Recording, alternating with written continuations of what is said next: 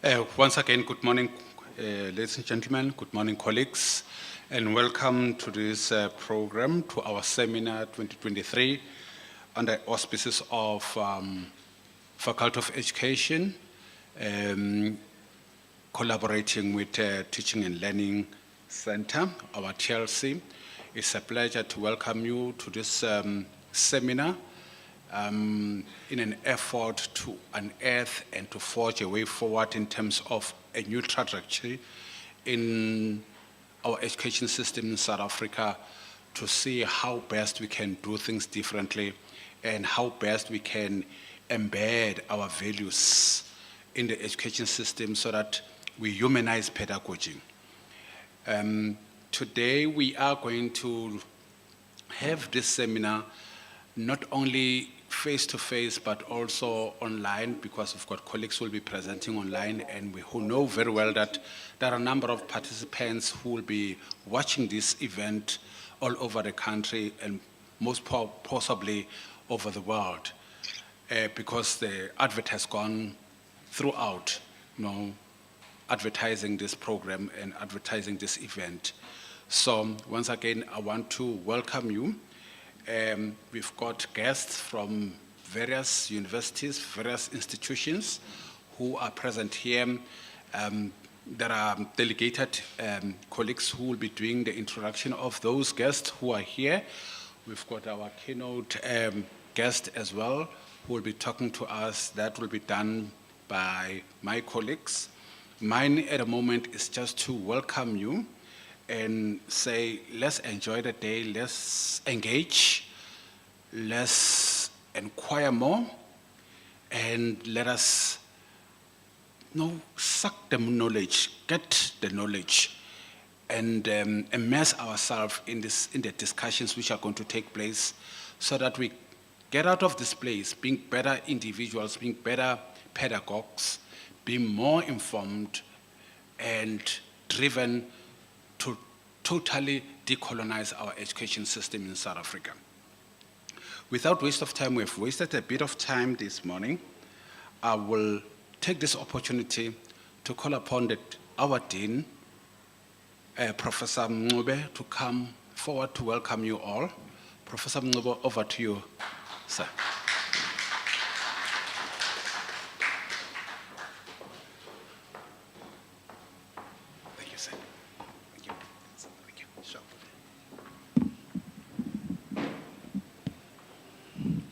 Ladies and gentlemen, good morning. I'm not going to waste any time, but I need to take this opportunity to say the reason I'm here is just to, on behalf of the Faculty of Education, I'm here to welcome all of you to this very, very important event dealing with the issues of decolonization of education. And the moment I speak the term decolonization, more than having answers, I have got more questions. The first thing is, what is decolonization? The second question will be, decolonization, does it mean getting people out of poverty, getting the curriculum that is consistent with our needs as South Africans?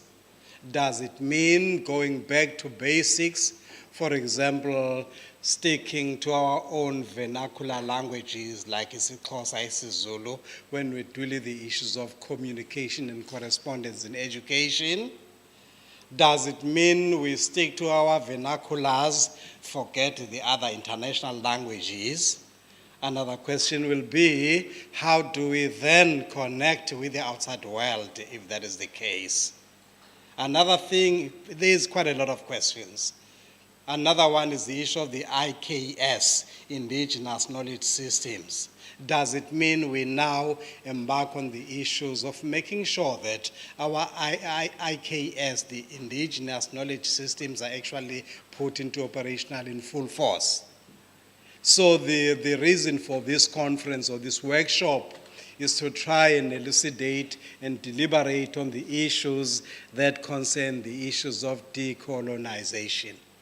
I'm particularly happy and excited that we are actually bringing in the issues of ethics, ethical or good governance in terms of decolonization. So, ladies and gentlemen, without the waste of time, I just welcome all of you here in this meeting and to say, please, feel free to engage.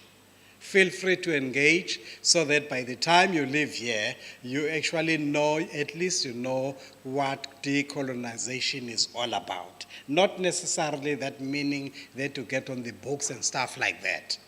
So by the time you leave, make sure you start making decolonization your philosophy of life. That is your way of living. Because the moment you start doing that, the moment it will actually start to sink gradually in your mind, in your heads, and then you will be able to take it further. So I just want to thank and welcome the Faculty of Education members that are here. There are members also that are connecting online. I may say worldwide because the invite has been sent worldwide. So there are many other people that are connecting. We will be actually getting some stuff, some knowledge from those people that will be connecting. So please stay safe, enjoy, and make sure you deliberate freely as much as possible. Before I sit down, I also want to encourage you to be here on Friday. We'll be launching the book for the Faculty of Education. It's a book on violence in schools that is actually published by myself and another person, another collaborator. So you are also inviting you. You have got this chance of getting the physical, personal invite from me, Friday, 10 o'clock again. Thank you very much, Chair. Allow me to sit down.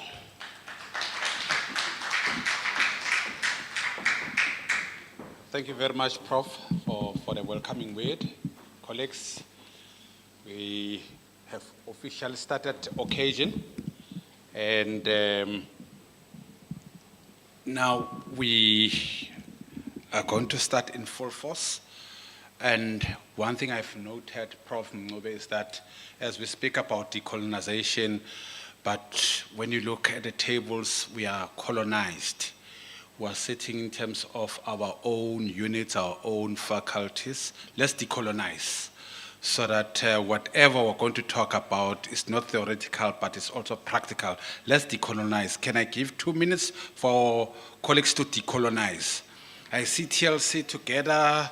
I see SGCE together. I see students together. I see FSC together. Let's decolonize. Let's start practically now. Let's decolonize. Decolonize. Or perhaps after tea, you will decolonize yourselves. After tea. Yeah. So, yeah.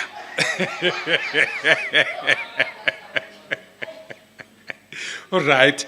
Thank you very much, Prof Mncube, for the welcoming words. Without waste of time, I will take this opportunity to call upon Professor Mavoso to come forward to give us the introductory remarks and the purpose of this seminar.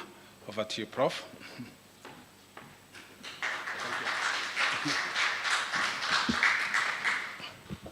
Thank you so much, Program Director. Colleagues, allow me to greet you all in the name of Jesus Christ. Amen.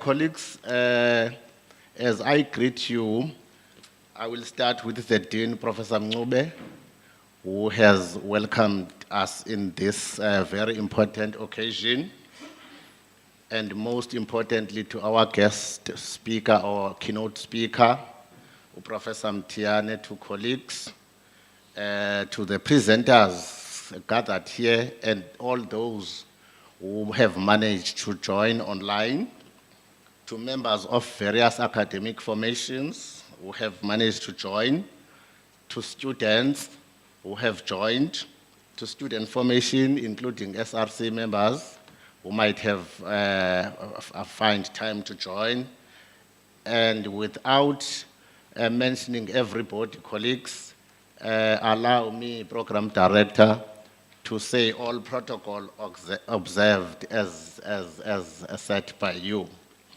My name is Mthiyane Mavuso.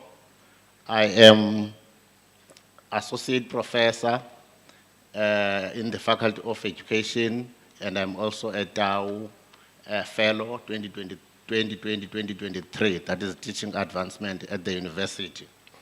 Mine is too short. I will not take my 10 minutes. Program director, as you have indicated, is to do introductory remarks and outline the purpose of the seminar.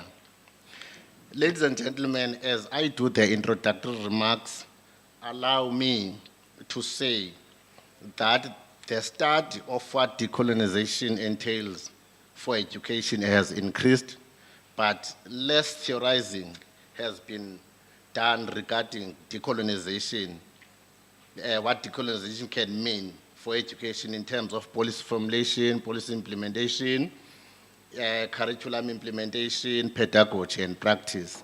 And I fully concur with Prof Mncube when he says, instead of me having answers to what decolonization means, instead I have more questions. I think, Prof Mncube, you are spot on when you are saying that.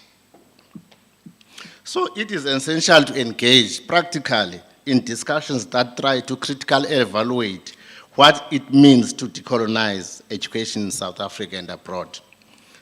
This necessitates the employment of the variety of discussions and practices from around the world that reassert humanity in the process of knowing and knowing making, and as well as the design and the implementation of policies. I think most of the articles that are going to be presented here are touching on these issues. Then the purpose of this seminar, therefore, is to give a platform, as you have said, Prof Mncube, researchers to showcase their research about decolonization of curriculum agenda, and to enable them to debate about how education coloniality could be replaced with education decoloniality in the broader context of decolonization of education project in South Africa. The Faculty of Education, in collaboration with TLC, has since 2022 started this journey of engaging in conversations and decolonization of education projects. And a task team has been set up, which is actually driving this decolonization of education agenda in the university. Thank you so much, colleagues, for the work that you are doing as the task team. And the small teams are being established. In fact, I have been established and are working on projects about how decolonization of education could be realized. So with those few words, colleagues, that was the purpose of this seminar, is to engage and discuss and ask critical questions and if possible provide some answers on issues of decolonization of education in South Africa. Thank you so much, Program Director. I think I have just spent about less than 5 minutes of my time. Thank you. Thank you very much, Prof Mavuso, for the remarks, and to those colleagues who have just arrived, you're welcome. Welcome to the seminar. And once again, we need to engage. As soon as it starts, we have to engage and prepare ourselves. We all have questions, and I think this is the right platform where we'll get those answers. The different presenters will be here this morning and this afternoon. Will unpack a number of issues, and so that we have what we call a bad course umphago kaloku, so that we have bad course which we will be able to apply in our different areas, and so that we make this decolonization a reality. At the moment, it's a bit theoretical, but we need to make it a reality. Without waste of time, colleagues, allow me to then call upon Professor Adu to come forward to introduce our keynote speaker. Prof.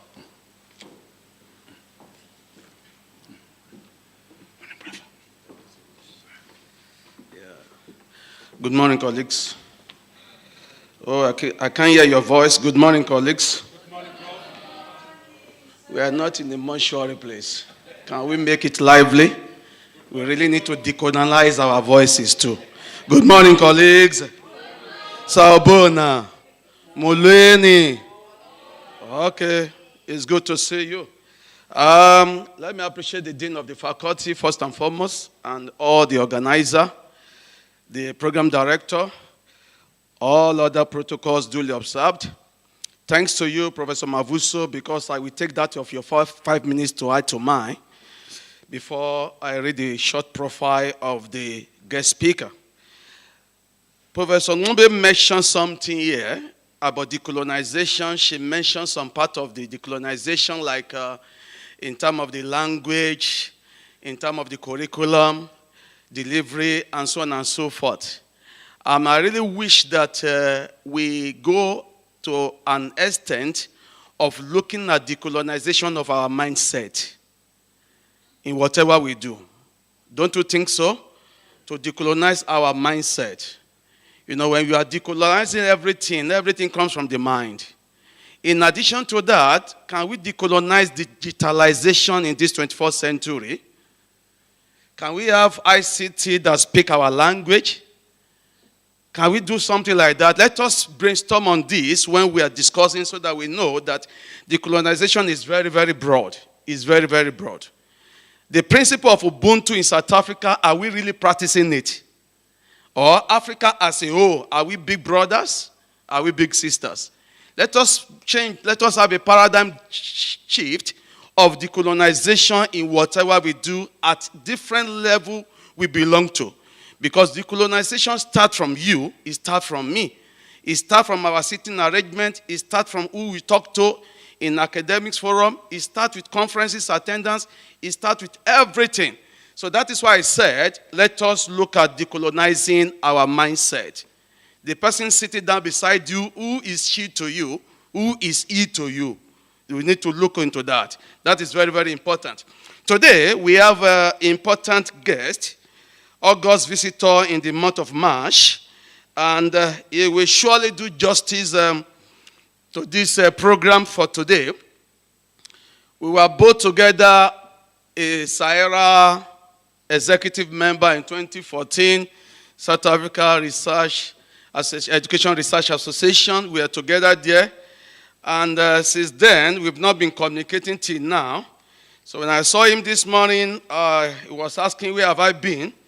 Then little did he know that what sent me away is part of what we call decolonization or colonization. Colonization keep me off. Colonization keep me off. See, so he didn't understand that because then I said, look, I'm more of international assignment now than national because of colonization, not decolonization. So you need to know that. You need to brainstorm on that. I know you brainstorm on that. So when you talk about decolonization, the topic we are having here, ethical leadership in the context of decolonization in South Africa higher education, is very, very important. Permit me to say quickly a short story for the 1 minute about decolonization. Before, maybe some of you have experienced that before. When you send your article to a particular journal, they are not keen about the content of the article, they are keen about the person who wrote it. Has any one of you observed that? Thank you, Dr. Hendricks. You raised up your hand to appreciate that. So I remember in 2014, I sent an article to a journal. I will not mention the journal. Within a few hours, they returned my article. They said, due to preliminary check, your article does not fit this journal. Within a few hours. 3 days after, the same journal sent an article to me to review. Guess what I can do to that article? So, they sent that article to me. Professionally, I need to look at the article. The article they sent to me is less than 8 pages. No literature review.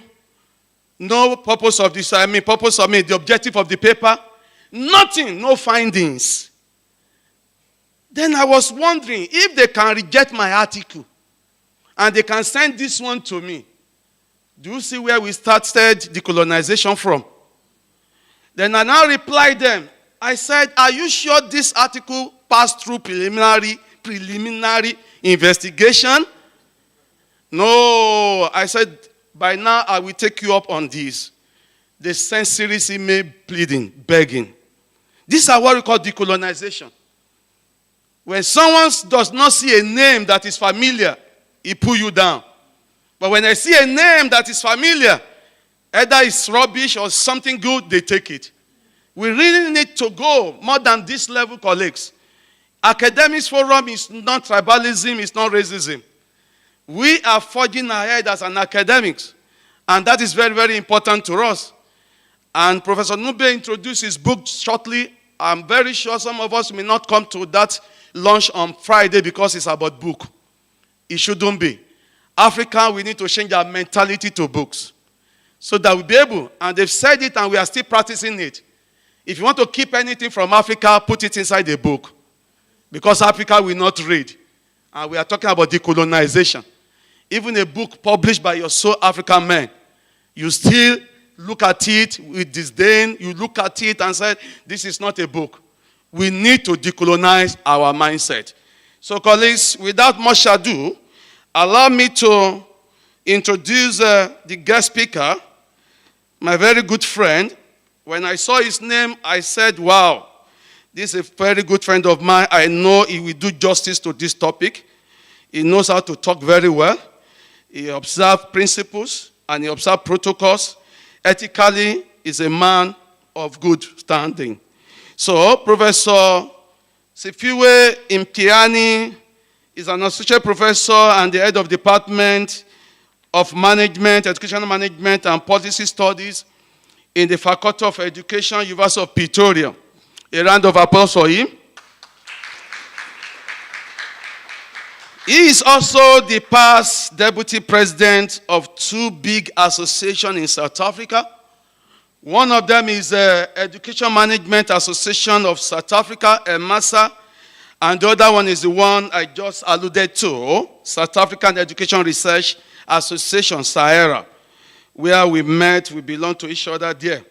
Professor Mthiyane's research interests include school leadership government and school leadership development, the intersectionality of instructional, ethical, and servant leadership theories in schools. To date, Professor Mthiyane has successfully graduated 14 doctoral students and 50 master's students and still counting. This is an addition to attending local and international conferences to disseminate its research and publishing in area of peer-reviewed journals in DHET accredited journal. Ladies and gentlemen, without much ado, can you allow me to allow you to stand up and put your hands together while we invite to this podium Professor SE Mthiyane. A round of applause for him.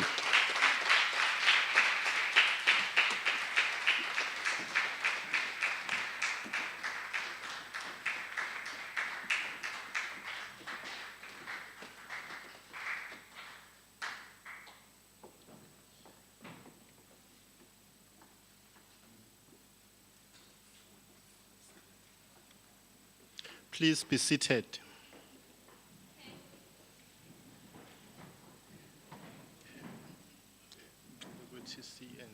Slideshow.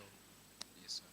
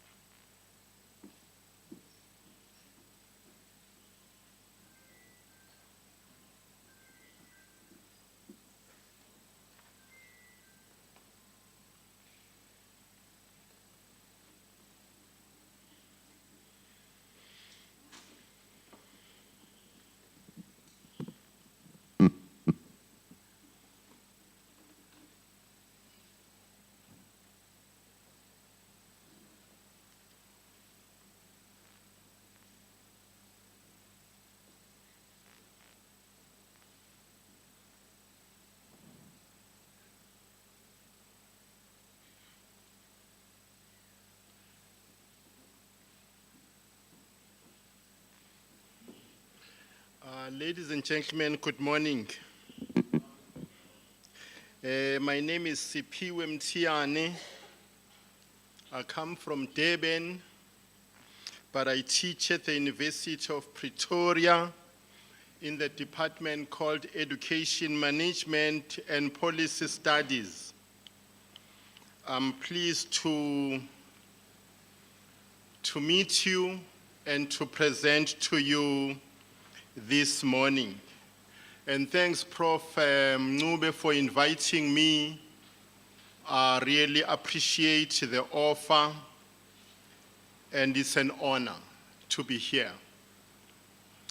Perhaps before I share with you these ideas that I have this morning, I must state that in the early 80s, when I was doing my grade 11, which then was called Form 4, and later on Form 5, I so wished to come and study at the University of Fort Hare. This was because this university had produced leaders that we admired at the time, people like President Robert Mugabe, and many others. And so I was fascinated and I wanted to come and study at this university. But unfortunately, because of poverty, I couldn't come to a university at the time, and I ended up going to Pietermaritzburg at a teacher training college. And much, much later did I then join a university as a student. So I'm very pleased and honored to be at the University of Fort Hare. This university is like furniture in the South African higher education institutions. Ladies and gentlemen, I thought that as part of your discussion on decolonization, I should look at this phenomenon from an ethical leadership perspective. And I think Prof Adu has already indicated why it is so. I'm very fascinated by ethical and servant leadership in education, particularly in schools and universities in this country. And for that reason, I tend to be biased in favor of anything that has got to discuss or to do with ethical leadership. So this is going to be my presentation. I will introduce my story and then look at the literature that has informed my thinking. I will also touch on what I call a post-conflict society and the chronic dysfunction in South African higher education. I will speak to relevance of authentic and ethical leadership theories in the decolonization of the academy.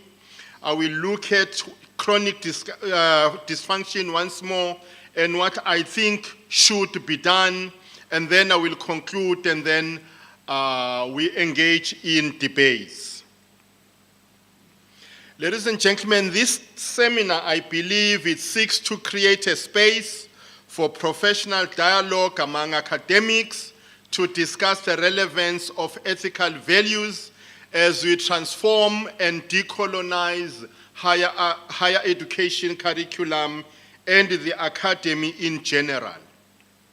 In the South African higher education context, we have observed an insidious creeping in of a chronic and deadly dysfunction that I believe has reversed our gains since 1994.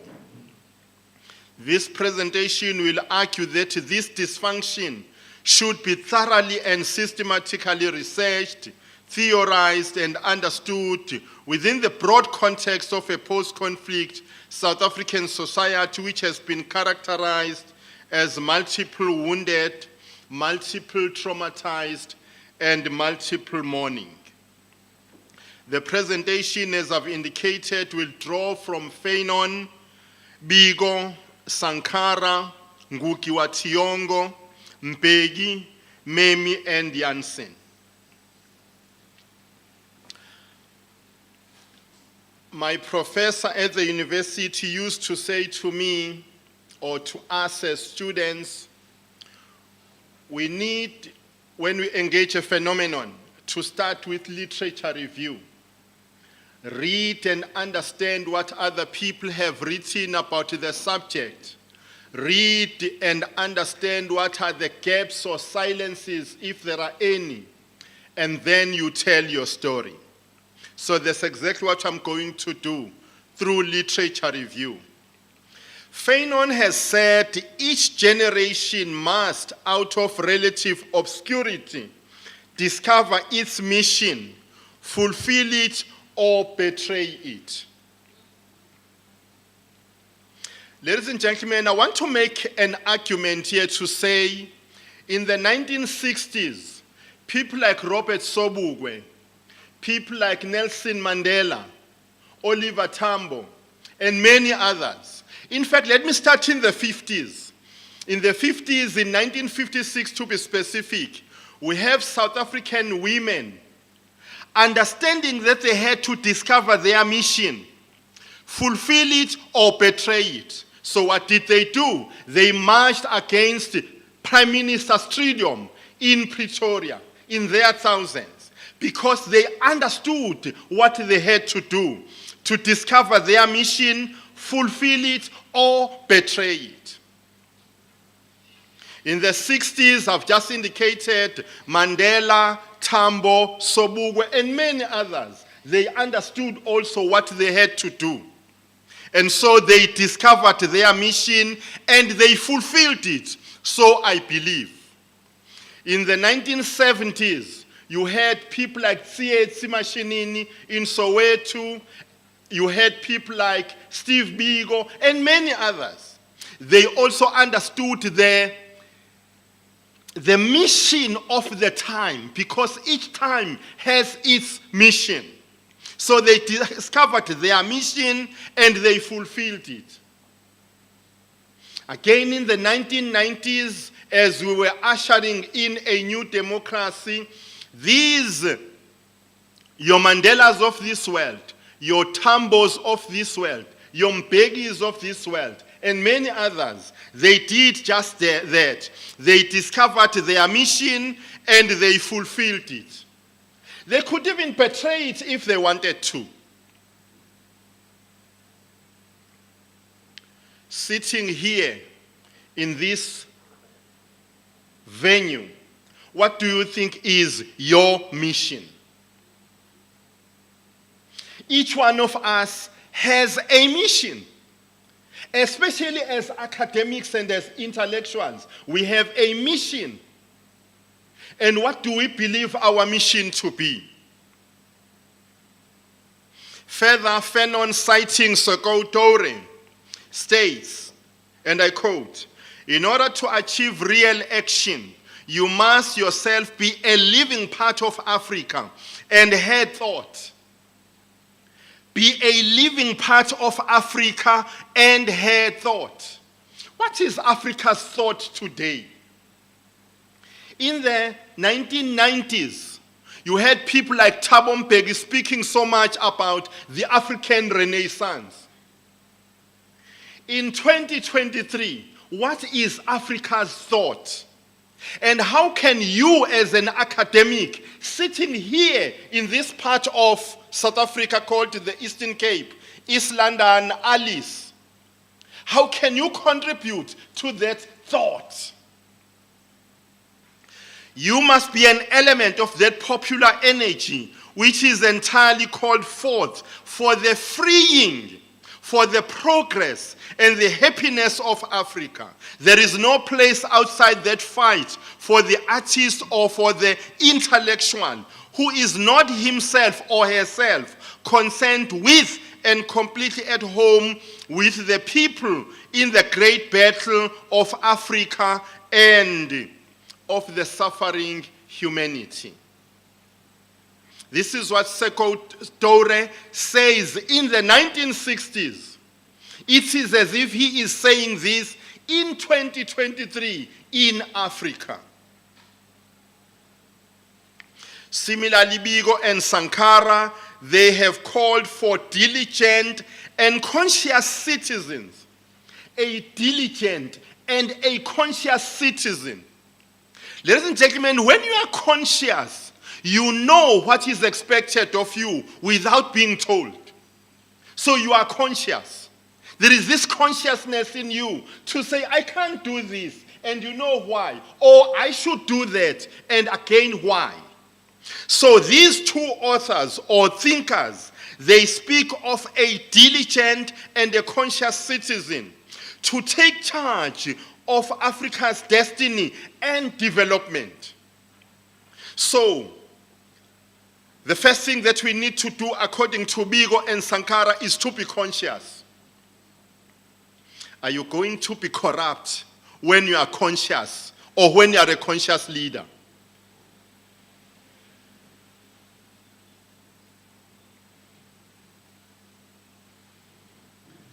Are you going to want to take shortcuts in whatever you do when you are a conscious leader and a diligent one for that matter?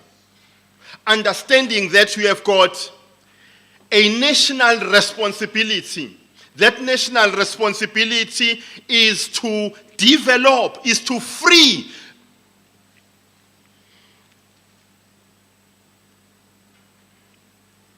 Sekotore talks about freeing an African, making sure that there is progress and the happiness of Africa. In addition, Ngugi wa Thiong'o has called for a fundamental social transformation of the structure of our societies, starting with a real break with imperialism and its internal ruling allies. So this is what he's suggesting.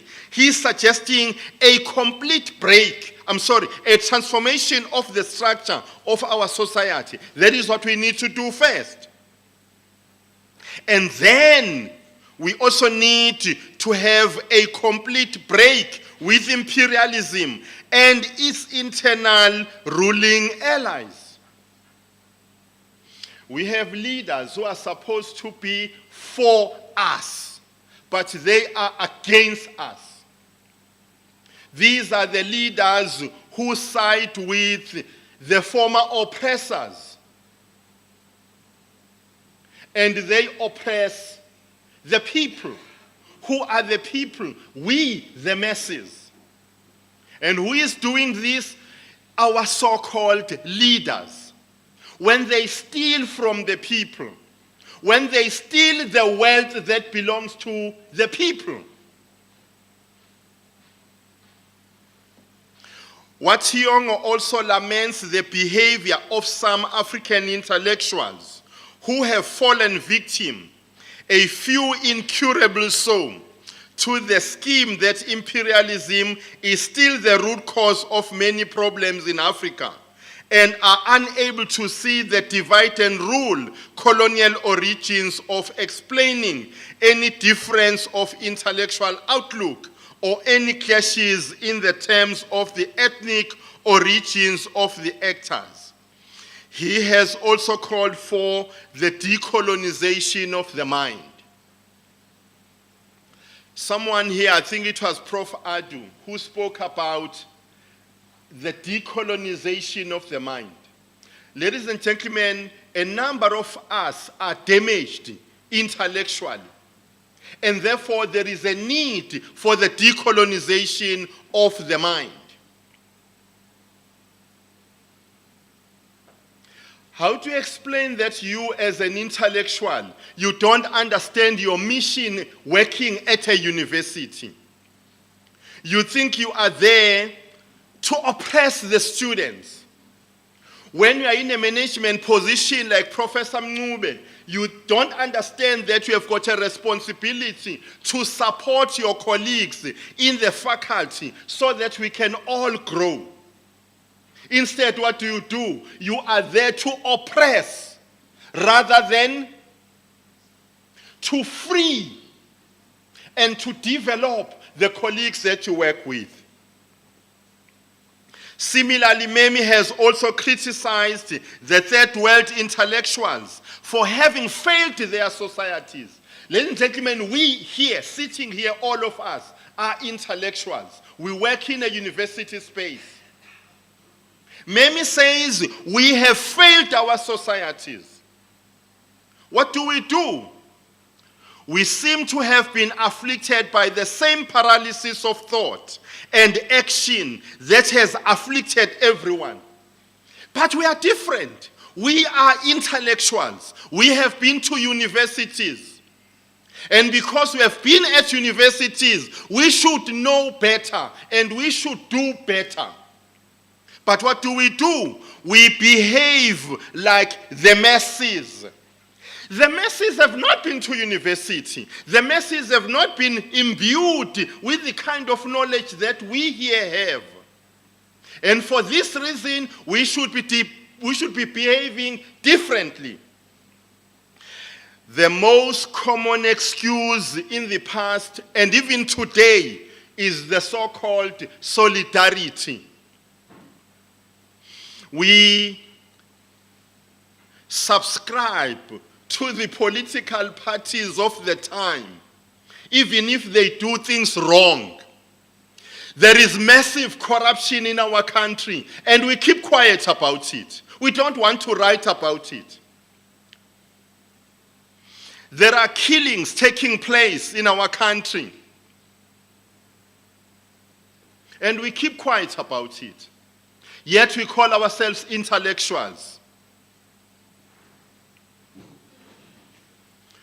I'm doing research on killings or teacher killings and school principals in KwaZulu-Natal. The research that I have done seems to indicate that close to 40, if not 50, school principals and teachers between year 2005 and 2023 have been killed in that province alone. In fact, I'm even making an argument that KwaZulu-Natal is one of the deadliest provinces in this country. But who is writing about that? No one. So, we seem to have been afflicted by the same paralysis of thought and action that has afflicted everyone. The most common, I've said, is solidarity, where we work with politicians rather than saying, oh, let's have a professional space between ourselves as intellectuals and the politicians or the business people. But we have now become together as one. Intellectuals have a duty to fairly and critically evaluate society's needs, which is the first step to positive change. That is what Memi says. So, we must engage in this fair and critical evaluation of society's needs and be able to come up with possible solutions. Wationgo also laments the behavior of some intellectuals, or I've spoken about this. Furthermore, you have got Mbeki, who has called for Africa's renewal, for an African renaissance.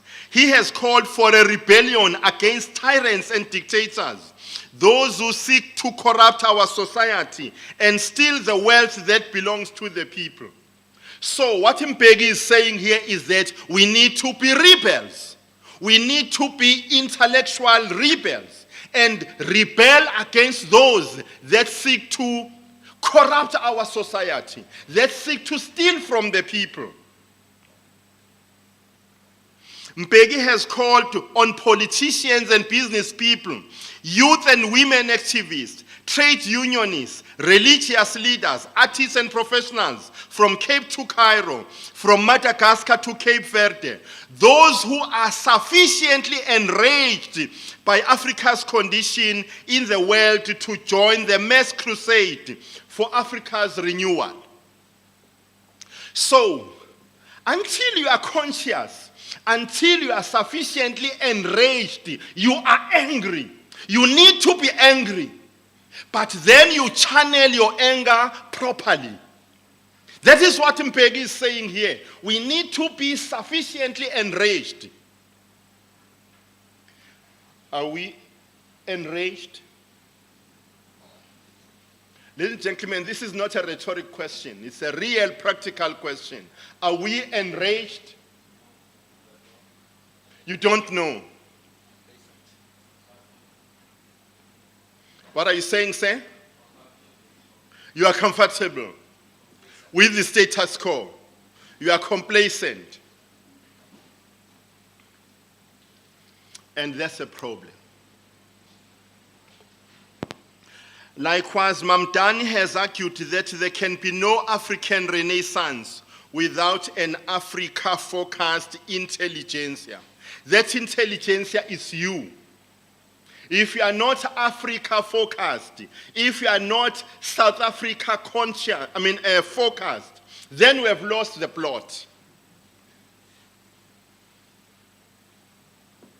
Additionally, Mpegi posits that to be a true African is to be a rebel for the cause of the African Renaissance, whose success in the new century and millennium is one of the great historic challenges of our time.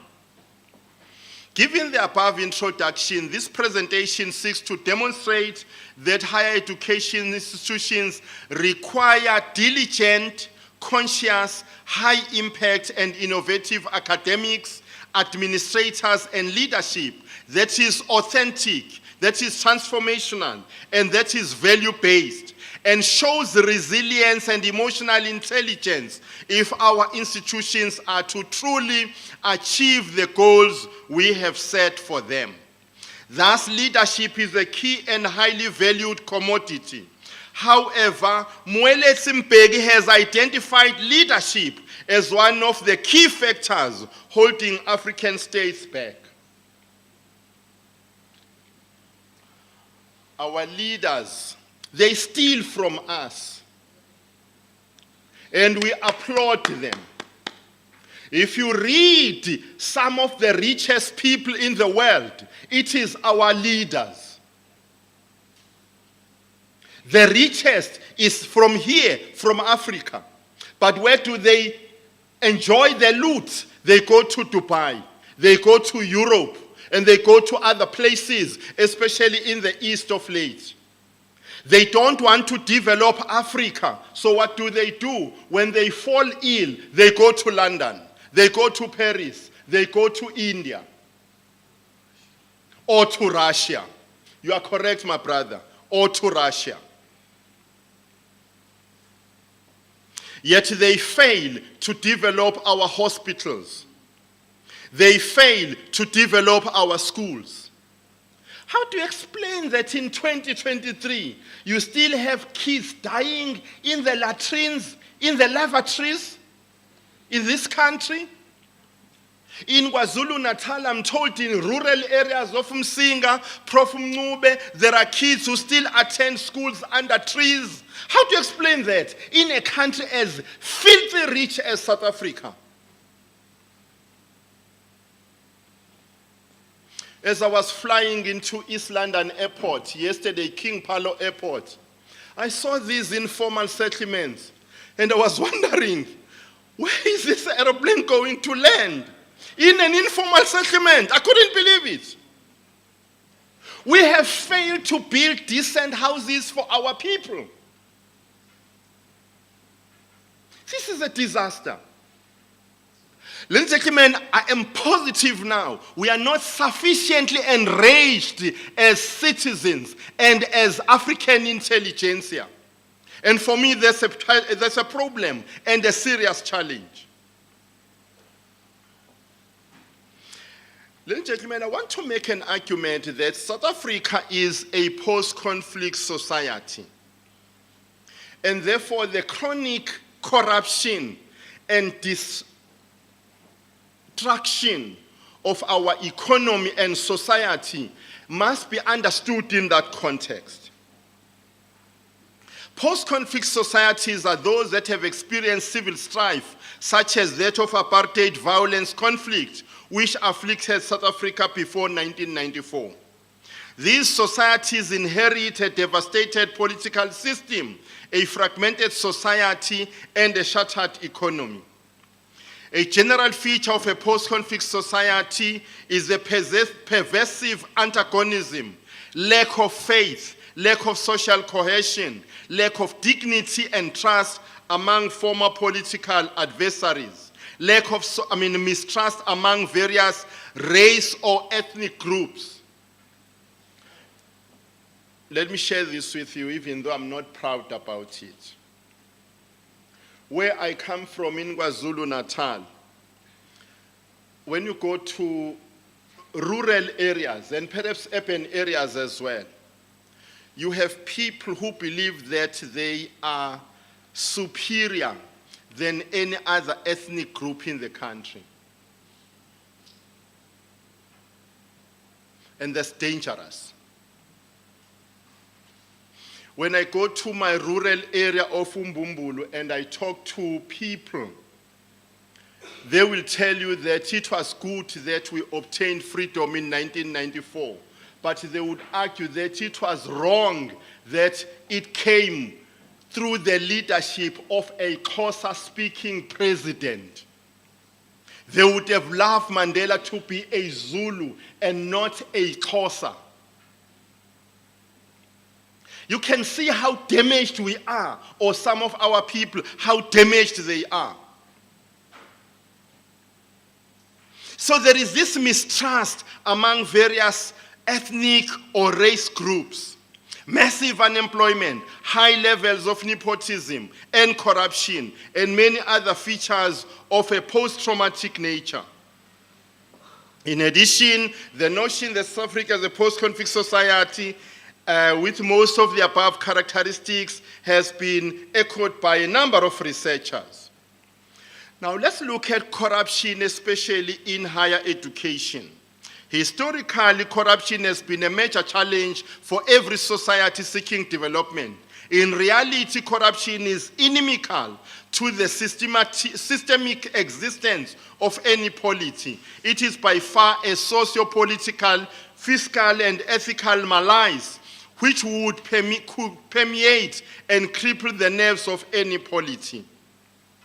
The long-anticipated period of freedom, won at the cost of terrible suffering, brought with it poverty and corruption, violence, and sometimes chaos.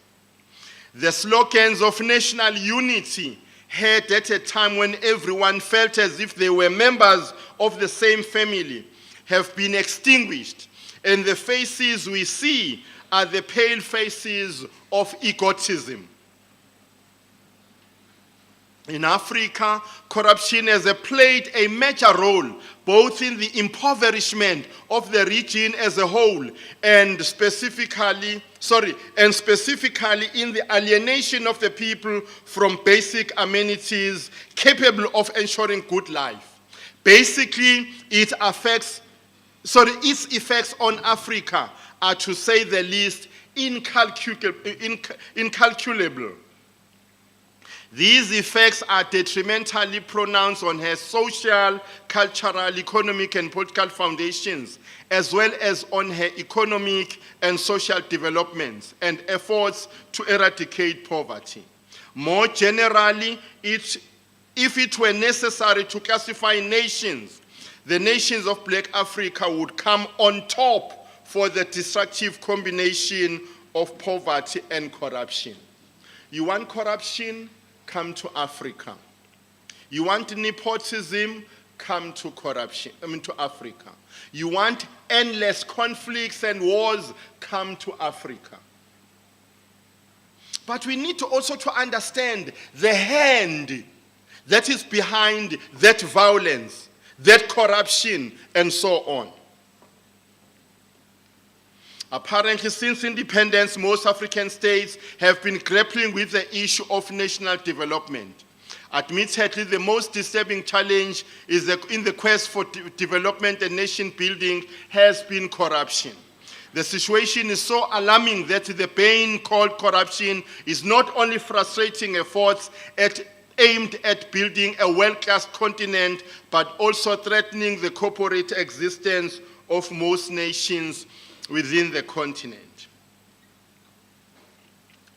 In the South African context, Janssen has identified chronic dysfunction. And he says we see this in different ways. And he suggests a few, such as a high turnover of vice-chancellors.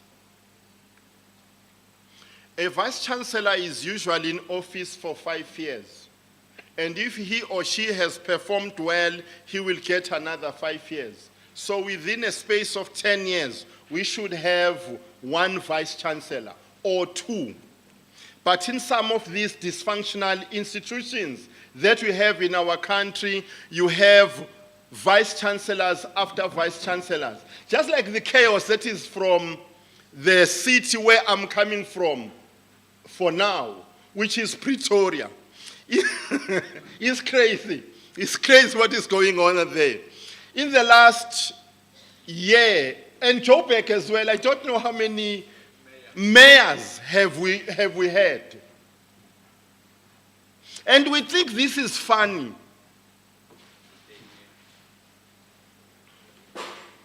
It talks about regular collapse of university councils, which are sometimes divided into factions, where councils seldom cooperate. He talks about constant campus turmoil or shutdowns because of never-ending stakeholder conflicts, routine student protests, disruptions of operations, sometimes even violent confrontations, the burning of buildings. During the Fees Must Fall at the University of KwaZulu-Natal, they attempted to burn the law library. I was in Johannesburg at the time. At UJ, we were told students burned an auditorium that was worth about 100 million. That's taxpayers' money. Of course, student arrest. There is failure to spend infrastructure grants. The government provides grants to say, build students' accommodation. What do university structure management do? They fail to spend the money. And they eventually begin to be tempted to steal that money that was meant for infrastructure development. There is looting of institutional resources on an industrial scale. There is widespread corruption, which has violent and deadly consequences, such as the killing or attempted killing of those who are perceived as stumbling blocks. Before 2015, I worked at the University of KwaZulu-Natal. Our head of school there was a professor from Malawi, Professor Kamwendo. He then, after his term was over, went to the University of Zululand. Today he is history. There are numerous investigations and reports on why dysfunction persists in some higher education institutions. However, Janssen has posited that such a survey accounts of institutional malfunction are clearly not sufficient to understand deep chronic dysfunction in universities. That is where then you come in as intelligentsia, as researchers, so that you can go out there and research even more. Why do we have this deep chronic dysfunction in our universities, especially historically black universities?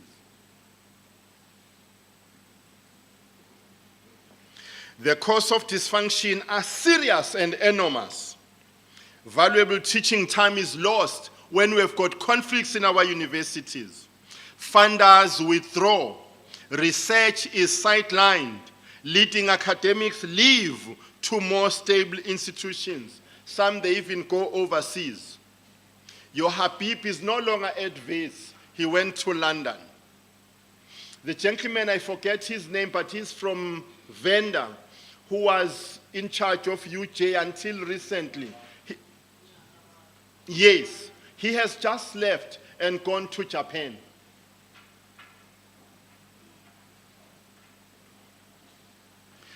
Top students also leave. Some are top but also have lots of cash, their parents. They say we can't tolerate this nonsense. And then they take their kids to more stable institutions. Or they even take them overseas. And then the students that we are left with, they are the most poverty-stricken, so that about 90%, if not more of them, they are NSFAS students. They cannot fund themselves, or their parents cannot afford to fund them. Staff morale drops. Accreditation agencies threaten repercussions. Government intervenes, and so you have got chaos. Janssen posits that some of the deeper explanations for chronic dysfunction reside in the history and the origins of these institutions and their evolution over time. Most were rural universities in former Bantustans, like where we are now. I believe this used to be Siskai, am I correct? Yes. And then just across, it used to be Transkei.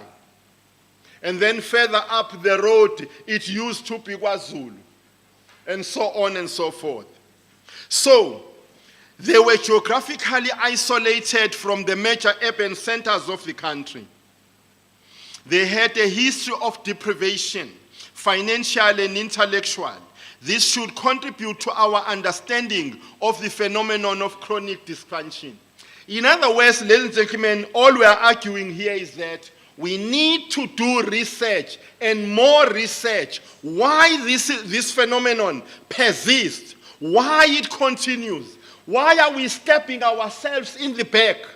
Because when we steal from our universities or from these institutions, we are stepping ourselves at the back.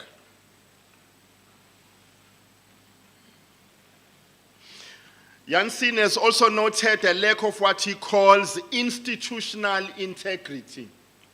Ladies and gentlemen, integrity begins with the individual.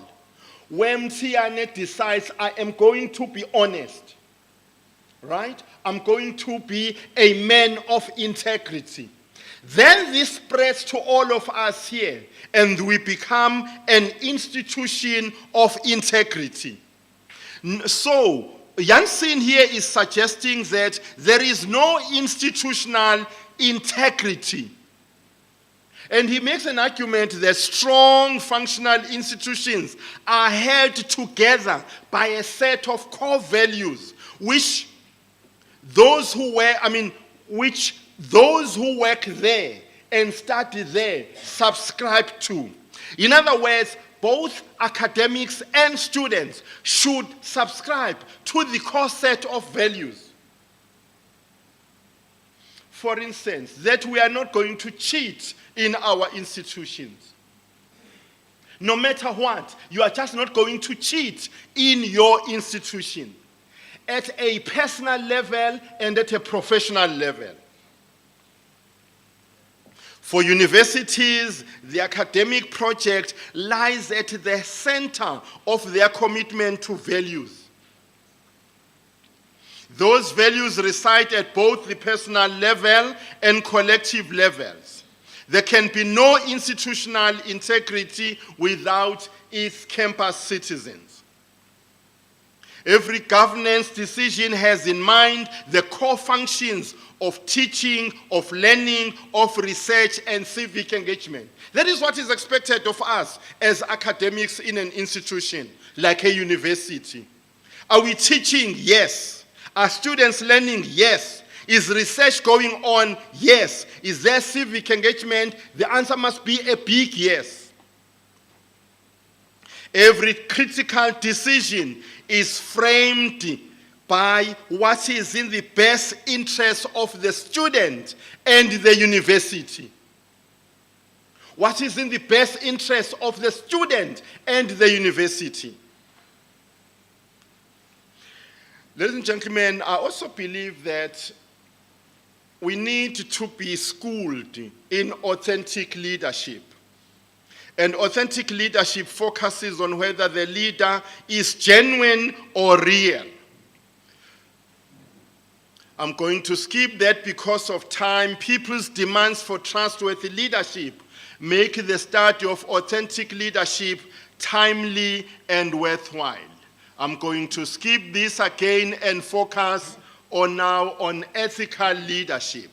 Similar to authentic leadership, interest in ethical leadership has continued to grow as a result of the corporate and political scandals that we have observed internationally and nationally. Nationally, we know our politicians stealing from us and participating in state capture, whether you believe state capture or not. But of course, others have argued that there has been a lot of capture even before state capture. And then we engage in debates, which is very good for us. Ethics is concerned with the kinds of values and morals an individual or society finds desirable and appropriate. Furthermore, ethics is concerned with the virtuousness of individuals and their motives. Ethical theory thus provides a system of rules or principles that guide us in making decisions about what is right or wrong and good or bad. Obviously, that which is wrong, we try to castigate, and that which is good, we promote. Ethics is central to leadership, and leaders help to establish and reinforce organizational values. In other words, ladies and gentlemen, our leaders, whether you are an HOD in the department, or you are a dean in the faculty or the school of education, or you are the vice chancellor and principal, you should be talking ethics, ethics, and ethics whenever you meet with your colleagues.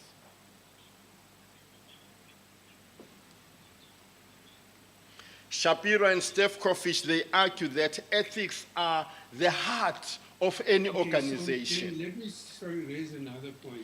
Because of their influence, leaders play a major role in establishing the ethical climate of their organization. Ethical leadership is underpinned by respect for others, serving others. Ladies and gentlemen, this idea of serving, of wanting to serve first, of understanding that you are there to serve your students, to serve your country, to serve your continent. That is what ethical leadership and servant leadership are about. So, of serving others, of showing justice, of manifesting honesty and building communities. This leadership theory is similar in many ways to Ubuntu theory or African humanism. And of course, we also argue that the kind of leader and an intellectual that we require in South Africa in 2023 must be a transformational intellectual. So transformational leadership is about changes and transformation of people. It is concerned with the emotions, the values, the ethics, the standards, and long-term goals. It includes assessing followers' motives and satisfying their needs and treating them as full human beings. That's what transformational leadership is about. So, I'm moving now towards concluding. So what is to be done about these ethical malaise and turpitudes that we see in our academic institutions? If we disrupt or if we seek to disrupt dysfunction, Janssen has proposed the following. One, he suggests that we need a complete overhaul of university councils, have smaller councils underpinned by competence and integrity. Some institutions, we are told, they even have up to 30 members in a council.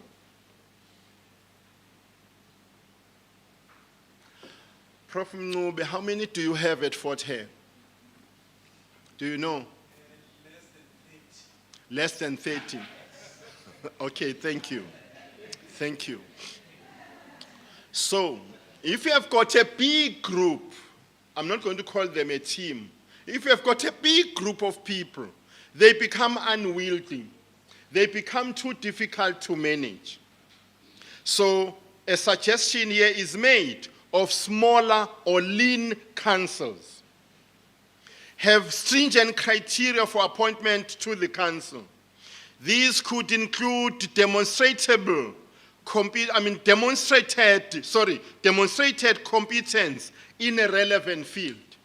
You are a top auditor, we bring you in. You have been a CEO of a very important bank in the country, which has not been found in all these shenanigans. We bring you in. You are a top predicant in your community. We bring you in, and so on. We try by all means. I know this is very difficult in South Africa, especially because we are a highly politicized country. But there is a need to depoliticize councils at all levels. We need to have strict guidelines as to who can be the chair of the council. This person is crucial to the success of the university.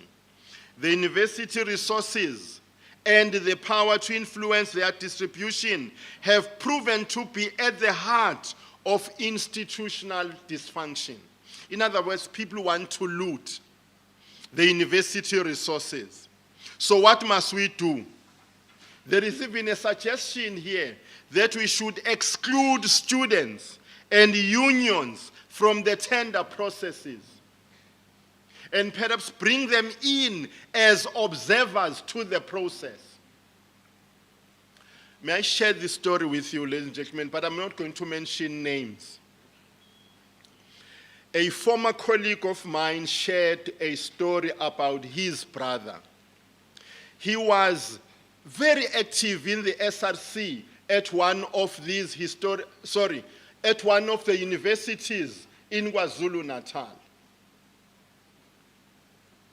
This young man, in his room, he had the most expensive TV.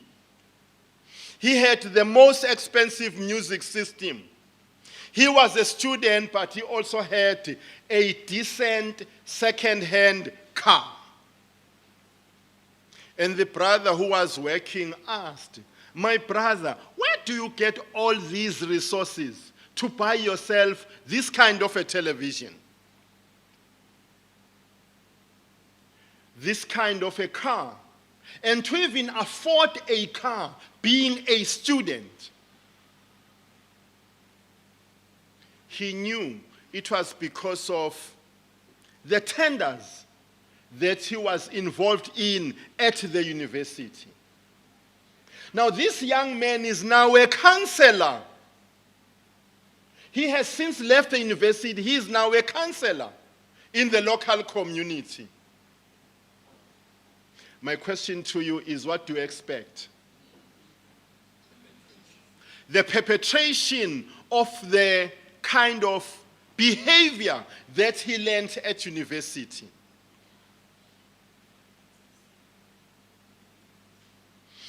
And of course, when these suggestions are made, there will be resistance. Make no mistake about that. But because there will be resistance, if something is good, should it not be done? Academic re-acculturation, where we place matters of teaching, of learning, and research, and of course community engagement at the center of institutional decision-making. To conclude, ladies and gentlemen, this presentation has described and discussed the notion of decolonization and chronic dysfunction in higher education institutions. It has further discussed and interrogated the notions of diligence and consciousness, the African Renaissance, Africa-focused intelligentsia, transformational and ethical and capable leadership, or it has suggested a transformed intelligentsia, who are ethical, and of course capable leadership that is imbued with the values such as authenticity, integrity, trust, credibility, and servanthood. In addition, I have argued that we do not know much about dysfunction in South African higher education context. Therefore, this should be thoroughly and systematically be researched, theorized, and understood within the broad context of a post-apartheid and, of course, the political economy. In conclusion, the discussion poses that dysfunctional higher education institutions require institutional integrity and the changing of minds, the decolonization of the mind. For all those who work and study in these institutions, if we are to allow them not just to survive, but to thrive in 2023 and beyond. Ladies and gentlemen, thank you very much.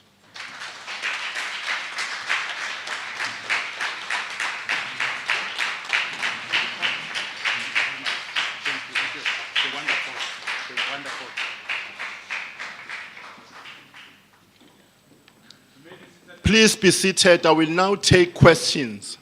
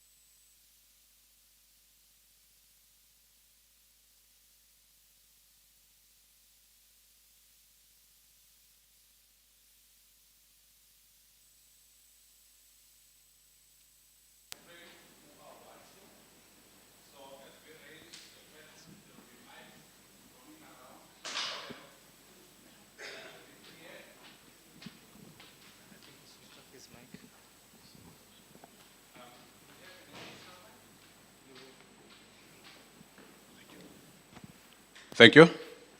Colleagues, once again, thank you very much, Professor Mthiyane, for the wonderful presentation.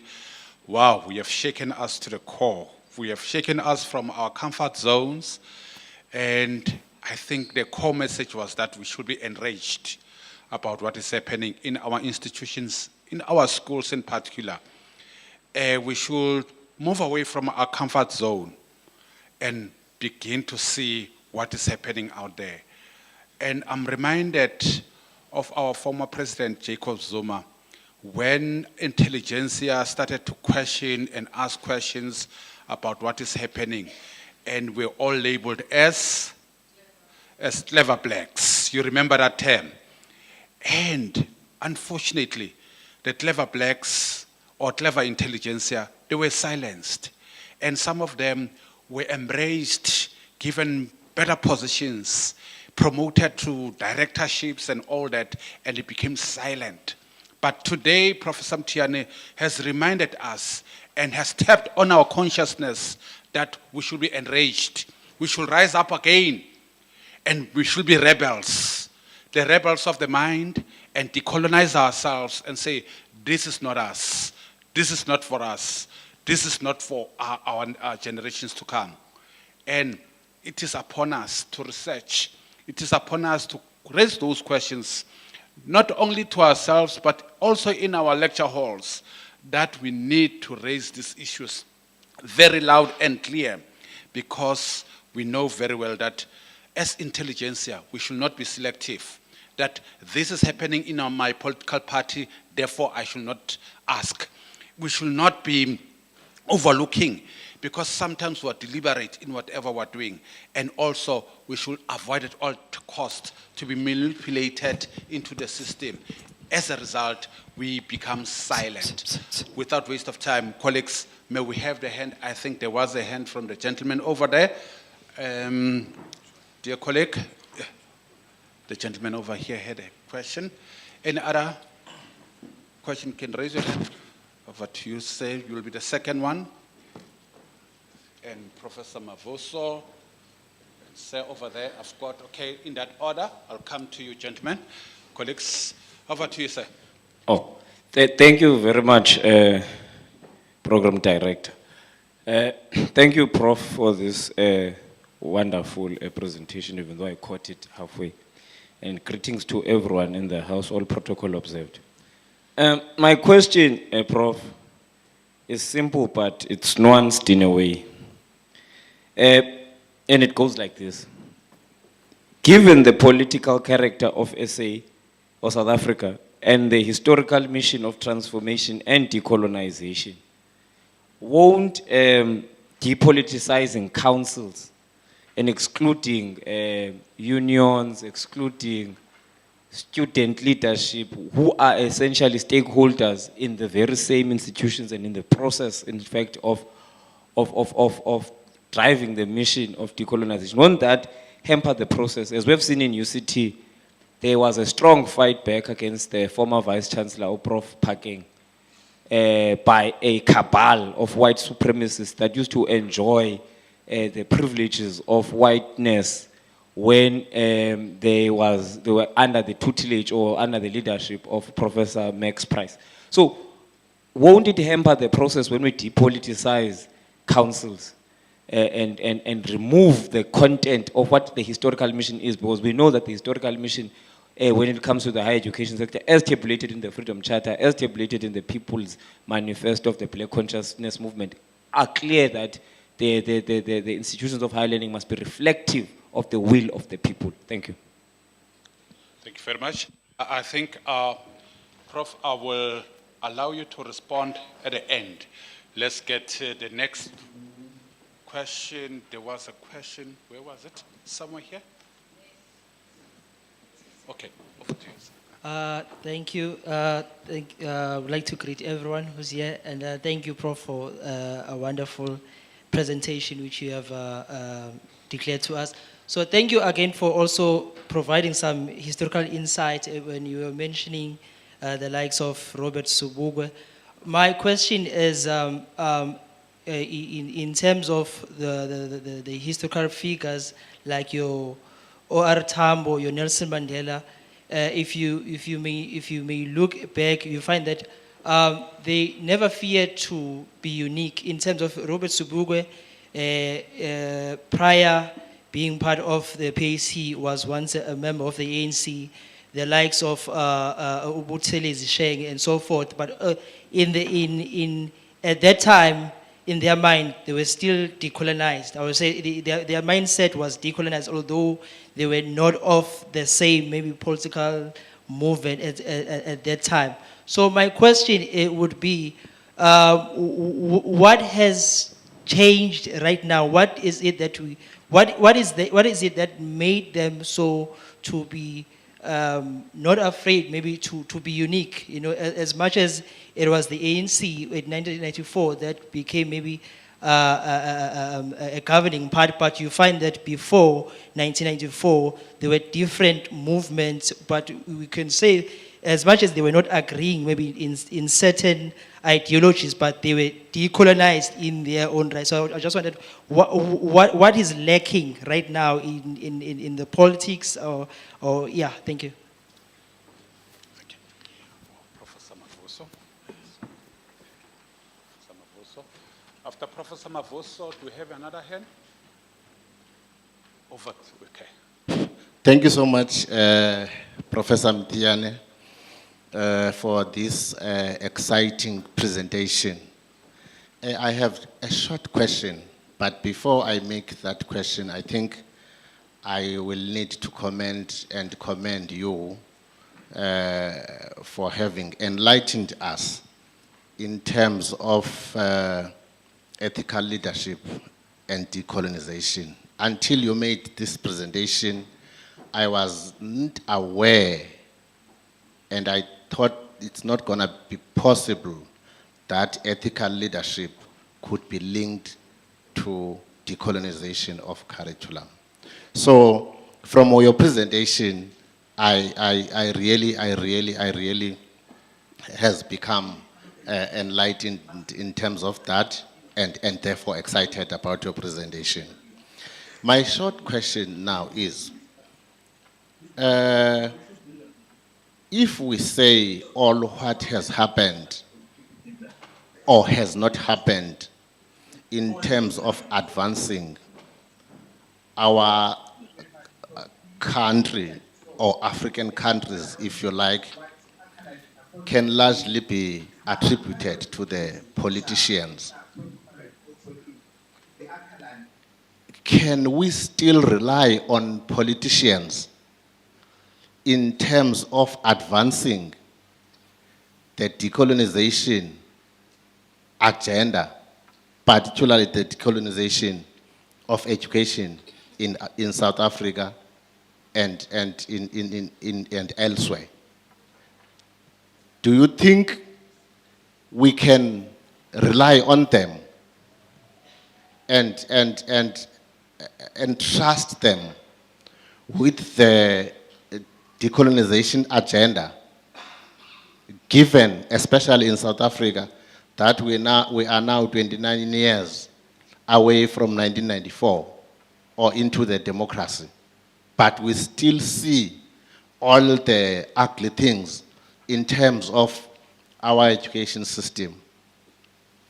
If, I'm not necessarily asking you, but I'm referring to you and all of us present here. If we say yes, why should we be still relying on them? But if we say no, why? What is it that we need to do to advance the decolonization of education project? Thank you.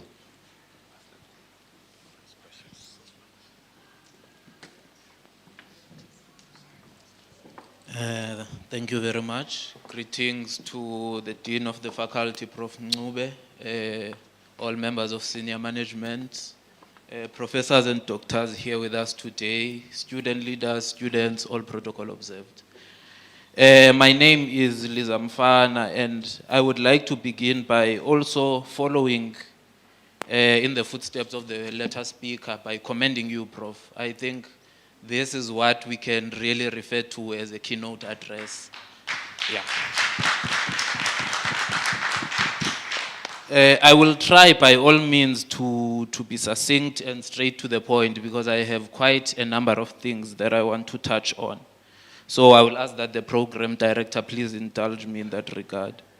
The first thing I want to touch on, Prof, is the question of intellectuals and the activism, the contribution of intellectuals. And I think in that regard, I want to really ask you, how can we expect intellectuals to be critical of politicians and of businesses and all of these stakeholders when they are in fact the ones who are funding the work of the intellectuals?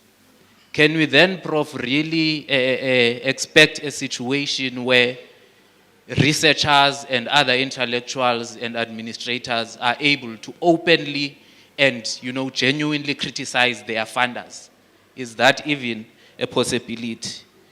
And then on the question of, or still on the question of intellectuals, particularly within the political space, now I will refer to people like Thabo Mbeki, people like your Robert Mugabe, your Muammar Gaddafi, who have actually, been able to push back, actively push back against the imperialist agenda.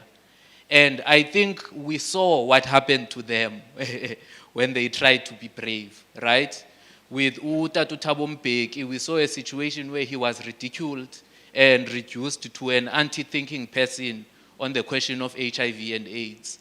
With Muammar Gaddafi, we saw him being led to an early grave solely by attempting to establish something that was called the Gold Diner, which was basically going to be an African financial institution for Africans, by Africans. Same story with Robert Mugabe and other similar leaders. So how do we then get to a situation where we as intellectuals, as academics, play an active role in actually defending and insulating leaders who actually take that brave stance of saying that we are pushing back against imperialism at a systematic level. Now, this then extends also to the development of African institutions for Africans by Africans, because if at least we have leaders that are well protected, who are advancing the agenda of Africans, then they can be able to build those institutions in peace. And then on the question of development, I think the biggest solution that I myself see to the question of public representatives who do not give back or who do not put time and effort into building society is the fact that they are not compelled to use public services. So how do we then push towards a situation where all public representatives, it becomes in fact illegal for a public representative to go and seek medical attention in a private institution, to take their children to private schools, and all of, how do we push as a society that everyone who is available to be a servant of the people must use the services of the people? And then I'll just try and run through these last ones. On the post-conflict society and the conditions of said society, I think the government of national unity post-1994, to what extent do we attribute many of these failures to unite the country to them? Because we don't have racial unity in South Africa. We don't have ethnic unity. In fact, we go as far as to not have, as to having disunity on the means of social class. So if you are a working class and myself, I'm employed by Forte, then there is a gap between us, irrespective of whatever else brings us together. So how do we then zoom into that space and actually locate it historically at the door of the government of national unity and their failures? And then lastly, Prof, I think the others I will just leave out because I can see the subliminal program direct. So on what is to be done as presented by the great Professor Jansen of the University of the Free State, I think mine is to come in on the issue of the councils, right? I think many scholars and politicians have lamented the issue of institutional autonomy and the extent to which it insulates councils from being held accountable by government at a national level. So what is your view, Prof, on there's a particular political organization which I won't mention, which has proposed an alternative to say that let us do away with this entire system of councils and in fact have a central governance council which replaces the Department of Higher Education, which will then have institution-based institutional committees. And then there will be no such thing as the University of Pretoria, for example, being able to take its own governance direction, which is completely different from the governance direction of the University of Forte. But everything governance, everything management must be centralized in order to ensure that ethical conduct is maintained. So I just want your views on that particular one, Prof, as well. Thank you very much for the Intelligence Program Director. Thank you very much, speakers. Prof, I've got viewers online. May I ask one or two of them if they have a question or comment? Mr. Ndlovu, are we able to access any of them? Is there any question from any of the participants at the moment? Not at the moment. Over to... Excuse Okay. me. Thank you, Program Director. Thank you for the lovely presentation, Prof. You lament in your presentation the paralysis of academics. And this comment that you're making is reminiscent of what Spivak says about post-conflict societies.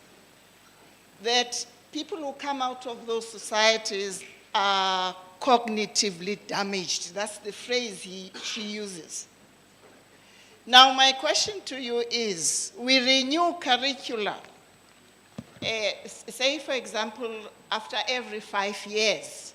We make sure it's value-based. We make sure that we tailor-make it so that it responds to the needs of industry and society.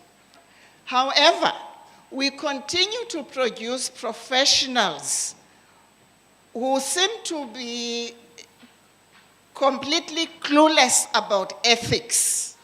We produce accountants who steal.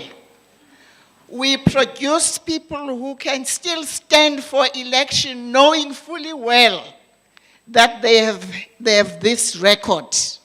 You know what I'm talking about.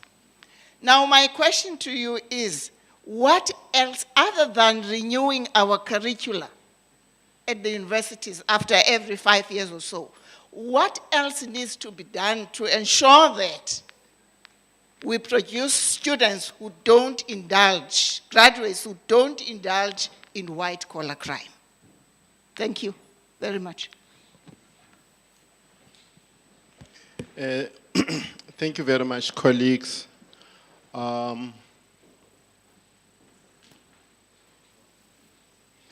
So many questions that have been asked. Let me start with the first one, where the question was on exclusion of students and unions and the depoliticization of our councils and the historical mission of higher education institutions. Ladies and gentlemen, we need to be honest and ask ourselves critical questions.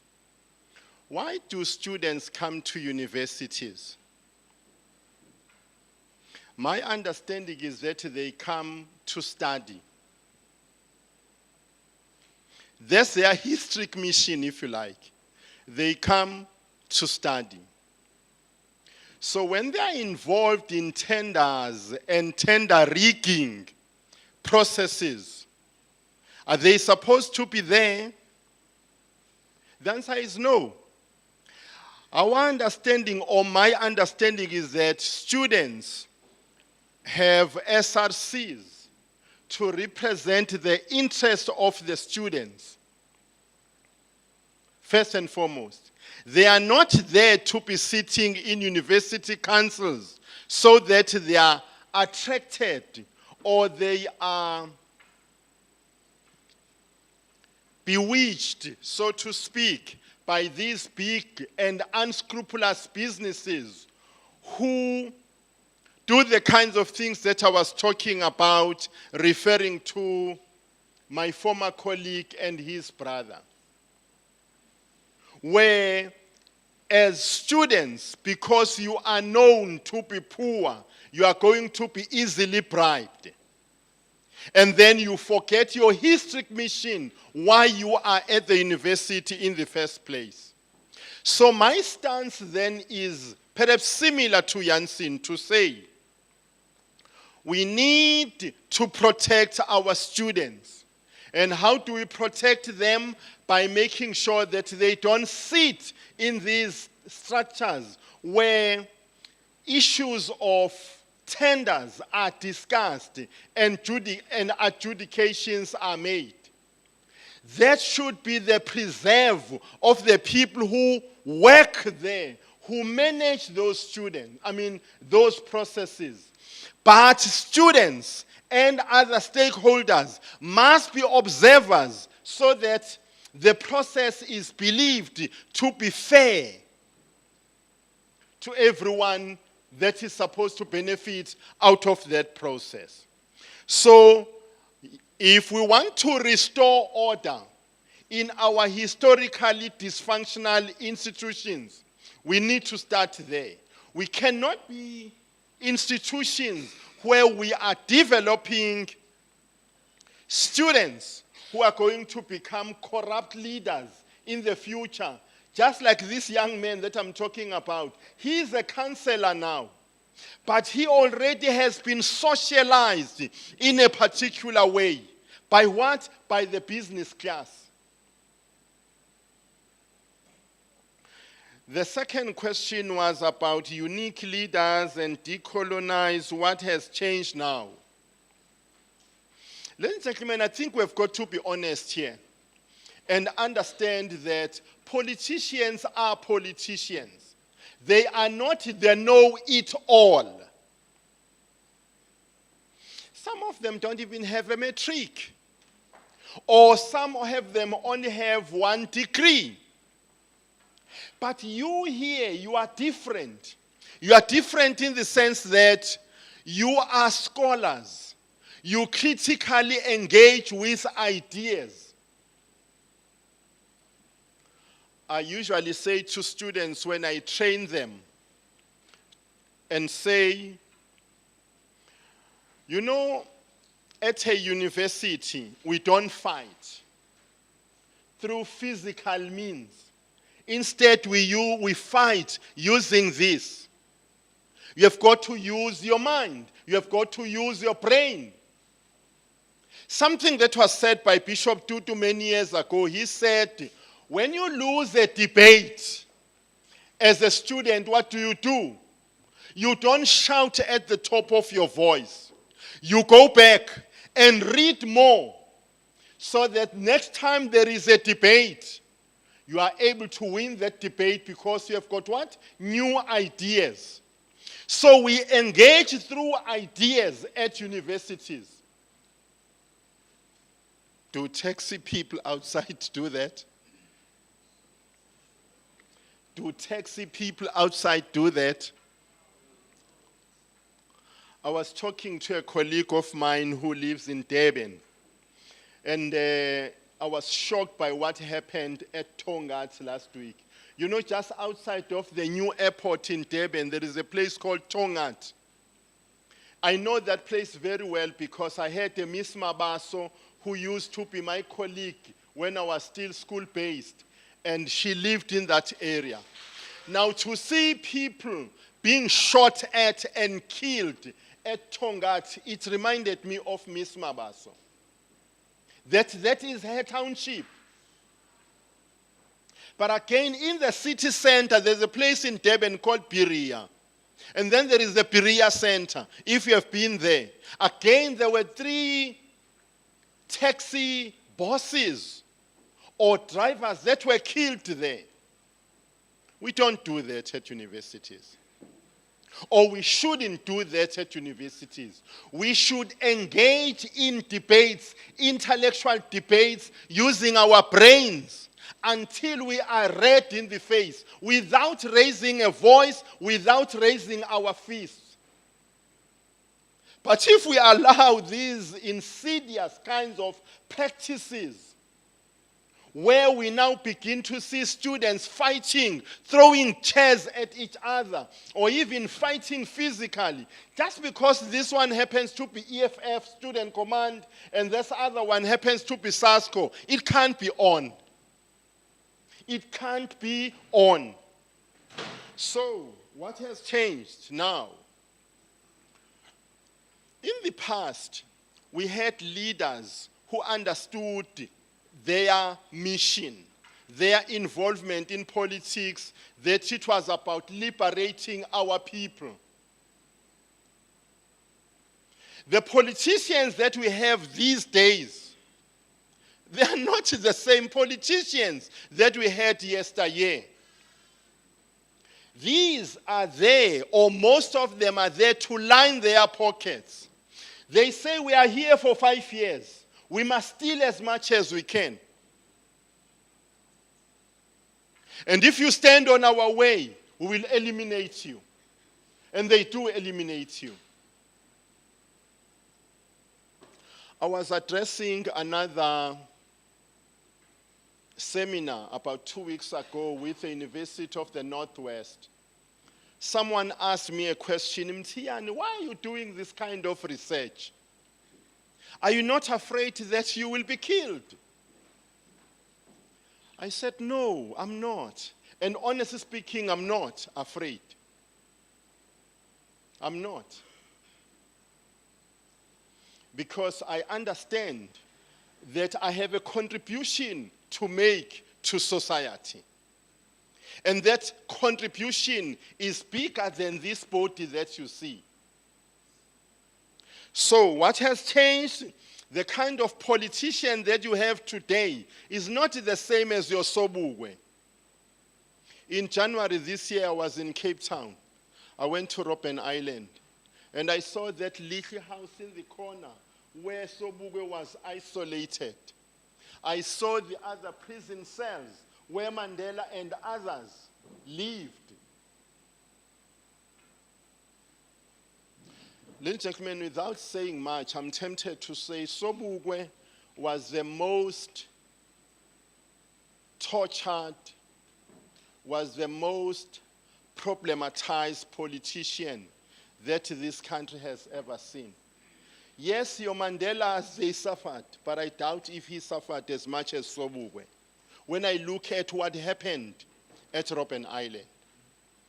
So, your Sobukwes, your Tambos, your Steve Bigos of this world, your Tsietsi Machininis, they were different from the kind of politician that you have today. So that is my argument. So that is what has changed. The question then is, which of the two do you want to be, or do you want to emulate? Is it this one who understood his mission, as Fanon is suggesting, or it is this one that he wants to line his pockets in the next 5 years as much as he can, stealing from the wealth that belongs to the people being you and I? If you have got a leader at a university who is stealing money that belongs to poor students, that is what has changed. Can we rely on politicians to decolonize the academy? The answer is no, because that's not their responsibility. It's our responsibility as academics and students who work in these spaces who must decolonize the curriculum, who must decolonize the practices that we find in these institutions, not the politician. The politicians, through making laws in Cape Town, they have set the scene. It is up to us now to get into the sports field and play the game. So no, we should not rely on the politicians. Intellectuals and their contributions, how can they criticize their political leaders? I think we need to be clear here. To engage in critique, not criticism of the individual. We are critiquing the ideas. People need to understand this. You are not criticizing this individual. I'm not looking at you as a person. I'm looking at your ideas. So you must, as an individual, understand the difference between your idea and its criticism versus your criticism as an individual. So we are not interested in you as an individual, we are interested in your ideas. And it is these ideas that we are criticizing, or we are critiquing. Looking at the pros and the cons of this idea. Can it advance our cause? That is the question that we should be asking ourselves. So, we need then to make it very clear to the politicians, we are not criticizing them as individuals, we are criticizing their ideas. Let me give you an example of this. Many years ago, I'm not sure if you'll remember this, some of you here were young. Jonathan Jansen wrote and said to Keida Asman, OBE is not going to work. He said OBE is not going to work.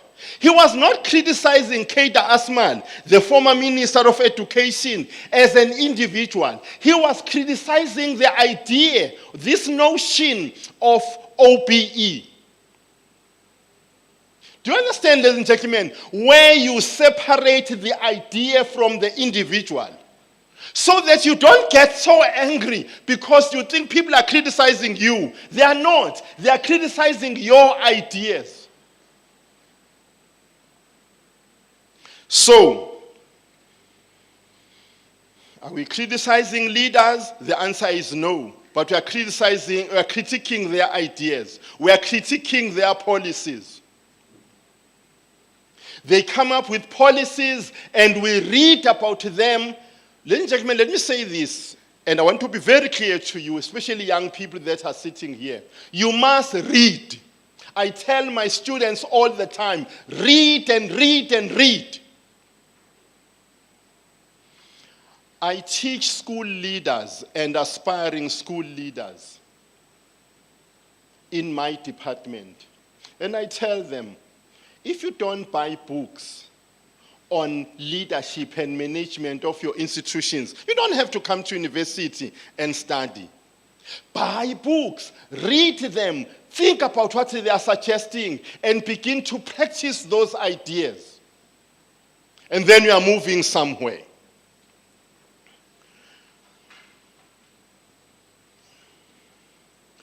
You also, the person who spoke about criticizing political leaders also mentioned the idea of our leaders not using the same facilities as us.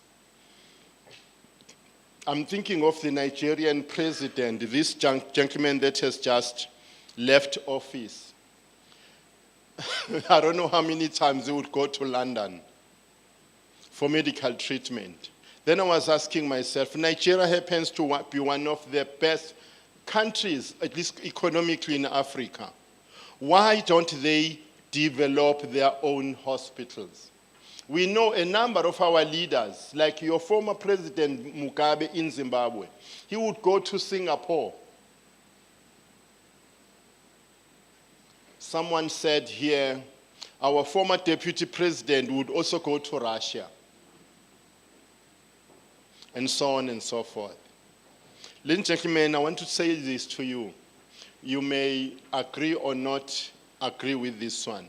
Mandela never went for medical treatment outside of this country. He always went to military hospital in Pretoria. That is where his doctors were, because that is what is expected of presidents and past presidents. You are sick, the state will take care of you, and should take care of you through the military hospital in Pretoria. That is what Madiba did. Something amazing about Madiba, yes, he was an old man, but he decided to serve this country only for 5 years as a president. Not those presidents who wants to remain in office and even die in the office, like we see all over Africa. And in this country too, we've got those people who have got these undemocratic tendencies.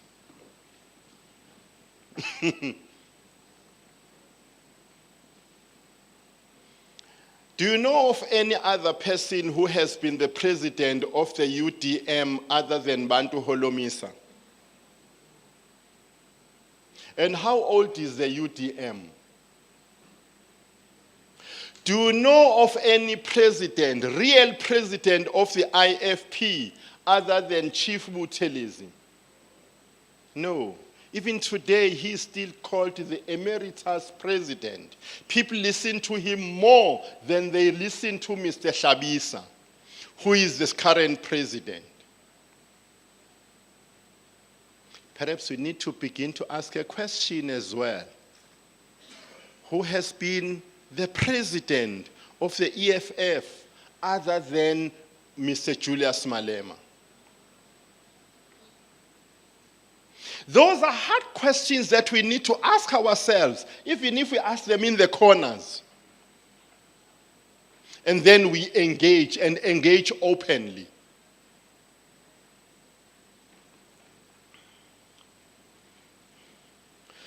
Failures of the government of national unity, plenty. Plenty. One of those that is in the book, Dysfunction or Corrupted by Janssen, he speaks about the promised assistance that should have been offered by the central government, by the national government, to historically black universities in 1994. You know, I always use this example. You can't have a marathoner running Comrades Marathon from Durban to Durban, from Durban to Pietermaritzburg, but you find that this other guy has got to start halfway. This guy that has not been there before, he needs to be assisted. That is why we've got BEEs in this country, Black Economic Empowerment. The same black economic empowerment that we seem to be not so convinced about these days. So, the state had a responsibility to finance and to finance handsomely historically black universities, like your Fort Hare, like your Walter Sisulu, like your University of Zululand, in 1994. But that did not happen. And that's why we've got these problems of students who are relying so heavily on NSFAS. It shouldn't have happened. The government should have poured money, millions if not billions, to build, for instance, residences for students. But that did not happen. So there are so many failures of the government of national unity. But those that took after Mandela, they had a historic mission as well. To do what? To do that which Mandela could not do. But that did not happen. University councils and centralization. Well, we've got different views on this one. Universities everywhere, not only in South Africa, are autonomous institutions. And therefore, the issue of autonomy is not negotiable.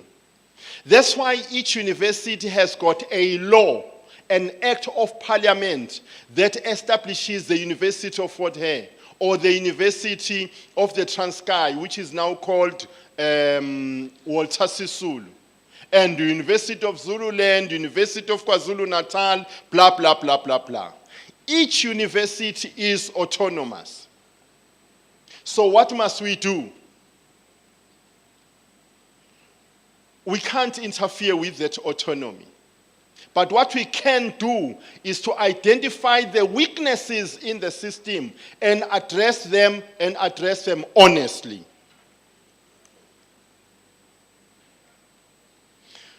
Ma'am here, towards the end, spoke about a post-conflict society and ethics and curriculum. Ladies and gentlemen, all professions, for instance, if you are going to be a lawyer, you are expected to take a course on ethics and pass it. It is not just one of the themes within a particular module, but it is a module itself on ethics. You do it and you pass it.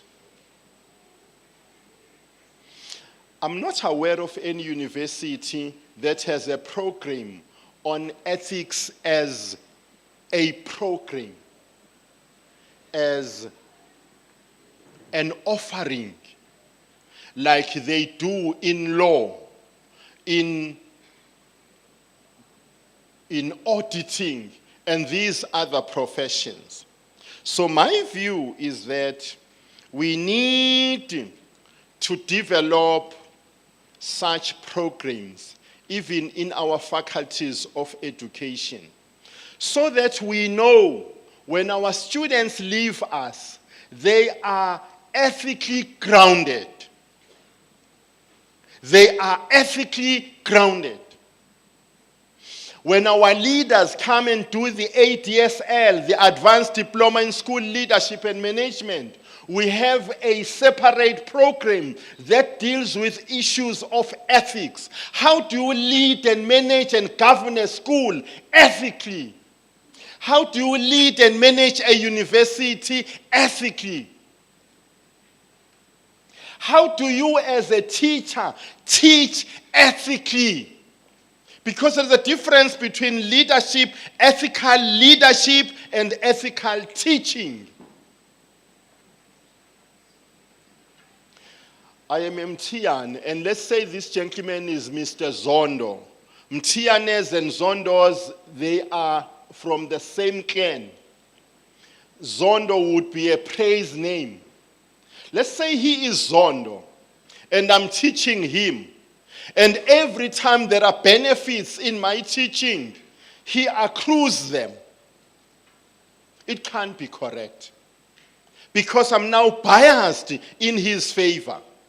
Why? Because he is from my clan. Or if you have got black and white and colored and Indian students, you discriminate against the other students in your teaching, sometimes consciously, sometimes unconsciously. I'm therefore of the view that we still have to do that in our faculties or schools of education at universities. Ladies and gentlemen, I want to believe I've tried to the best of my ability to answer all the questions that you asked, and thank you so very much. Through the program director, there's a hand online. Sorry, there's a hand online. Mr. Kazum or Ms. Kazum, I'm not quite sure. Please switch on your video and ask your question. Kazim Badaru. I'll allow him alone because we are running out of time. All right, he's on screen. You may proceed, sir. Good afternoon. Good afternoon, colleagues. Yeah, thank you very much. My name is Kazim Badaru. I want to appreciate the guest speaker for the thought-provoking presentation. I have a question and a comment. Protests on campuses in South African universities. Because I was thinking that if we need to decolonize our curriculum in South Africa, then we must also emphasize or advocate for ethical leadership, responsible leadership, not just for the university administrators or lecturers in particular. I just feel that the extent or the frequency of students Africa is something that we should worry about. And in this situation, I feel that I want to ask our guest speaker, what is his own suggestion regarding violent student protests and the approach of the university, riots or violent demonstrations on campuses, because I believe that students believe that they have a right to protest, and the university also have a right to pay assets and lives and property generally on campus. But the approach of the university towards student protest might be that of colonial approach, a situation whereby the university managers will bring the police who will be shooting rubber bullets at student protesters, and this makes students to go angry and become violent. So I think what should we do to change this approach of the universities, and how do we ensure that students themselves embrace peaceful protests as against violent ones, in a way that we see them, exhibiting responsible and ethically responsible. Okay, thank you, Dr. Badaru. Thank you very much. I think we should hand over to Professor Mthiyane to respond. Thank you very much to the question that was asked and to the person that asked the question.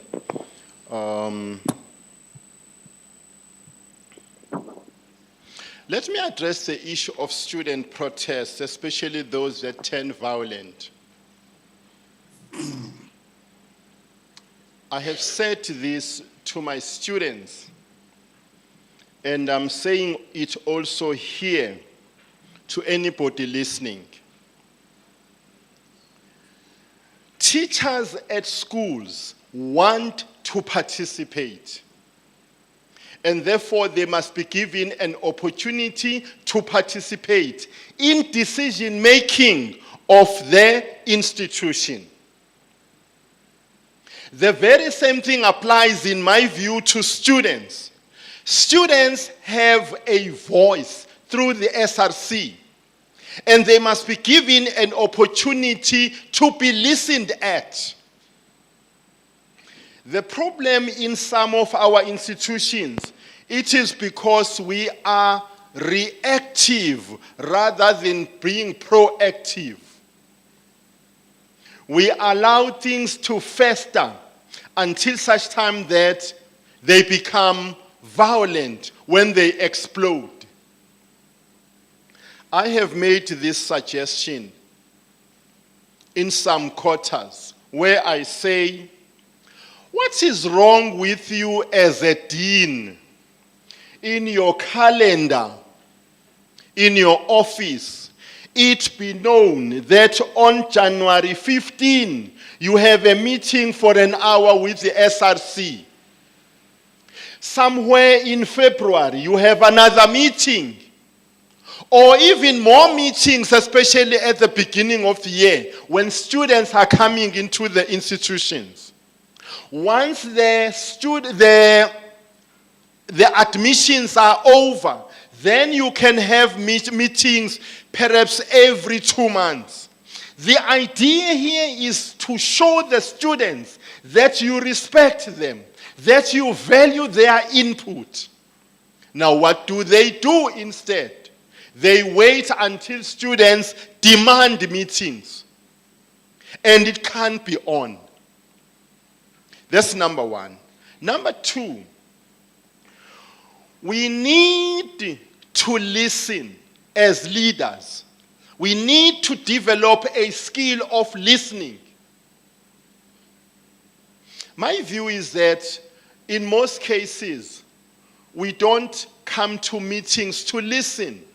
Instead, we come to tell people that you want 1, 2, 3 in your institution. You even say, this is my university. It can't be on. This is our university, not your university. So what is expected of us is to listen and to develop this skill of listening. When we do that, we will be in a position to respond better and to respond effectively. And students, they are unlikely to be violent because they know our principal and vice chancellor listens to us. He or she tells us what is possible and what is not possible. Our dean or head of school listens to us. He or she tells us what is possible and what is not possible within his area of operation. So what are we saying? We are also saying that we need to teach our students, because these are young people. These are young men and women. We teach them that earlier on I spoke about what Bishop Tutu said, where he spoke about you using your brain, using your mind to engage in debates until you are blue. But how do you engage? You engage through reading. You engage through ideas. You go and read about Hegel. You go and read about Descartes. You go and read about Fanon. You go and read about all these philosophers and see their relevance. and their ideas and their relevance to your own situation, and then you engage. So, when you do that to students, they will know, it is not our culture at this university to engage in student protest. Sorry, in violent student protest. Yes, we want you to protest. Yes, we want you to fight for your rights. But you cannot fight for your rights through banning of this building. So what are we saying then? We as parents of these young men and women, we have a responsibility to teach them. When we teach them, I'm positive they will not engage in violent acts. But also when they honestly believe you are trustworthy, you listen, chances of them throwing stones is very, very rare or even nil. Why? Because they know you listen. They become violent when they understand or when they believe you don't listen to them and listen attentively. So, Prof, my response to you is that we have a long-term issue that we need to address in our universities. And that issue is the issue of violent student protest and the intellectual engagement or the response by the intelligentsia or the academics to this problem. We cannot wish it away, but we need to proactively engage in debates, engage in programs that will minimize this problem of student protest. My belief then is also that when you are very honest as a leader, students will understand. Thank you very much.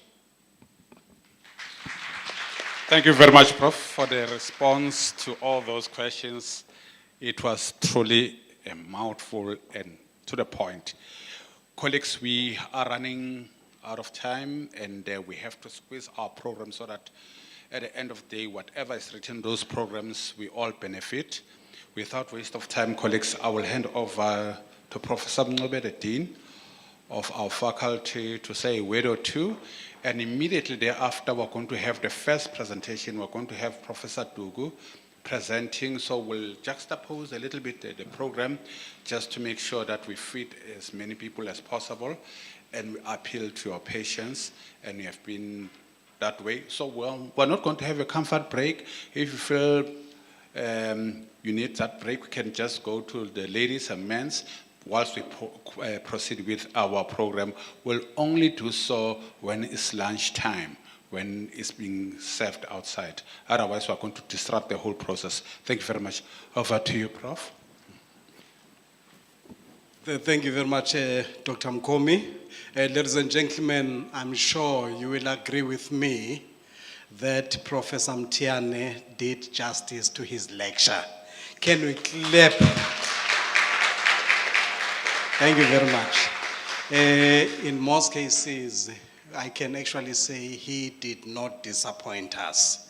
He is the person we will have to invite for another lecture before the end of the year. There are workshops we used to do for two schools, the one in Alice and one in East London. We call it positive discipline. So we will have that lecture for positive discipline and violence. He will be talking to issues of violence and discipline. He has done splendid, superb work on violence in schools as well. So I can assure you he will be here before the end of the year. Not necessarily as a lecturer, as a lecturer or a professor, but to make sure students also engage as you have been doing this morning. So, Prof Mthiyane, please be ready for our next invitation, sir. And we thank you. And I must assure you, Professor Mthiyane is a person who is on the ground when it comes to students. Prof, how many students did we say you have got? 14 PhDs? Can you imagine? 14 PhDs, and over 50 masters. I'm not going to say other things, but I've got only 8 PhDs. Can you imagine? Only 8. I have only 6 or 7 masters. No, I'm actually trying to show, look at how old I am and how young he is and how committed he is to his students. So ladies and gentlemen, I can assure you, I will talk to my leaders in the faculty to make sure we invite Prof Mthiyane for any other, for 1 or 2 lectures, or maybe 1 lecture this year. And Prof Mthiyane, say, let me thank you profusely for delivering this wonderful work. Let me also thank you and say, on Friday last week, we had a lecture by Chief Justice Zondo, Babu Zondo. Ne? I saw Wishuguti, you were actually doing the presentation together with him. But anyway, I'm just kidding. But you did us very, very proud in terms of the delivery that you have rendered us. Thank you very much, sir. I want you to have a chance, come to Forte, come to Alice, because we want to have a picture of yours. We want to actually, have got a student. Kangelani did a very good job for CJ Zondo. We want to have that picture for you. Get a chance, come to Alice, we'll do a picture with you. Alternatively, tell me, I will take Kangelani to Joburg or Pretoria. We actually sits with you and do your photo or do your picture. Thank you very much. Thank you, Chairperson. Thank you very much, Prof. Thank you. Thanks, Prof Mthiyane, once again. Ladies and gentlemen, let's welcome Professor Dugu, who's going to make the first presentation. Professor Dugu, Haibo. How? Senlambil, Haibo. If you don't clap your hands, there will be no lunch. There will be no lunch. Thank you very much, ladies and gentlemen. Let's welcome Professor Dugu on the podium.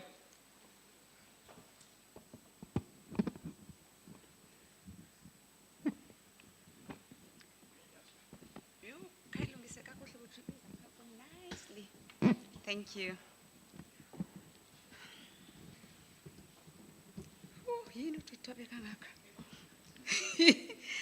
Okay, thank you. Diakamakush. Tamakwin. Chokozan. Mulweni. I am Tombozuko Langaletu Dugu. Langaletu is my ancestral calling name. In other words, I am beginning to position myself to what I shall be talking about. I have 2 minutes, so I will just,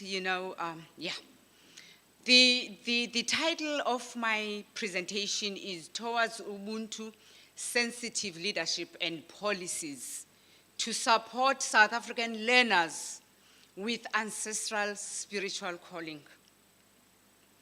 And I think one of the implications of this title is that the education policies mostly are characterized by violence, because where there is no Ubuntu, there is violence. One of another implications of this title is that we have education policies in our schools that do not balance the learner performance with learners' social identities and realities. Another implication of this title is that the education policies do not embrace it takes a village to raise a child, especially when it comes to issues of ancestral calling. Because as educators, we are not trained to deal with issues of ancestral calling in the classroom and in our schools. So basically, that is the gist of what I'm trying to say. And what I'm trying to say is that on the basis of the observations that I've made, I am calling for education policies that promote social justice, that promote spiritual inclusivity, amongst other things. And I think as I am talking to issues or calling for Ubuntu-sensitive leadership, this is despite all the beautiful policies. This is despite all the beautiful policies. This is despite the Constitution of the Republic of South Africa, which amongst others is ensuring the freedom of expression and the freedoms of interactions. As I was preparing for this presentation, Dr. Gaiba, amongst the observations as a researcher, amongst the observations that I have made, particularly when it comes to issues of ancestral calling and in education, our stories mostly are being told by others. And this is one of the contradictions, Professor Mavuso, within the decolonization space and debates. Because already I am concerned about knowledge or knowledges as well as the knowledge creation. Okay. I think also, as the title of the presentation indicates, South African education system is characterized by, amongst others, violence, discrimination, and exclusionary attitudes. Bantwana bam, when I walk up and down Vincent Mall, you know, with my beads, ngensimbi zam, some people just look at me just like that and would pay attention when somebody says, Prof! And they would pay attention. You, Professor. And I think what I'm trying to say is that what we're experiencing and what we are observing in the education space is actually the microcosm of our society.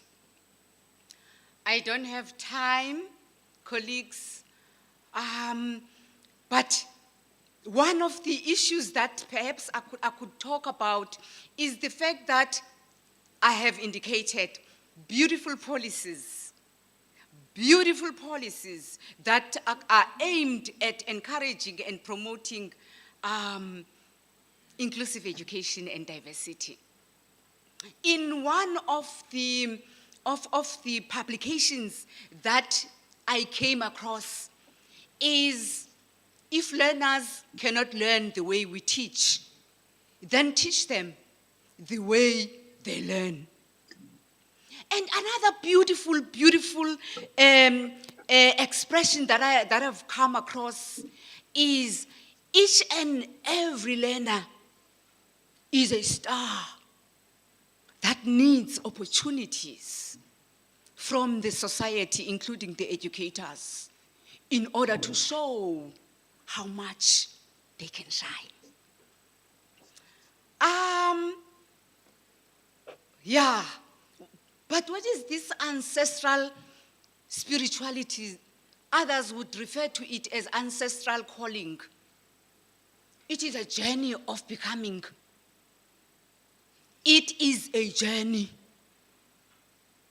It is not an event. And it is an individual journey that is uniquely experienced. Yingulo, abanye basho, they call it a very unique illness. Nditsho xa ndithetha, ndithi ndiyagula. And the treatment is the training by Ukobela. So, those are some of the conceptions of ancestral spirituality. Kuthiwa intwaso, kuthiwa ukuthwasa. But amongst others is that it is a condition that is characterized by spiritual inheritance through family lineage. It is a state of crisis living because it changes who and what you are. But what I love about it as well, I think there is somewhere here where some of the authors are actually talking to issues of African spirituality as being ethical. There are some code of conduct principles that actually guide African spirituality. There are the do's and don'ts. Those are some of the issues, and I think I've spoken about AS as being an illness, form of communication, with the unseen spirits, vivid dreams and visions, the mental confusion, social isolation, mood swings, physical illness, and anxiety. You will also remember that at the beginning, I did make an observation that mostly those who have written on African spirituality and ancestral calling are other people, not ourselves. So as we go deeper into the conceptualization of African spirituality, some of you may even say, but there are some distortions. Indeed, there may be some distortions, but we are the ones that are supposed to correct the distortions. I've spoken about the issue of a code of conduct that includes a dress code. Professor Mncube and Professor Mthiyane, and I think currently that is the challenge that is being experienced in schools, is the issue of the code of conduct that also include the dress code. Without this dress code, ndingawa apha ndiquleke. I need this as a form of my treatment. And those are some of the misinterpretations, misdiagnoses, misunderstanding, and so on.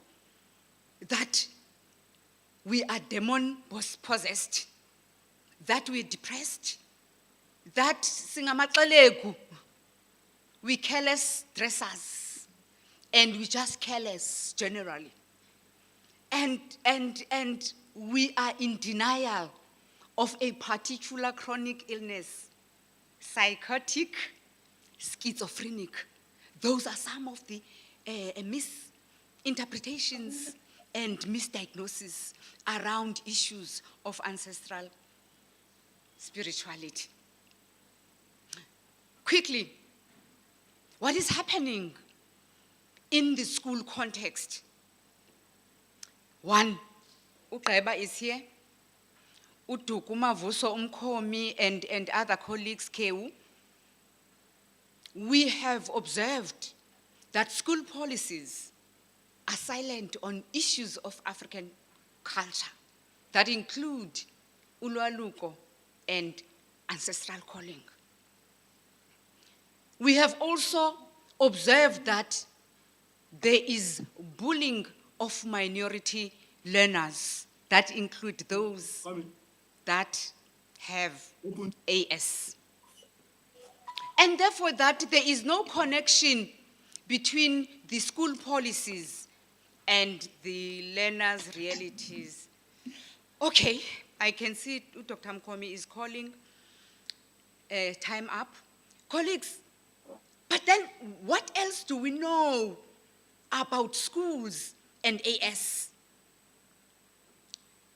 Amongst the issues that I've come across is a call by a community child activist, Utato Majola, calling for an Eastern Cape community in Daba to deal with learners with ancestral calling. We are also told that schools actually respect AS on condition that it doesn't disrupt the core business of the school. And mind you, when we're talking decolonization, we're talking the disruption of the celebrated knowledges and theories. The KwaZulu-Natal Education Department in 2022 made a call for abstracts in order for the department to deal with issues of ancestral calling, particularly by learners. I did submit an abstract. Still today, there is no response. Learners are being rejected, learners are being isolated, learners kill themselves.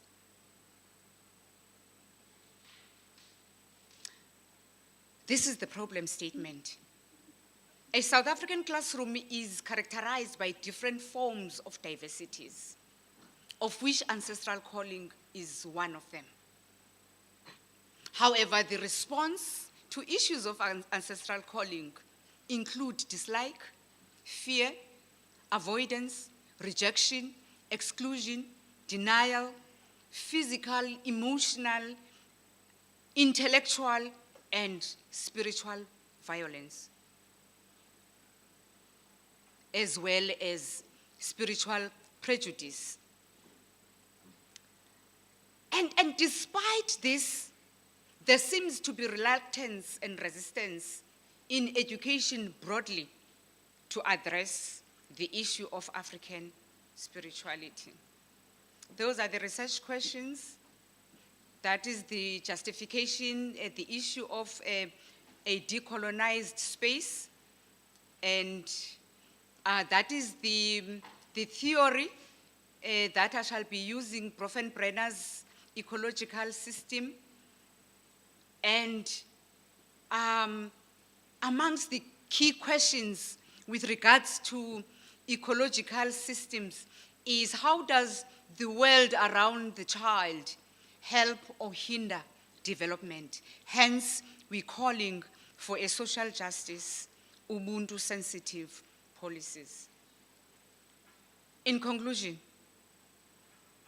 for a social justice, Ubuntu-sensitive leadership to disrupt the current knowledges and policies, we need a collaboration of the stakeholders or of the child's ecological system to disrupt the policies, the curriculum, theories, and philosophies. And when I'm talking about the child's ecological system, I'm talking about the traditional healers, I'm talking about the traditional leaders, I'm talking about the educators, I'm talking about higher education. When I'm talking about, the collaboration, of the child's ecological system, I'm looking forward, to a South Africa where teachers would be supported regarding the issue of ancestral calling. Because as educators, we do not know how to deal with AS, because even within the broader community, South Africa doesn't quite know how to deal with issues of ancestral calling. Samakwin, Thokoza, Siyabulela.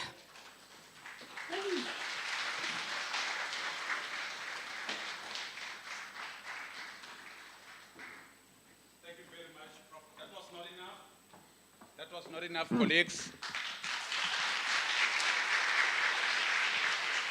Thank you very much, Prof Langaletu.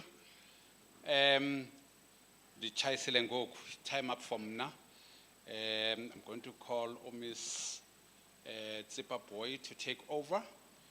She's going to be a program director for the rest of the session.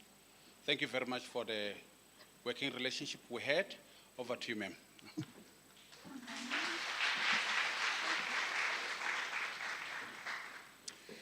Good afternoon, everyone. I am Nobulali Tsipaboy from the Teaching and Learning Center. I'll be driving this session. I won't talk much because we are very pressed on time. I'd like to call upon the next presenter, Prof Sally Matthews from Rhodes University. She will be presenting online. Each presenter will be given 10 minutes each, and then thereafter the presenters, we will give, after 5 presenters, we will give time for questions and answers. Can you kindly flight Prof Matthews online? Thank you.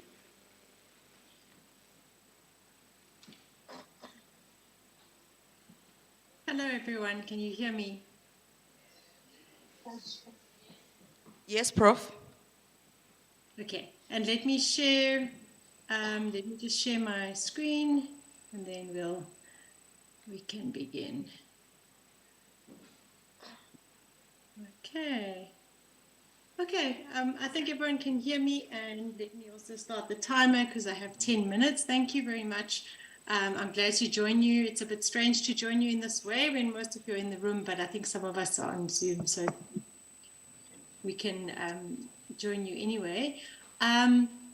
So I'm presenting a paper which is part of a project that I'm working on around thinking about how to teach about Africa differently. I'm in the Department of Political and International Studies at Rhodes University, and some of my research is on how to teach about Africa differently, how to teach about Africa from Africa, where so much of the scholarly knowledge on Africa is actually produced outside of Africa.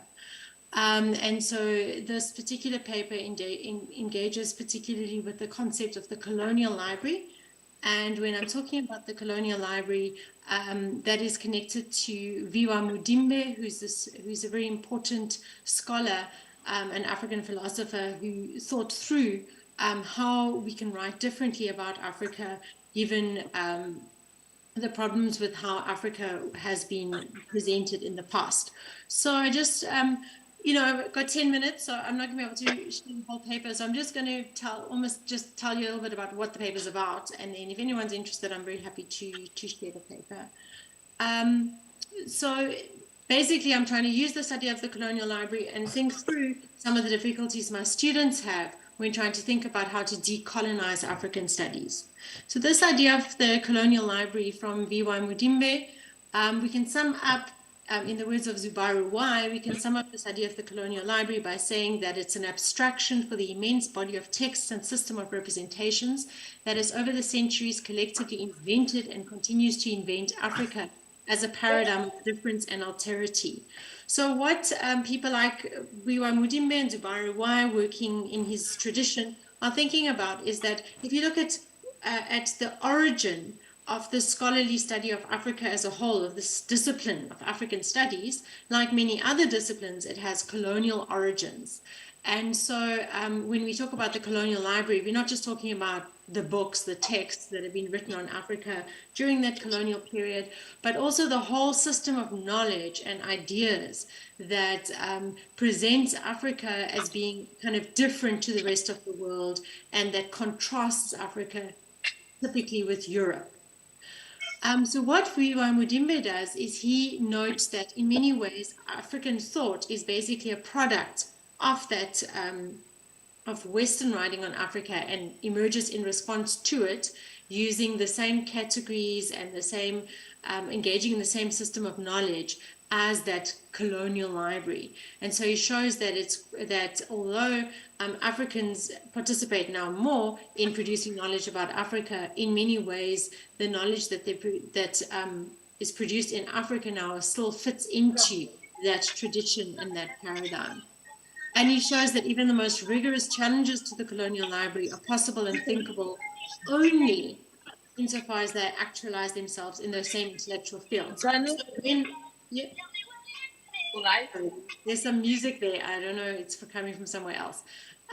So African scholars are trying to disrupt and decolonize the ways in which Africa has been written about, but he shows that even when we are doing that, there's still the way in which we're doing it is still using the language, the concepts, the terms, the categories that were introduced by this colonial library. So what do we do? And I'm looking particularly at how my students respond to this and respond to this idea of that we have this ghost of the colonial library haunting our attempts to think differently about Africa. So many of my students feel that what we need to do is that we need to produce authentic African knowledge which mustn't be tainted by the colonial library. So there's the sense among my students, but also not only among my students, but this paper is very much about teaching. But I think also others also have this assumption that we need to produce, we need to try to produce African knowledge and African knowledge systems which are completely decolonized, by which is meant that they have no influence of this colonial library. But there's some concerns with this. Sometimes this can lead to a kind of oversimplification. So some of our students think that decolonization of African studies is very easy. You just replace the Western thinkers with African ones and then you decolonize knowledge. But as Mudimbe shows, those African scholars are also using the same concepts, the same categories. They're working in the same system of representation as the Western scholars. So it's not really so fundamentally different. Some students also engage in a kind of essentialism where there's this sort of belief that then it's only legitimate to write about Africa from Africa, only Africans can understand the African experience, which is a kind of, which I discuss a bit in the paper, that this can be a sort of excluding essentialism.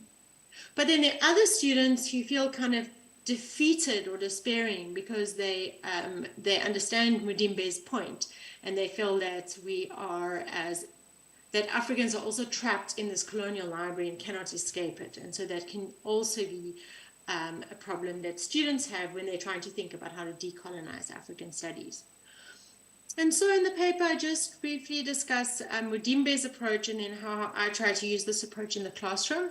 So Mudimbe, I think his suggestion that I'm taking, reading between the lines of his different works, is that I think he thinks it's possible to challenge the colonial library even if we can't fully escape it. So yes, there's this kind of ghost of the colonial library, of these ways in which Africa has been written about by non-African scholars, but that doesn't mean that we're completely trapped and we can't challenge the way in which Africa has been represented in scholarly writing. So what Mudimbe does is he engages critically but sympathetically with a range of different scholars. And I'm just picturing some of them there, Senghor, Temples, Blyden, Alex Kagame, and many, many others. But what he does with each of these scholars is he shows how they try to break with the colonial thinking of their time, but that when they break with it, they also reiterate other aspects of it. So that break is never complete. It's always a kind of partial break. And so he shows how they manage to challenge the thinking of their day, but how they also repeated aspects of the thinking of their day. And that's how he works through thinking of scholars from the past, like Blyden, but also more contemporary scholars as he moves forward.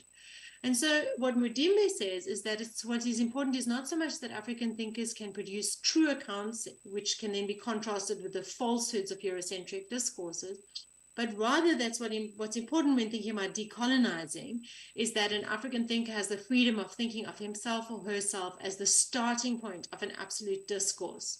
So he emphasizes the importance of the agency of African thinkers rather than like the importance of trying to create this body of knowledge that is pure and that is completely authentically African.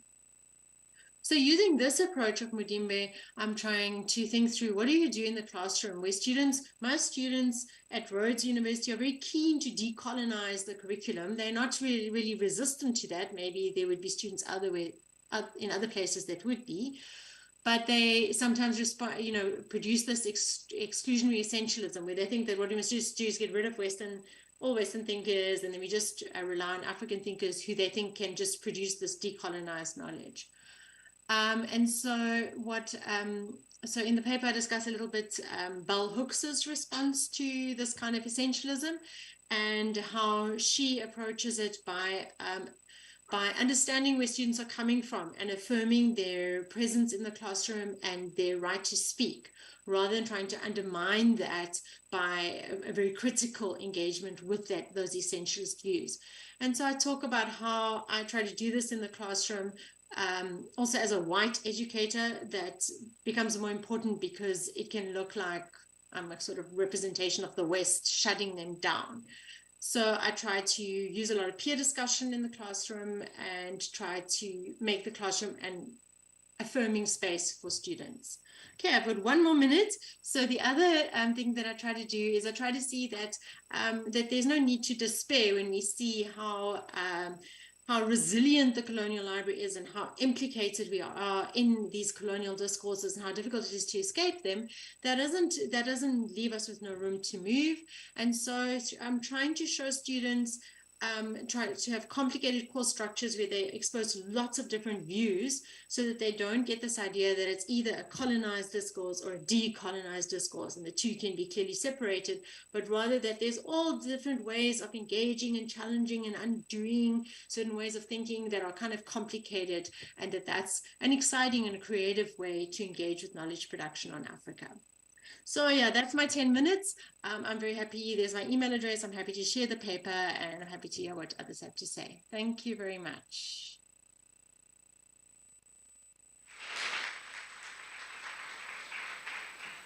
Thank you, Prof, for your wonderful presentation. I would like to request that you remain online for the next speakers. We'll do the Q&A session after the next 3 speakers that we'll have.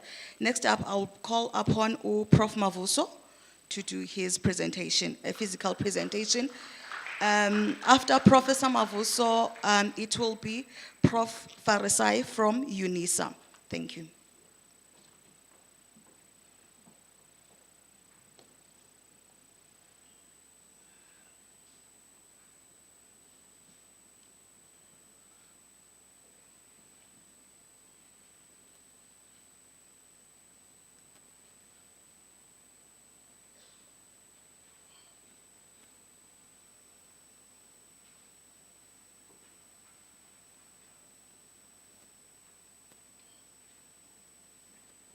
Okay.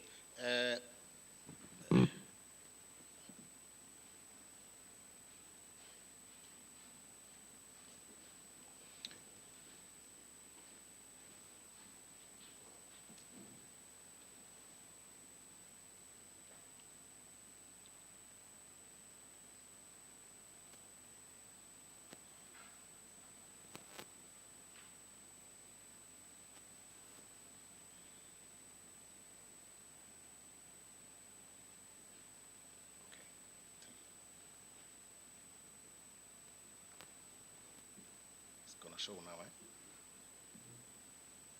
Okay.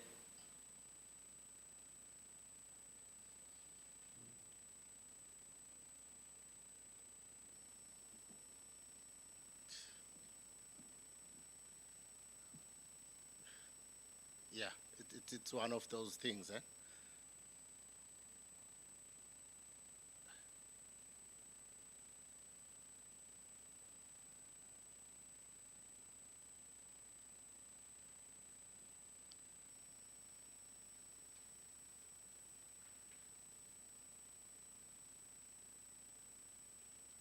Duplicate. Should be on now, eh? Okay, there we go. Thank you so much. On the screen, eh? Yeah, I think it's there. Thank you so much, Program Director. Colleagues, I have introduced myself already when I was doing the presentation on the outline and the purpose of the seminar. I will present to you this paper entitled Using Ubuntu as an Alternative to Drive the Decolonization of Curriculum Project in South Africa. The question that, as I present this paper, is how can Ubuntu be used as an alternative to drive the decolonization of education project in South Africa? Colleagues, some of the answers I think Professor Mthiyane has tried to answer them using the ethical leadership to decolonize education in South Africa. So Ubuntu has gained a worldwide acceptance, both politically and academically. And it stands out as an eco-political alternative to today's neoliberal globalized world.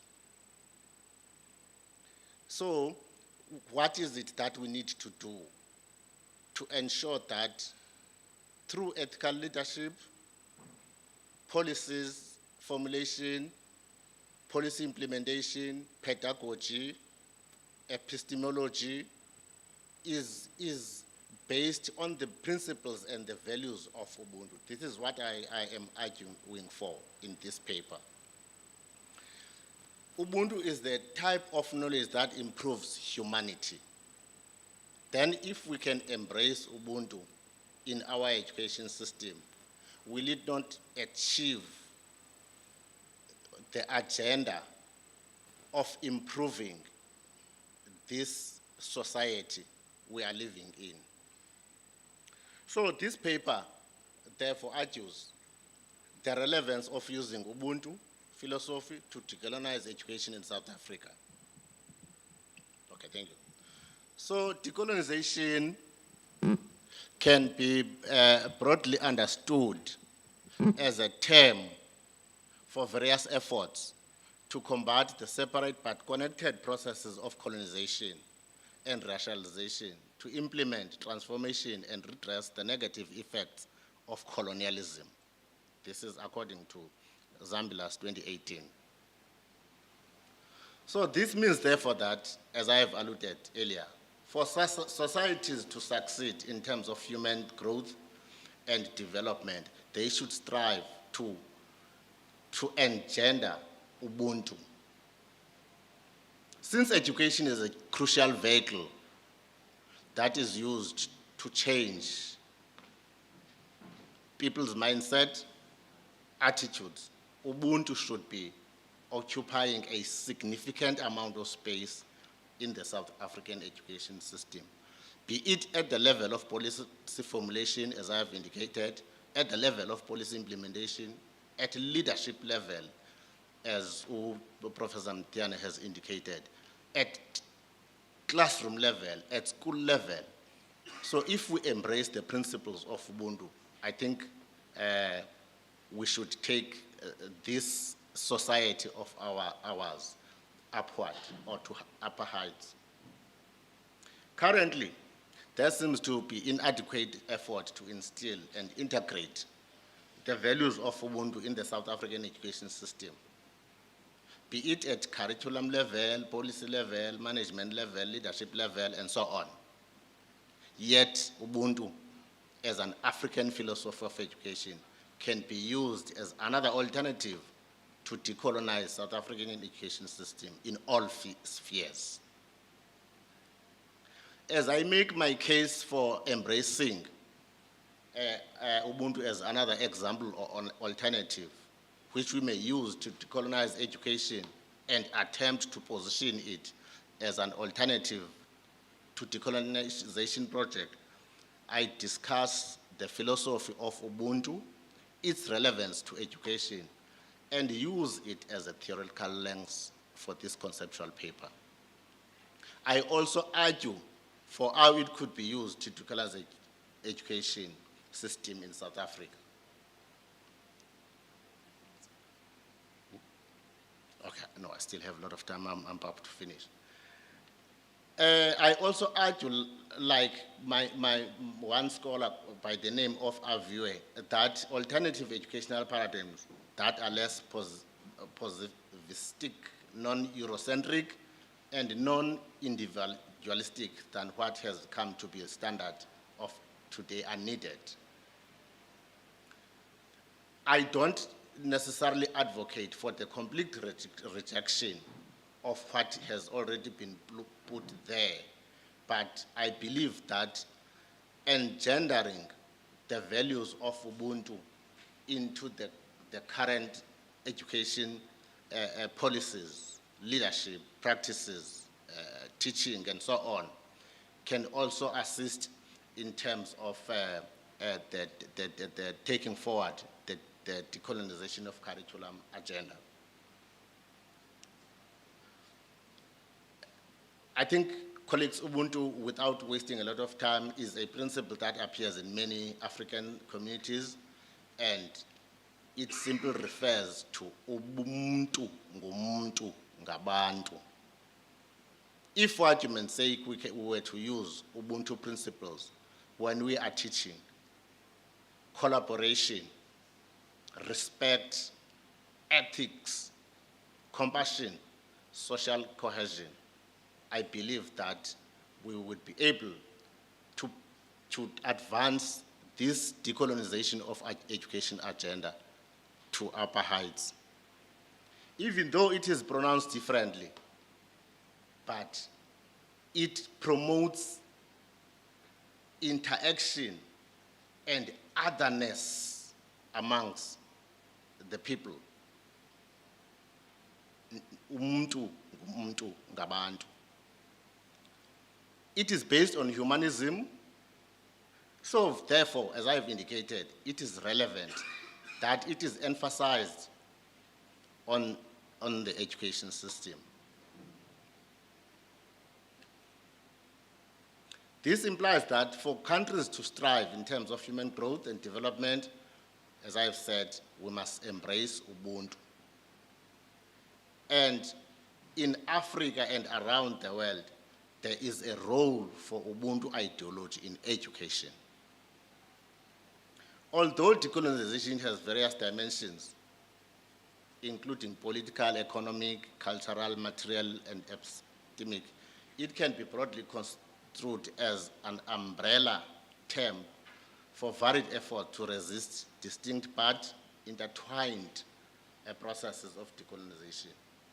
Education, like other aspects of socio-economic and geopolitical project of colonialism, has been deeply colonized and has been used as a tool to advance the colonial agenda. So why not us now using education to decolonize our education system?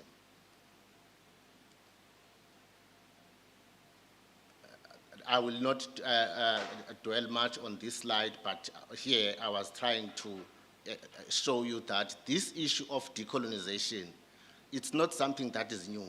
It has been said previously.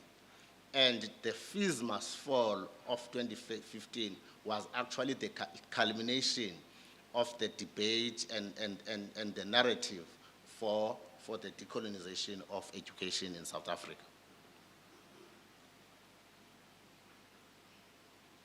I'm trying to be moving fast. So, when we embrace Ubuntu principles, we must understand that the individual is there not separate from the group, rather in their relationship with their community. And that relationship is reciprocal, interdependent, and there is that kind of mutual benefit out of that kind of relationship. Who would be looting the state resources if he or she has grasped the principles of Ubuntu? I cannot go home with full stomach and leaving behind or in the street someone who is having an empty stomach. That's Ubuntu. And if particularly we focus our energies in engendering the principles of Ubuntu in education and in teacher education in particular, I think there will be a change in terms of what we are seeing today. That resonates well with our keynote speaker's address when he says we need, as academics, to think and criticize, but as we are criticizing or critiquing, we are mindful of the fact that we are not critiquing the person or criticizing the person, but we are criticizing the idea. That is the space I think we should be occupying, all of us here.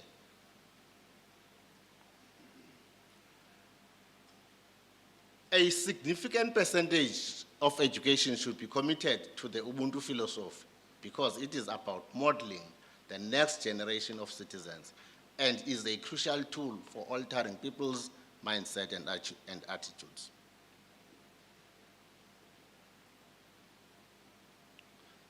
In conclusion, I hope I still have 4 minutes.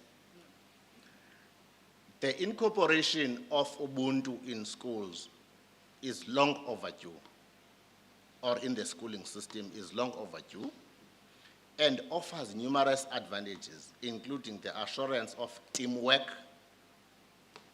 hard effort, peace, harmony, togetherness, respect, and respect. So the mainstreaming of Ubuntu in education, including evaluation activities, is needed. So by emphasizing the ideas of equality and accountability and promoting cooperative endeavors over individual growth, Ubuntu should be incorporated even in the assessment. I thank you. Thank you, sir.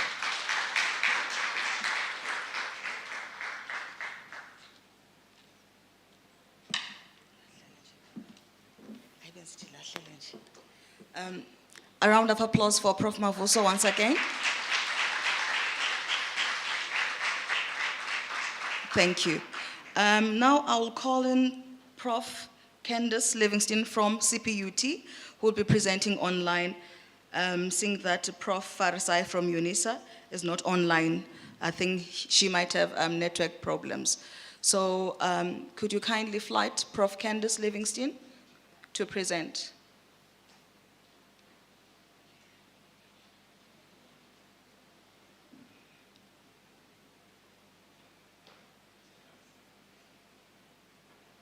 Whilst we're still waiting for Prof Livingston's presentation, I'd like to say that from what I gathered today is that we need to be intentional of what we do, that we go back to basics to find out if who we are, what do we stand for,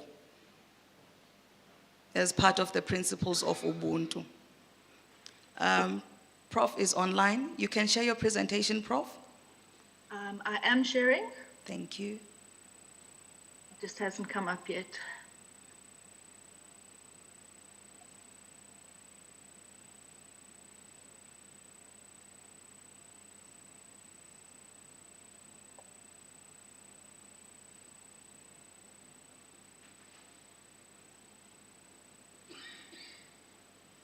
Can you still not see my share? No, not yet, Prof. Should I unshare and then try again? Yes, please.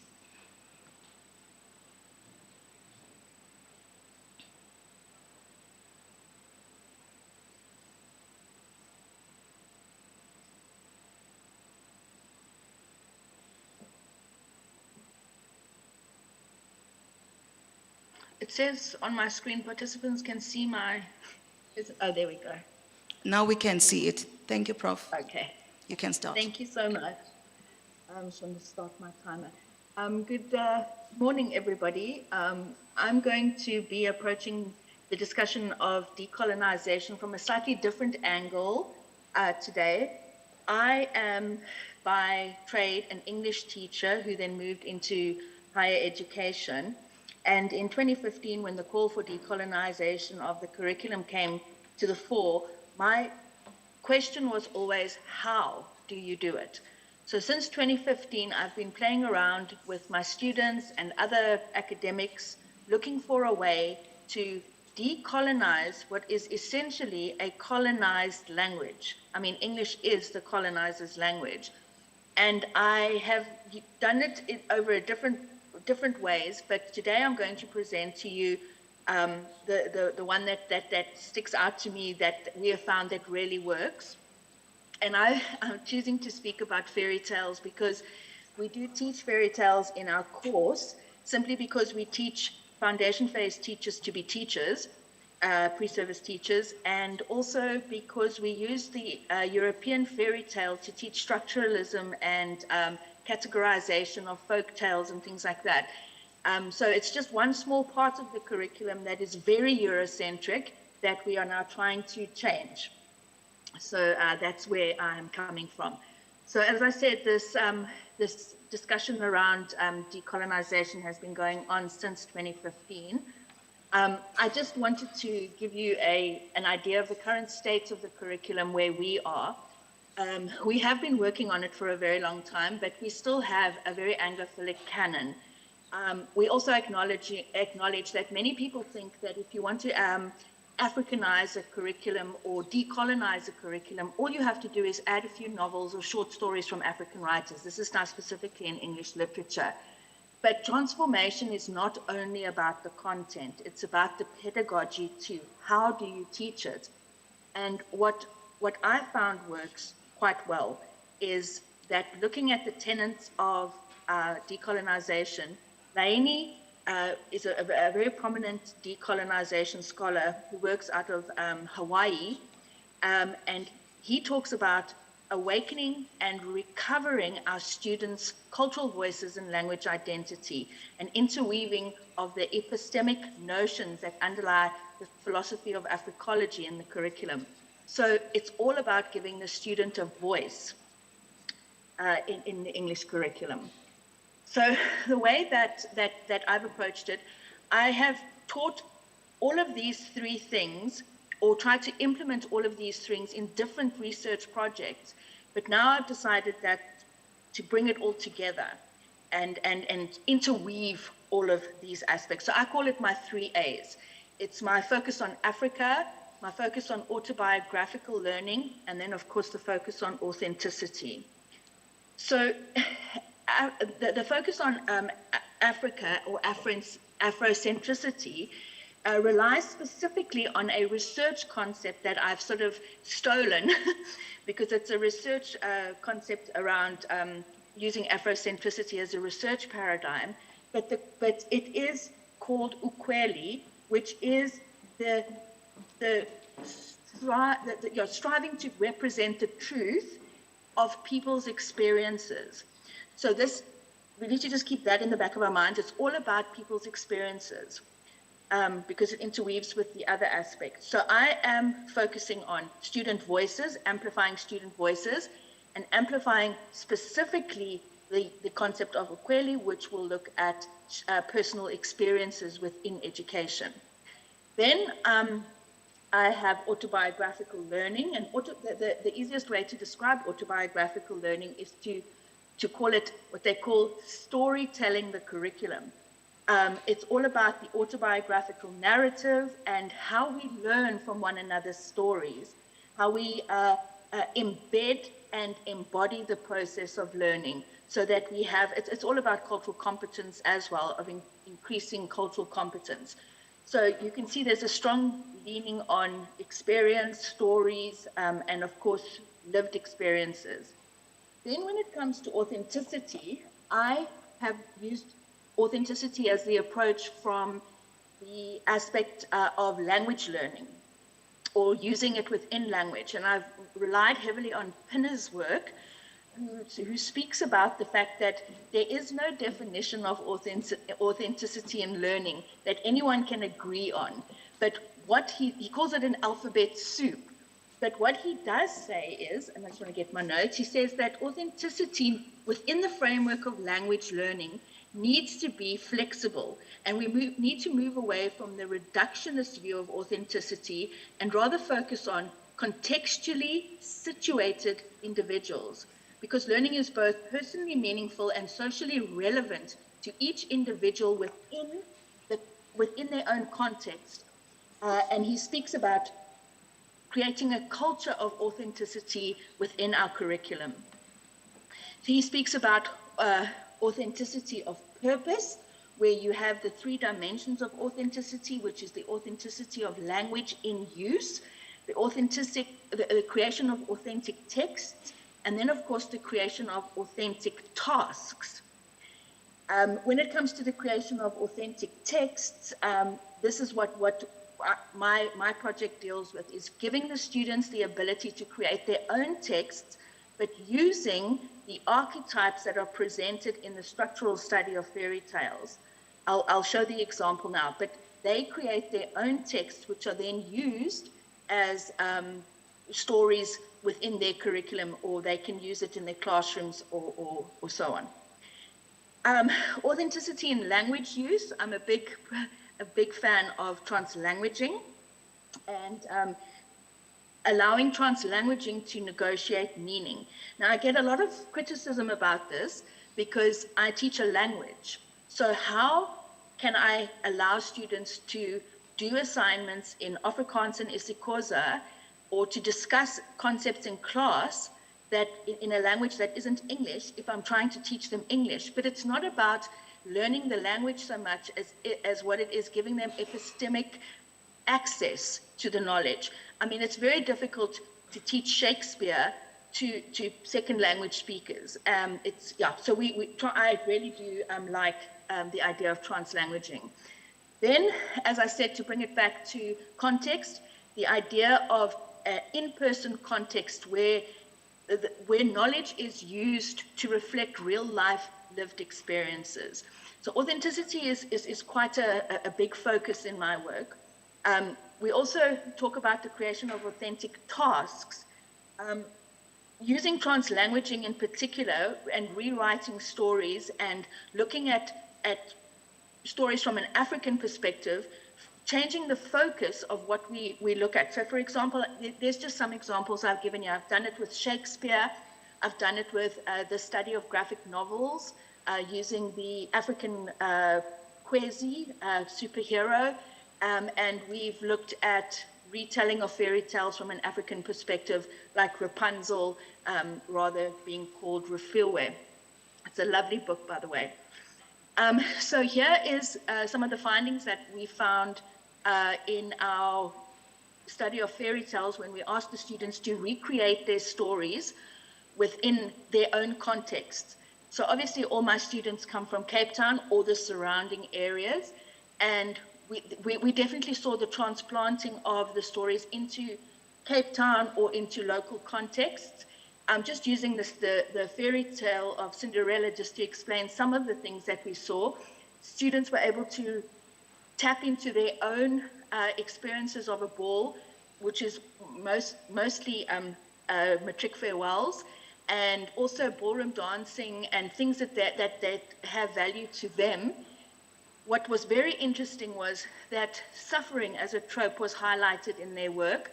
Very often in the Cinderella stories, you know, the absentee father who went to work away on the mines, the mother who is a domestic worker living in a shack at the back of a home, violence and mistreatment of women really came out, and very often students were able to use their own stories to tell the Cinderella story, if you want to call it that. Then we also had the motif of modernity, which came to the fore. You know, the students were not talking about catching the carriage to go home or the pumpkin carriage. They were catching Ubers or they were getting lifts. And then the final one was the way that they were able to change their ending of the story. So it went from ashes to empowerment. Many of the students, especially the female students, spoke about going to conferences about impactful women, going to study, walking away from the prince, not getting married because they didn't want to look after someone else's home, but this idea of not following that traditional, we have to get married and live happily ever after. So they were able to take their own stories and implement them into the outline of the fairy tale, using the fairy tale genres, which would teach us in structuralism, and then create their own text, which I could give you 100 examples, but I'm running out of time. But I think that the most important thing about changing your pedagogy when it comes to how you approach decolonizing your curriculum is to keep the conversation going. We meet regularly at CPUT, where I teach, to talk about how we do this, and we share information, and we have a little decolonization group that we work with, as the language lecturers now particularly, where we support each other and constantly try to work towards finding new pedagogies that are effective. And with that, I say thank you very much.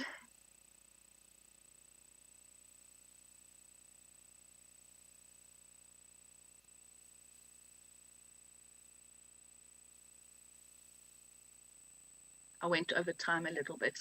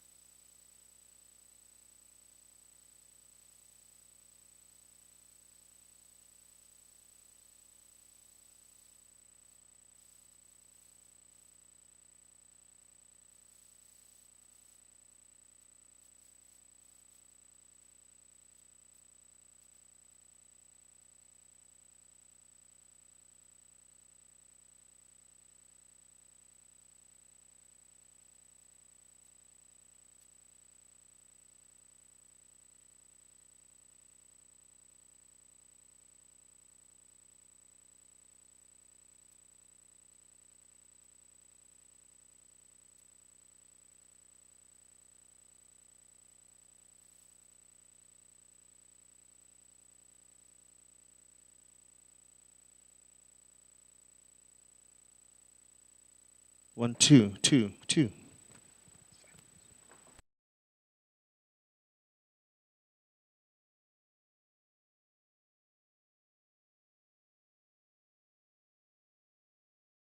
Apologies, colleagues, for that technical glitch. I'd like to thank Prof. Candace for her presentation. And now, without not wasting on more time, I'd like to call upon Prof. Farasani from UNISA. I see that she is online.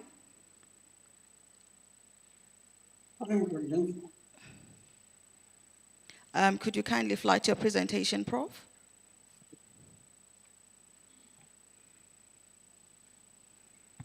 Thank you.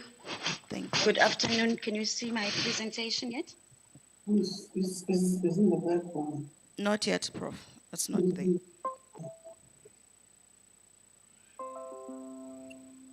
Can you see it now?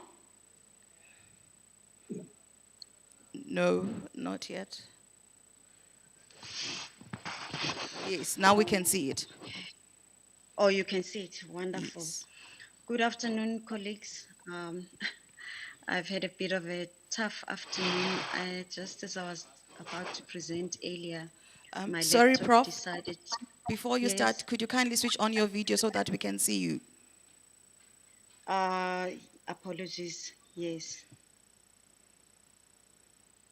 But you can hear me clearly, no? Yes, we can hear you clearly. We can see the screens that you're sharing.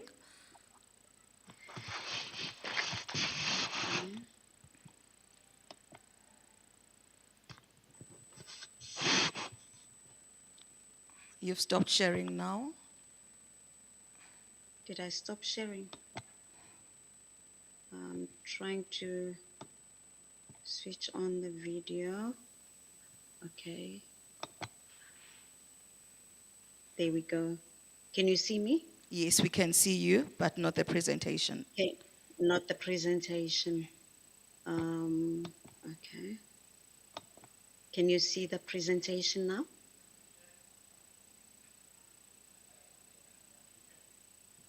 No, it's not visible on the screen. Okay.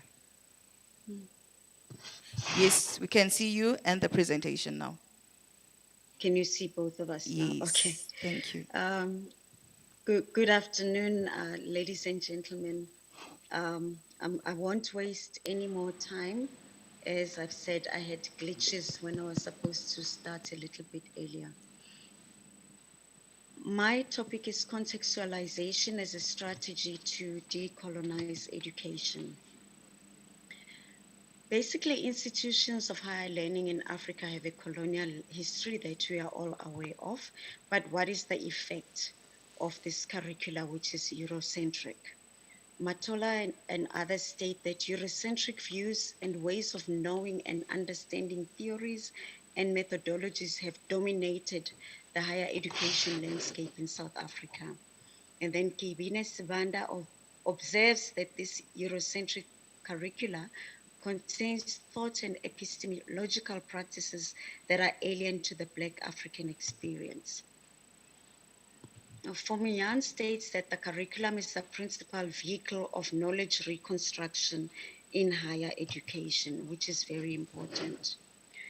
Basically, this colonized curricula has resulted in the colonization of the mind itself. And it was mentioned earlier, the issue of decolonizing the mindset. It instills in students the belief that the Western way of doing things is superior to the African way of doing things. So decolonization strives to bring about curricula which is far removed from this kind of thinking. However, this is not an easily achievable task, as Ajani observes. This process of liberation cannot happen with Eurocentric views, but rather with schools of thoughts anchored on African or the people's realities.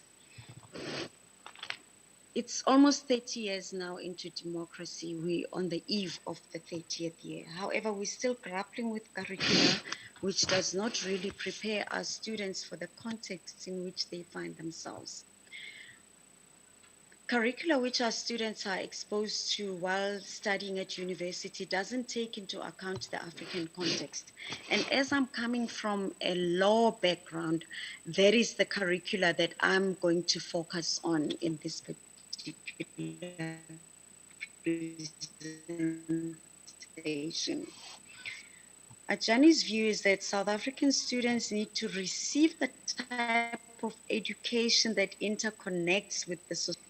Now, in South Africa, the law curricula takes into account the legal system that we see on TV, the one that has been adapted from the West. It also takes into account indigenous law. However, there is a huge imbalance. If you look at the curricula of the LLBs, most of them, there is this course or module called indigenous law. Some call it African law, some call it African customary law.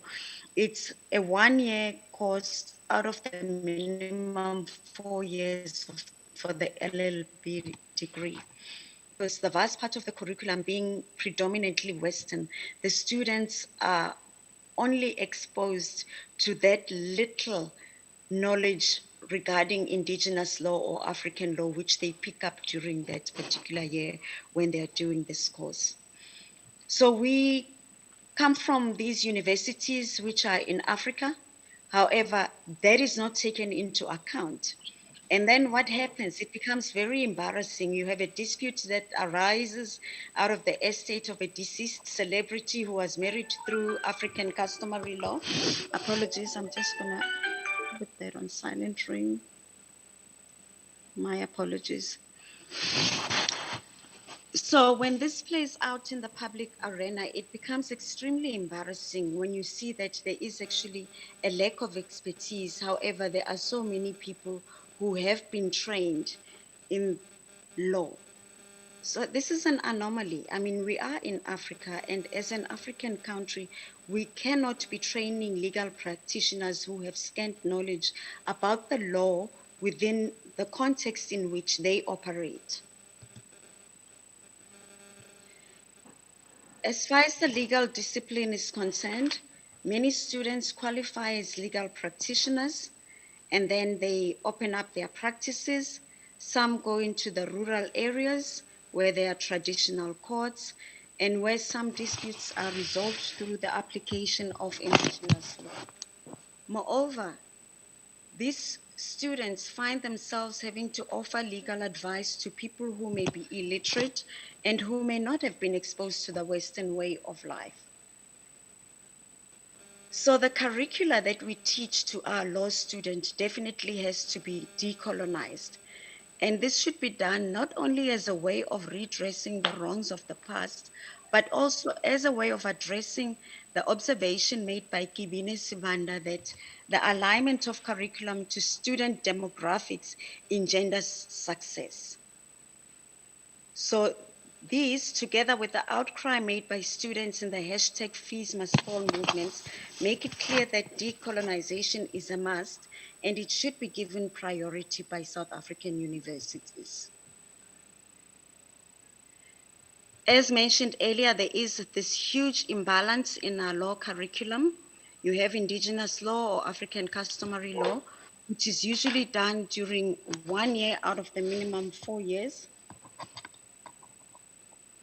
Apologies, I'm just putting in the charger. Thank you. So,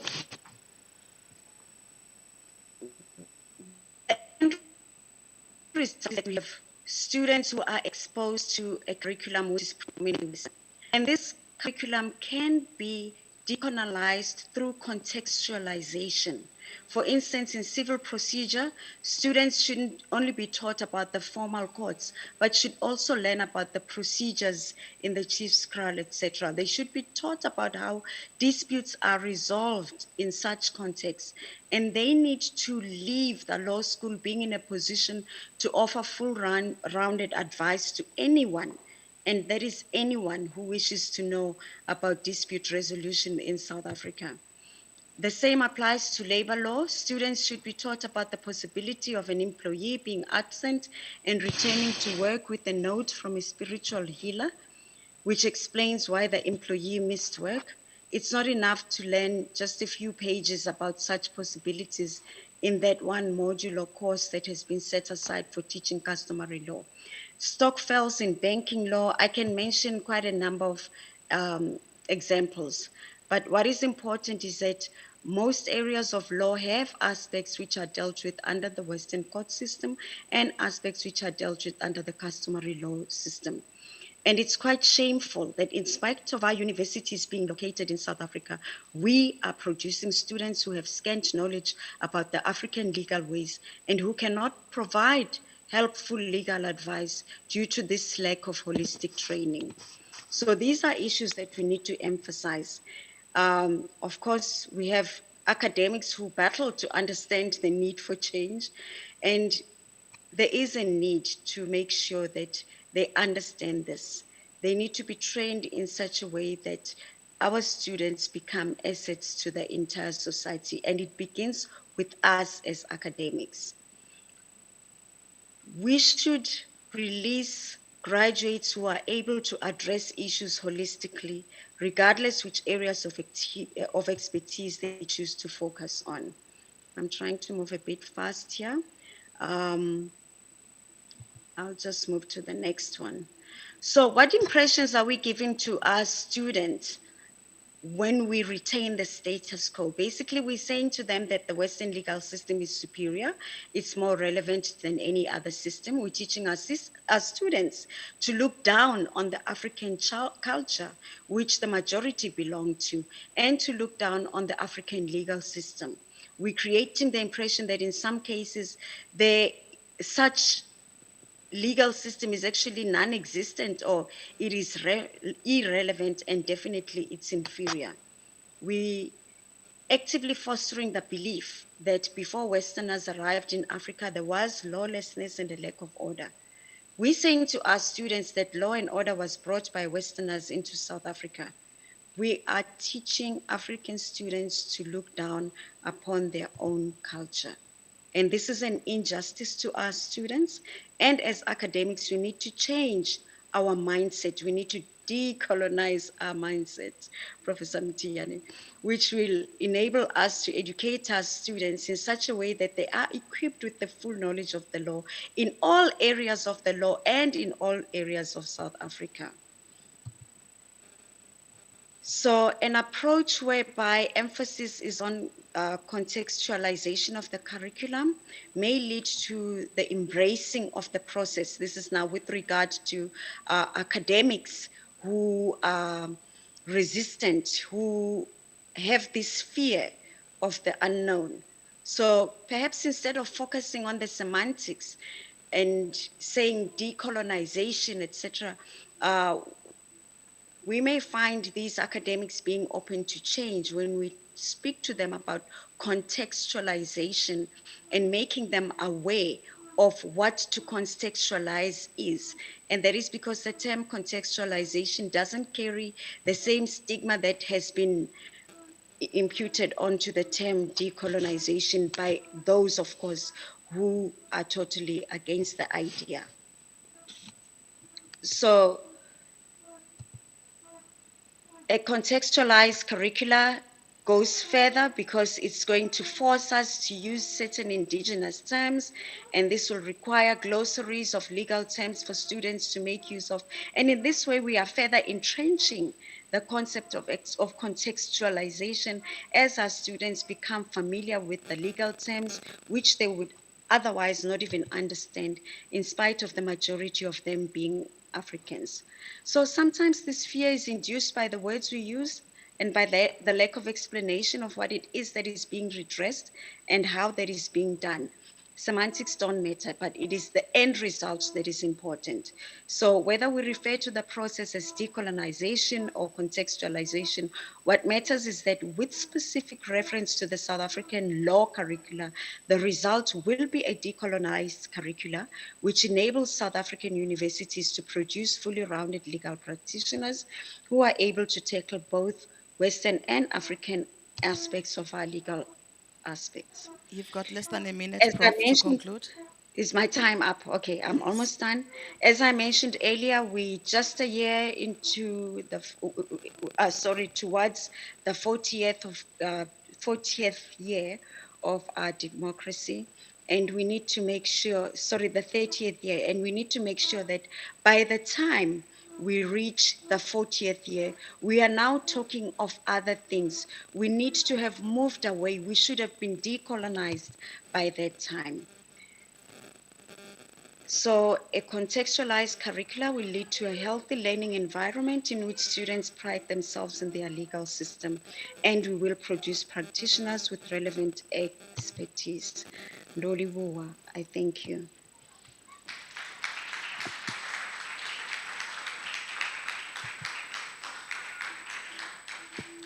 Thank you, Prof, for the presentation. I'd like us to give a round of applause for all the presenters. Okay. Now, I'll open the floor for questions for all the presenters before we go for lunch.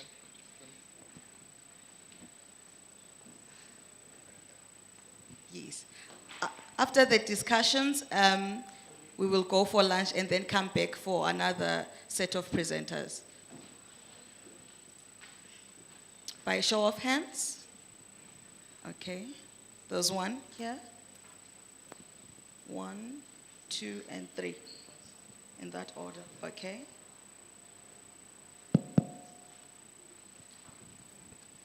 Okay, thank you. The first question that I have for Prophet Mavuso. Before I question him about his presentation, I would like to take just a few statements from the key presenter, which is Prof SE Mthiyane, to support my question. He spoke about the trauma that we have as South Africans and Africa at large, and also the wounds that we have. So for my question about the spirit of Ubuntu, which we have lost it. Because my argument is this: when we transform the education system from 1995, we lost the context to Guti. We are traumatized and we are wounded. For instance, if I'm engaged in a fight, then someone called me to write an exams, I cannot pass that exams because of I'm traumatized.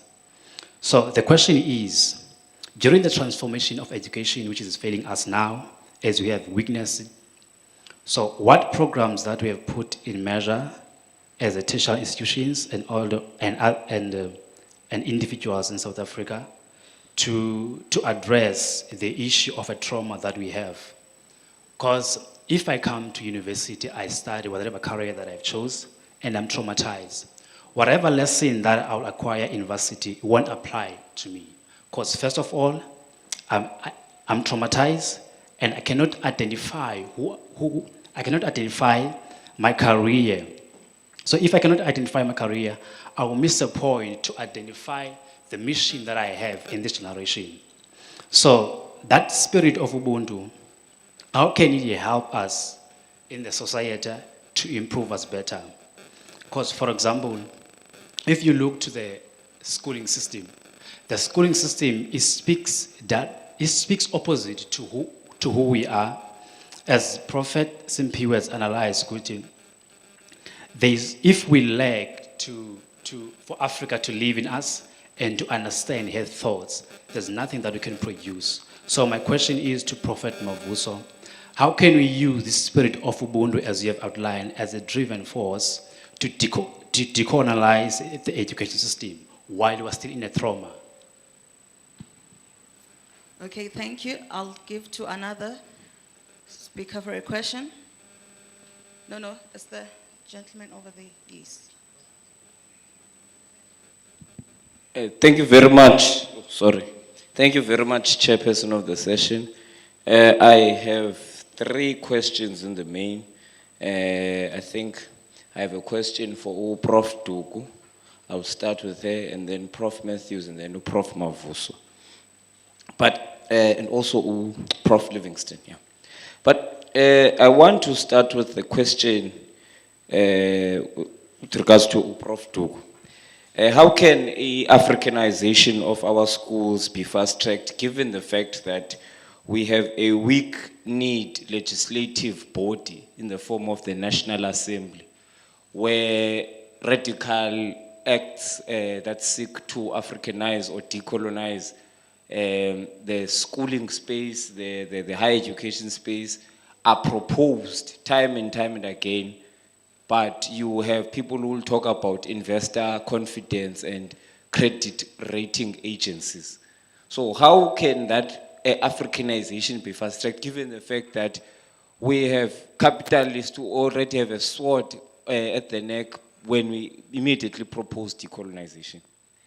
And then the second question goes to Prof Matthews on the question of a colonial library. Can we practically escape the pervasive character of colonialism, given the fact that donors tend to threaten to pull out once decolonization is raised? I'll make an example of the university in which she works in, where the question of changing the name arose during the height of FISMA's fall. I think it was around about 2015-16. And the rich donors, who are by and large white and capitalist, threatened to pull out if the name is changed, and then the process was stopped. Similar to how when the name of the fort was proposed here at Forte, we had sentiments from donors who said that it will affect the branding of the institution if we change to Chief Maqom, the fort to Chief Maqom. So how can we practically escape the pervasive character of colonialism when capitalists can just simply threaten to pull out, and then managers immediately do a somersault? Thank you. No. Before I close, I forgot the 2 questions, man. Prof Fariseni, before I leave, why is it that the legal sphere or the legal spectrum is afraid to progressively come up with policies and laws in as far as the curriculum is concerned to do away with this system of Roman Dutch law? Because it creates a hegemony of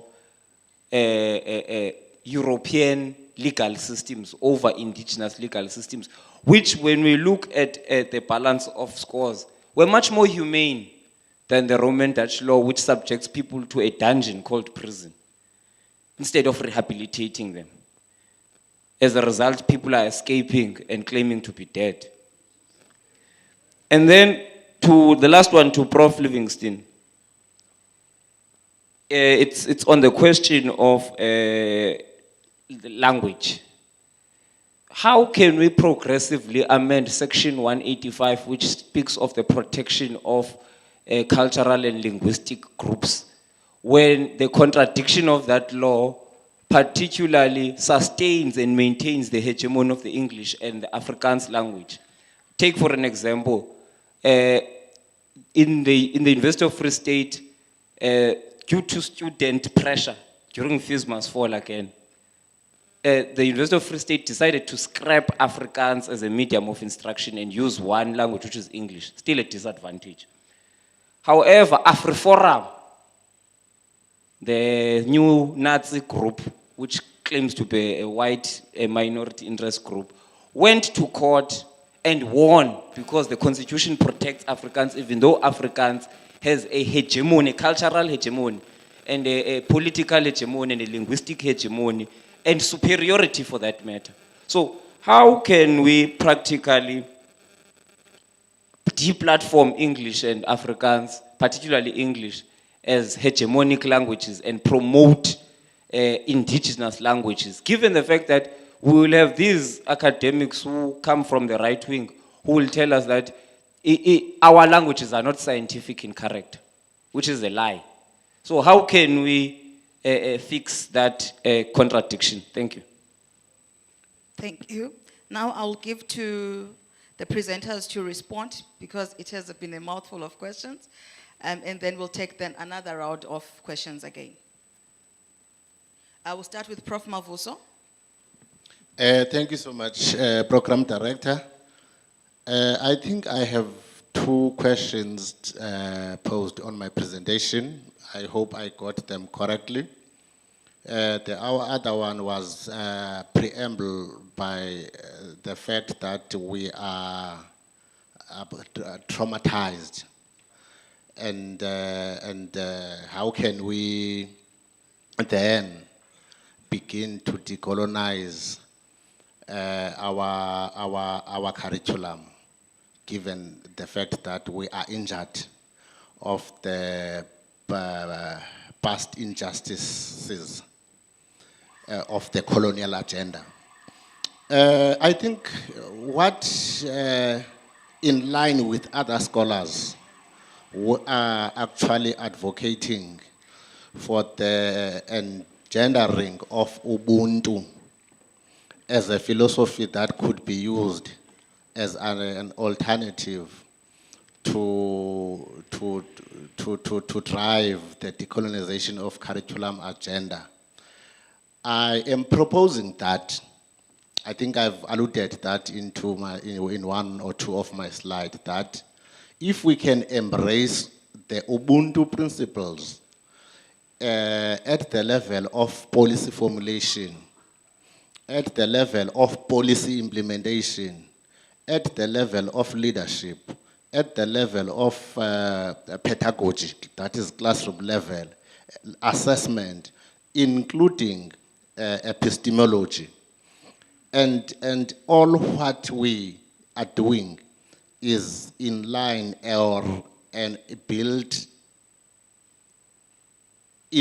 on the principles of Ubuntu principles, which include, among others, oneness, togetherness, humanism, communality, respect. And when you talk about humanity, it goes a very long way, because it means you actually respect and take care of your environment as a human being, environment including the human beings that is next to you. So if our curriculum and our policies and even our leadership practices can be designed in such a way that Ubuntu principles are taken into consideration, whatever we're doing, we are guided by the Ubuntu principles, I think that can take us up to upper height in terms of human and economic advancement of our African societies. And the second question by the second speaker, I think I've partially covered that question, because he was also asking about how can we better accelerate the decolonization agenda. Colleagues, maybe let me share one or two things. We are unconsciously embarking in we are in a coloniality agenda. But we are not knowing that we are doing that.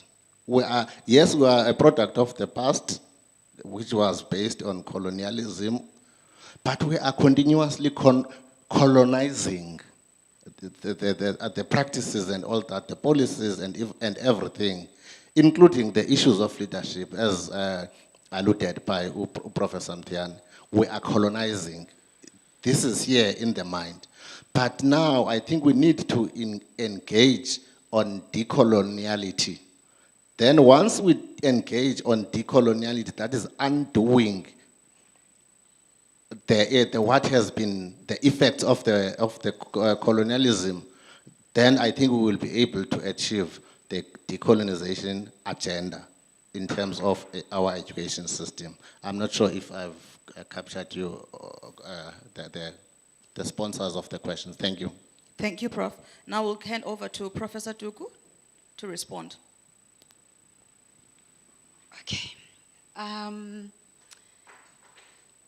The question was about the Africanization of education when we have weak policymakers.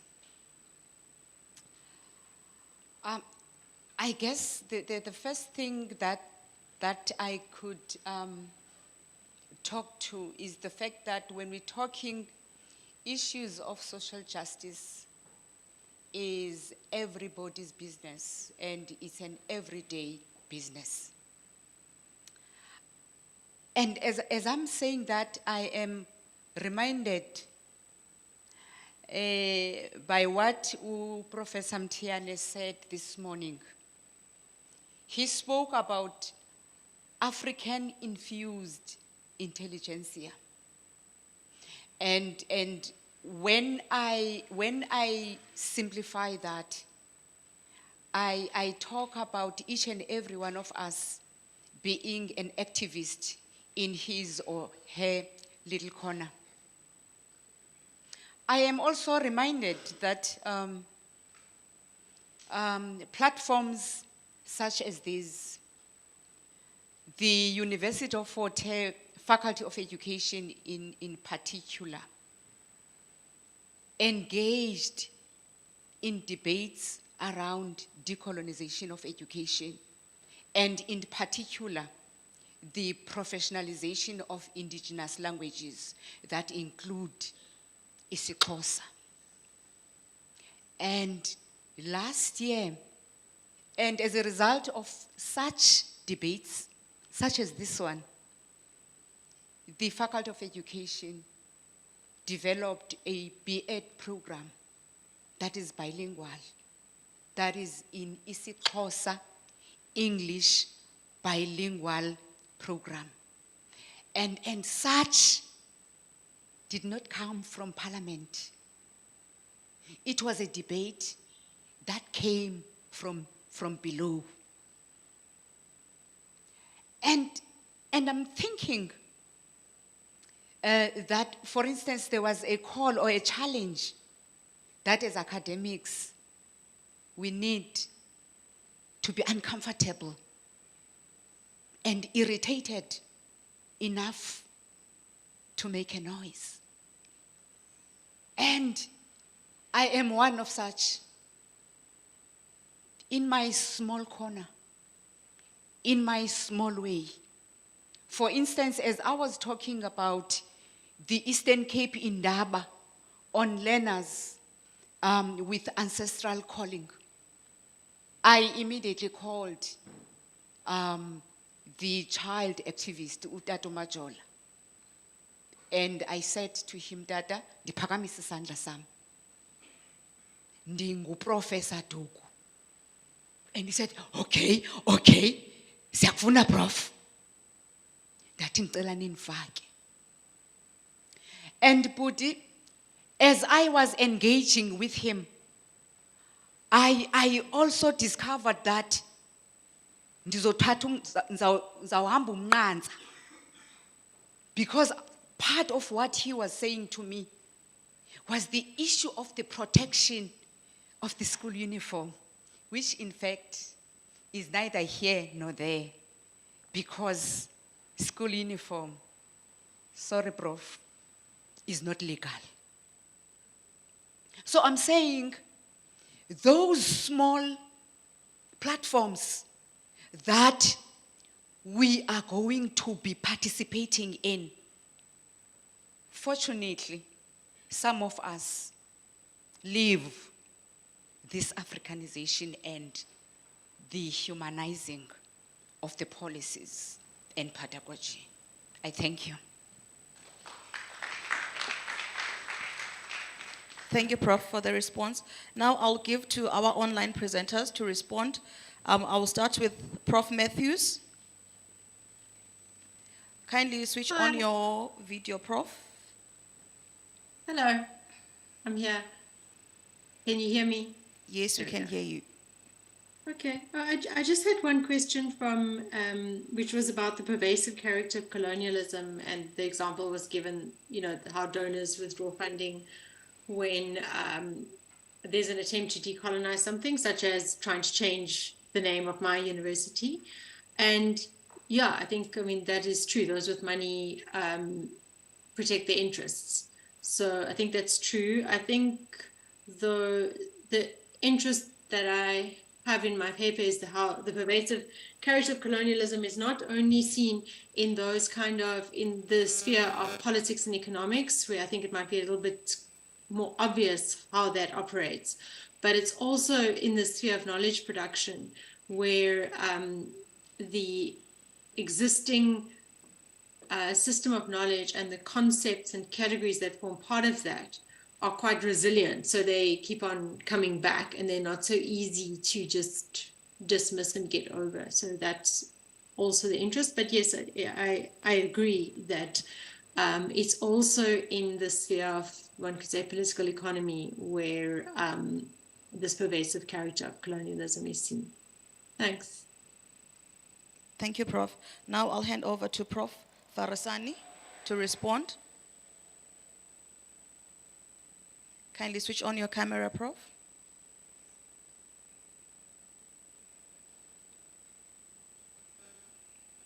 Okay. Oh, yes, she is. All right.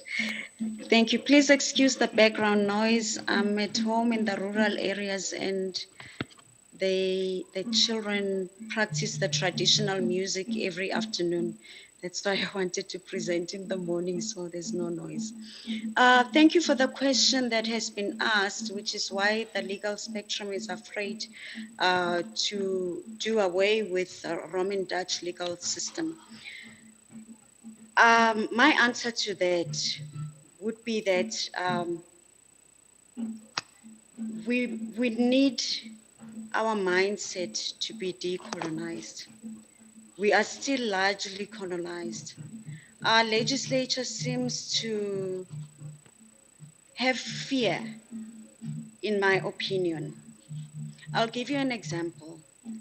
There's a case which was a 1996 case, S versus Kutsia, where a subsection of Section 332 of the Criminal Procedure Act was challenged for being unconstitutional, and that was because it was saying, instead of you are innocent until proven guilty, it was basically saying the reverse, that you are guilty and you must prove your innocence. At that time, the then Justice Langa said in his judgment that there are many laws currently which do not fit in with the democratic system that we are in, and these laws need to be amended. In my view, it is not only the laws that need to be amended, but it is a lot that needs to be amended. I mean, if you speak to legal scholars from years back and you speak to the current legal scholars, you will see that even in the research, people are still citing the same old people and not giving room to looking at things in a progressive manner. So it's as if there's this kind of brainwashing that has taken place, and somehow we need to move beyond that.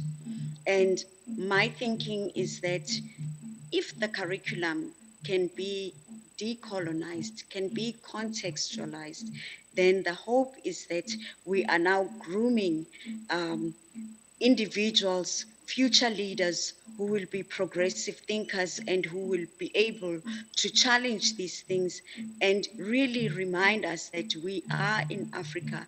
This is how things have been done. This is how things should be done. Thank you. Thank you, Prof. Now I'll give over to Prof Livingston to respond. Kindly switch on your camera, Prof, and respond to the question. After Prof Livingston's question, we will give to the 3 people who raised their hands. We will start from here, and then the second one will be over there, and then this is the last one. And after their responses, we will request the table over there with the Dean to take a picture with our guest keynote address speaker. And then thereafter, we will go for lunch. Thank you. You may go ahead, Prof Livingston. Thank you. My question related to the hegemony of English and Afrikaans and the problem of language status. To be honest, since 2003, we've had the National Language Framework, which guarantees linguistic rights as human rights. We have Hansel, who has been tasked with monitoring, language rights issues. We have constitutional multilingualism, but as Professor Farasani said, until we decolonize our minds and move away from the idea of certain languages having certain statuses and having linguistic purism as the go-to, nothing is going to change, because we have a fantastic, on paper, it's a fantastic multilingual policy. We have everything in place with the protection of linguistic rights. But until that decolonization of our minds happen, it's not going to change. What has come to the fore, though, is that there are people who are working on terminology and lexicography around the official languages in South Africa. And people like Dion Nkomo at Rhodes, he has created the very first isiXhosa dictionary. And there is this idea of pushing towards giving status to languages. And I think that within the university system, we have to actively work towards giving status to languages other than English and Afrikaans. And that means recognizing them as academic languages in which students can communicate and submit assignments and engage in conversations. And then you get the feedback from lecturers where they say, well, what if I can't understand the students, so it's this whole backwards and forwards the whole time. But yeah, it is a problem. And to be honest, I don't know what the way forward is, other than to do the very little that I can do within my small context. Thank you. Thank you, Prof. Over to the speakers on the floor for the questions. Thank you very much. I want to address my question to Professor Mavusu. You have presented a very good paper today on Ubuntu philosophy, and I want to say that Ubuntu philosophy is what we need at this time to actually decolonize the educational system in South Africa. And my question is this: in your opinion, what do you think are the challenges or the problems, preventing the integration of Ubuntu philosophy into the curriculum? And the other aspect of that question has to do with,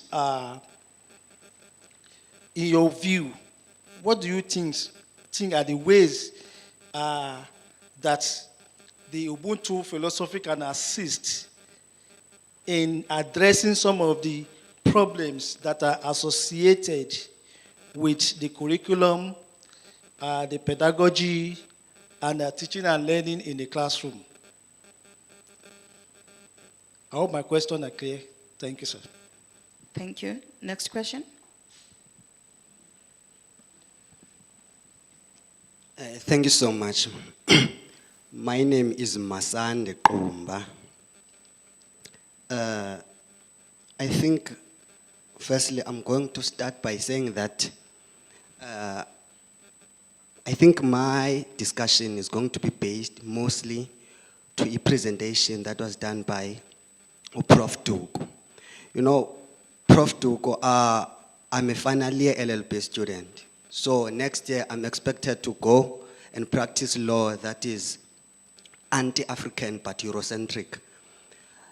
The reason why I'm saying this is because ever since I came here, I think I was doing my second year when we're doing our customary law, African customary law.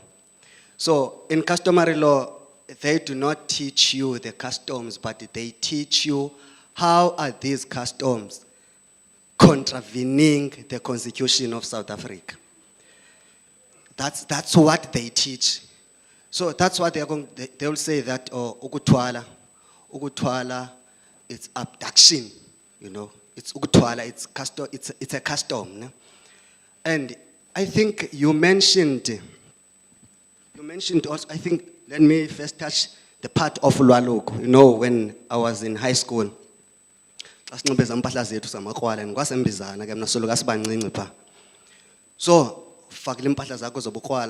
the principal stand there and say, we're a student. So this means that the diversity in class or diversity in school is not considered when it comes to customs and we are not respected. Also, Prof Duku, you mentioned the ancestral calling. You know, I'm emotional when it comes to that. You know, I think it was last week I had a conversation with this lady, or this lady is a Christian. So this lady is saying ancestors are demons. We engage, but I can see that, you know, these people who are Christians, most of them, they tend to think that they know better than anything. So I think my final submission was, inkomo izale enye inkomo. If you say that izinyanya amademon, inoba kwawena lo lintshontsho le demon. That's what I said. Because if you can check, indeed, our customs, they are demonized and they are criminalized. You go to ulwaluko now, it's not as the same as that ulwaluko labantu bakuqala. Lutshintshe kakhulu, and ukutshintsha kwalo, you can say that it's no longer a culture, but it's something, I don't know that I can say, it's no longer a tradition, but it's something that you cannot even give a name now, simply because even in tradition, in Iboma, you'll find that we have white people who visit us there who are going to tell us about health stuffs. Why now? You know. So my question to you, Prof Duku, would be, if we have these people, I'd say, in this instance, I would say Christians, you know, the Christians do not believe that the Bible came with white people. The Bible came after white people came here. There was God before, and even today there is God. And we had our customs before, and we still have our customs even today. So my question is, how do we deal with this, with these tendencies in ensuring that indeed our minds are decolonized? So coming to Prof Mavuso, Prof Mavuso touched, I think, on the principle of Ubuntu. Prof Mavuso, I feel like the principle of Ubuntu is just a rhetoric. It is just a misnomer. It is something that is good on paper, but it is not practicalized. Even here in the institutions of higher learning, even if you can check now, in order for you to get PT in the institution, to access the institutions, you must display your poverty, that I'm coming from a disadvantaged background, I'm poor, I cannot afford education. And it is something that happens each and every year, wherein most of us, if you can check here, we are black people, most of us. And we are talking about decolonization. And the people who colonized us are not here. And they are not interested in whatever that we are saying, because their main interest is not seeing Africa being decolonized, but they want to continue being seen as supreme people of this land. So now my question to you would be, I think because I wanted these people of all these faculties, the management and everyone to come here, because I believe that the principle of Ubuntu is not limited to any one partition. Everyone must practice that, even Vice Chancellor. So, yeah, as the department, or maybe anyone, maybe who's going to listen to you when answering this, how can we ensure that each and everyone in the spaces that you are, because I believe that we need to practice this principle of Ubuntu to one another wherever that we are at any given time. So now, what is it that you think should be done in order to ensure that the principle of Ubuntu is practiced, is not only on paper, but each and everyone does the principle as in accordance, according to the papers, and indeed we see it being practicalized. So I think I'm done. Thank you very much. Thank you. Now we'll give to the last question.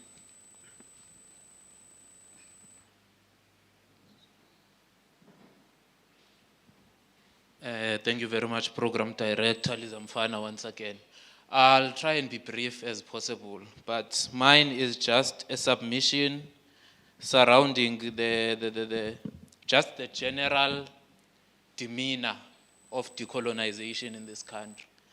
And I think to drive my point, I will rely on a statement that Fanon once made, that I'm paraphrasing, the modern day or contemporary activist does not seek to destroy the system, but rather seeks to gain control of it, to be like the master, to talk like the master, eat like the master, sleep in the master's bed, and preferably with the master's wife. And I think that is something that has come through in not just this particular seminar, but our holistic talks surrounding decolonization, in that we have this thing, man, of trying to appease colonizers. When we are advancing decolonization, we always have this thing where we are always trying to accommodate colonizers and trying to behave as though we are not fighting for the destruction of colonial systems in their entirety. And practically, I will, and I'm leading up to questions, but practically this manifests in, firstly, how we present Ubuntu and the why must Ubuntu be integrated into a colonial system? Why must it not replace the colonial system in its entirety? Why is it that colonialism and its systems must be accommodated in a decolonial sphere? I think Prof Mavuso, that one is for you. Why must we accommodate these people? Why must we not replace this Eurocentric education with an Ubuntu-centered education system? And then my second question is directed to Prof Farsani from the University of South Africa. And it is still within the same context, in that now Prof is coming here and proposing that we bring a new concept of contextualization, which is effectively decolonization that has flowers around it. And it is still within that context of trying to accommodate colonizers. Why is it that we must accommodate colonizers? Yet we know that colonizers have an interest of maintaining colonialism, while we have an interest of bringing colonialism to its illogical conclusion. So I think that is the crux of my submission and my questions to both the professors. Why must we accommodate colonizers? Thank you very much. Thank you. I'll give over to Prof Mavuso to respond to all three questions. Let me stand up. Yeah, thank you so much, colleagues. You are actually asking very important questions here. Let me start with the first. I'm worried that he is not here. What do you think are the problems in integrating Ubuntu in education? I think the problem with integrating the principles of Ubuntu in education, say, you have answered on my behalf. I will tell you how. Because of the power of coloniality. Coloniality being the continuous perpetuation of the colonial principles post-democracy. We are stuck in that situation as African societies. We still are loyal to what? To the past.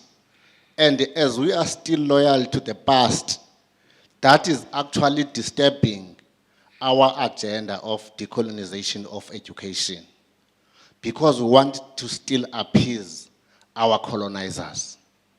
That is the challenge that we are facing.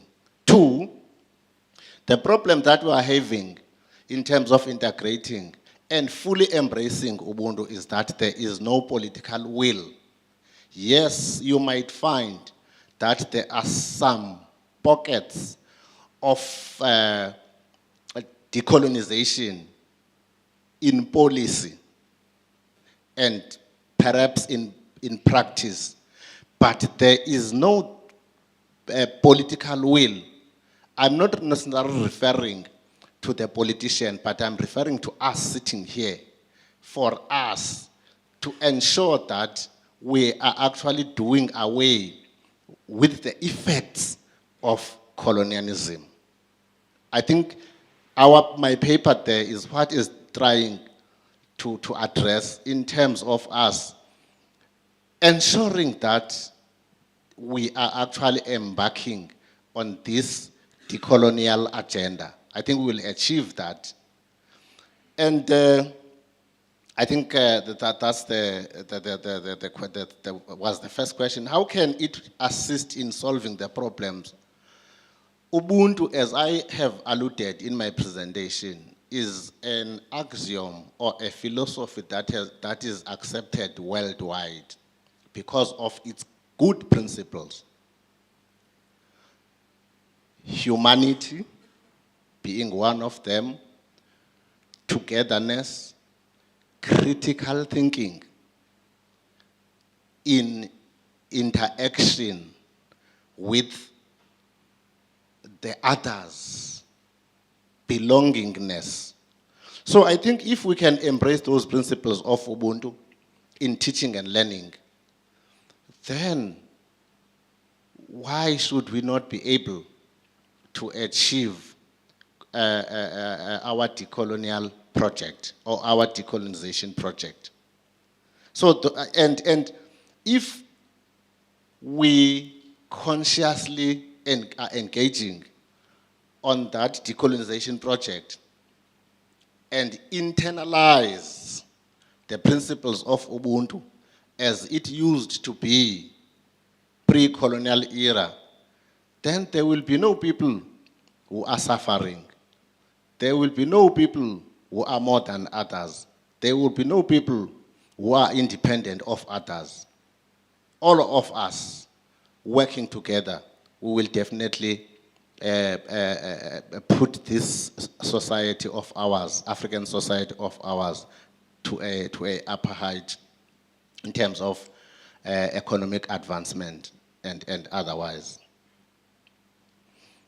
Then Ubuntu being practicalized, what is it that should be done to ensure that Ubuntu is not at the level of a rhetoric, but it's something that we are practically implementing? I think I have partially captured that, because it needs us, all of us, to have a political will, us sitting here, and including the politicians out there. Appeasing the colonizers, I think that one is important. Colleagues, I think we should be understanding the Ubuntu in the context of globalization here. And we should not be confusing Ubuntu with Africanization. Because Ubuntu as a philosophy is a philosophy that is suitable not only in Africa but abroad. And when we just dismiss everything that has been created, which some of it is not necessarily negative to us, we are running a risk of embarking on an Africanization project. My proposal is that, okay, here is decolonization, in fact, colonization that occurred pre-democracy. Here is a coloniality project that is continually existing post-democracy, but we need to, in a way, try and integrate Ubuntu or use Ubuntu as one of the alternatives to decolonize education. And because we are transforming, or maybe in the context of transformation, and also in the broader context of what? Of globalization. I think I've tried to capture you. Decolonization is not necessarily purely Africanization. Because once you begin to go into that space, what if maybe, because we need to be also part of the globe, but part of the globe with our principles being recognized by the global community. Thank you so much. Thank you, Prof. Now I'll hand over to Prof Duku to respond.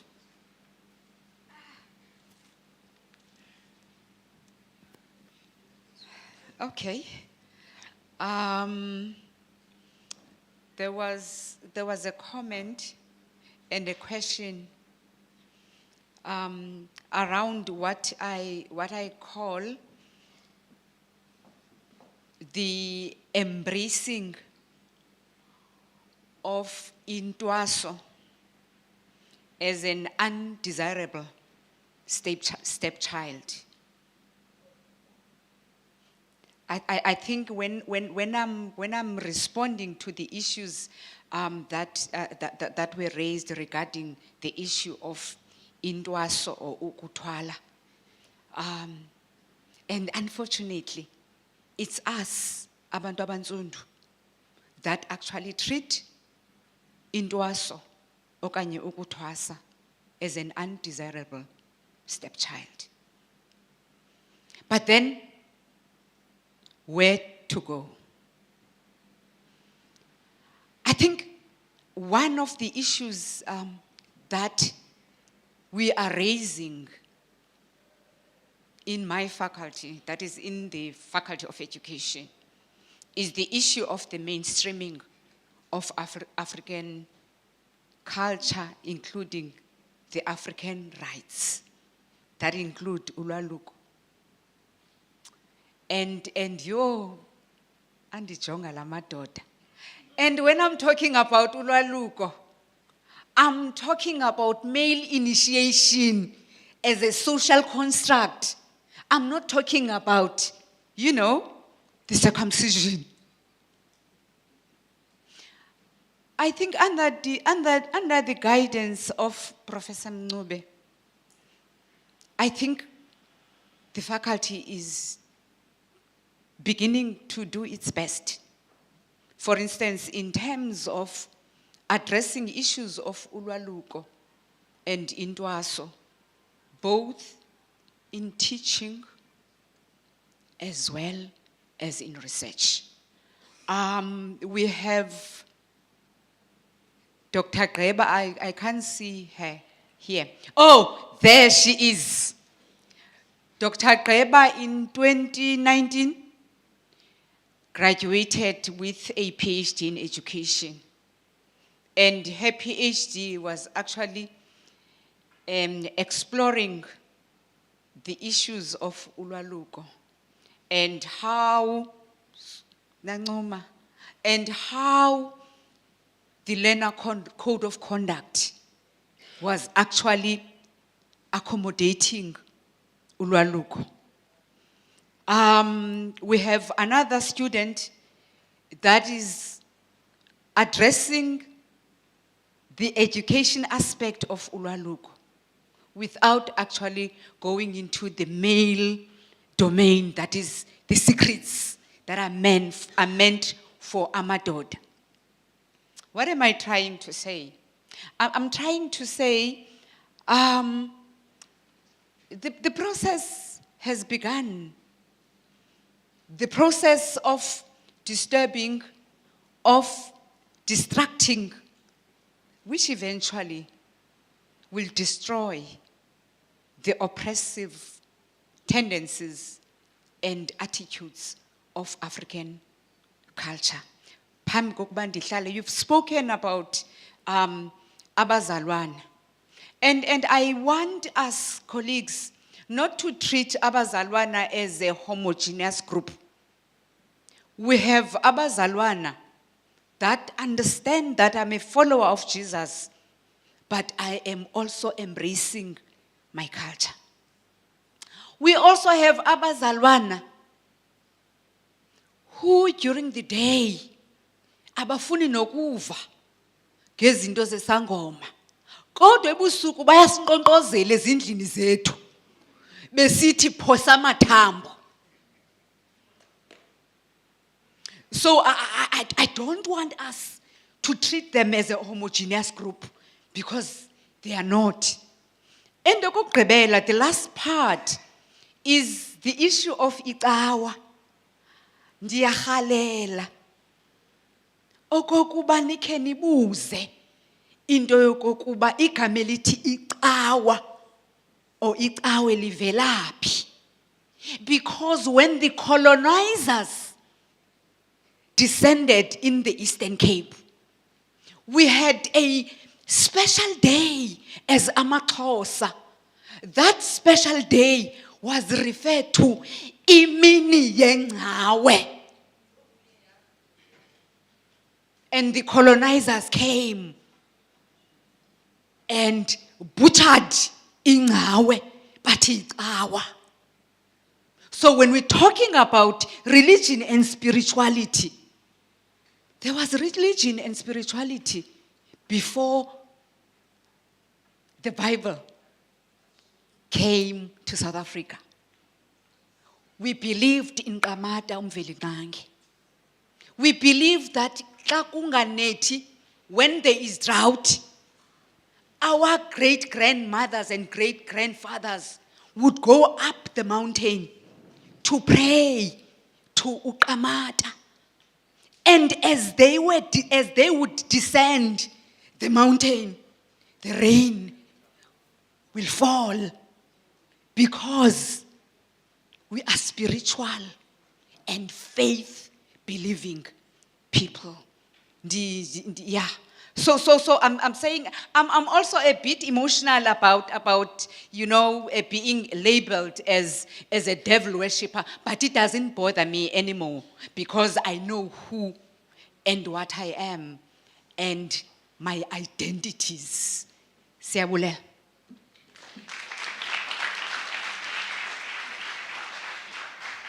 Thokoza. Tamako. Sure. Thank you, Prof. Now I'll hand over to Prof Farisani to respond to the last question before we go for lunch. I know we're very pressed on time. Please bear with us, colleagues. Thank you. Prof, over to you online.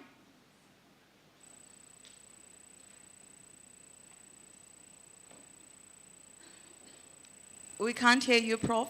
I think you're muted. Yes, I was muted. Sorry about that.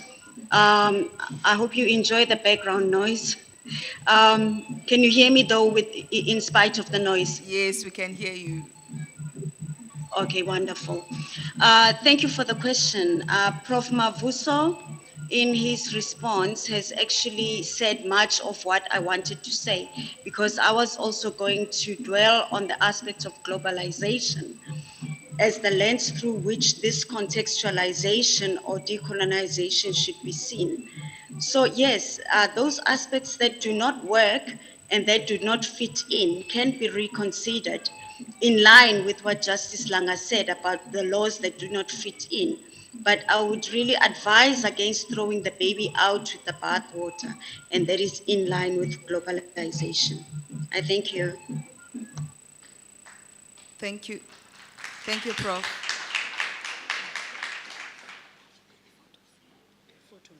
Okay. Okay, that was the last response to the questions. Now we are going to go for lunch, but before we go for lunch, I will request the table over there where the dean is seated to take the picture for the newsletter, as well as the university website.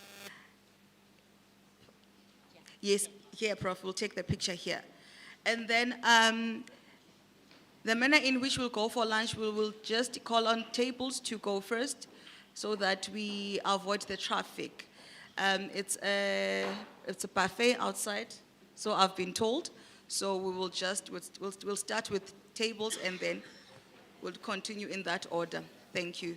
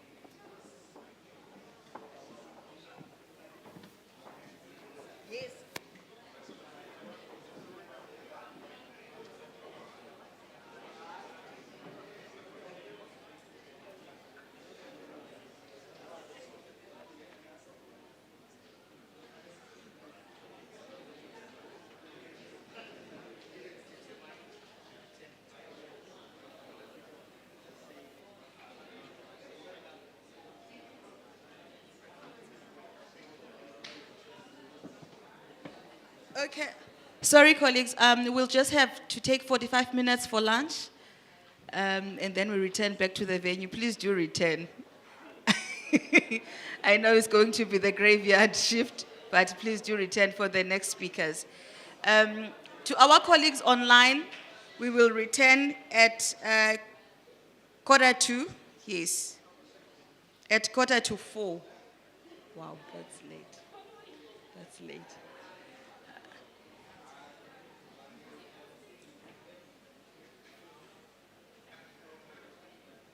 This one. You can, yeah, you can go ahead. Yes, for lunch.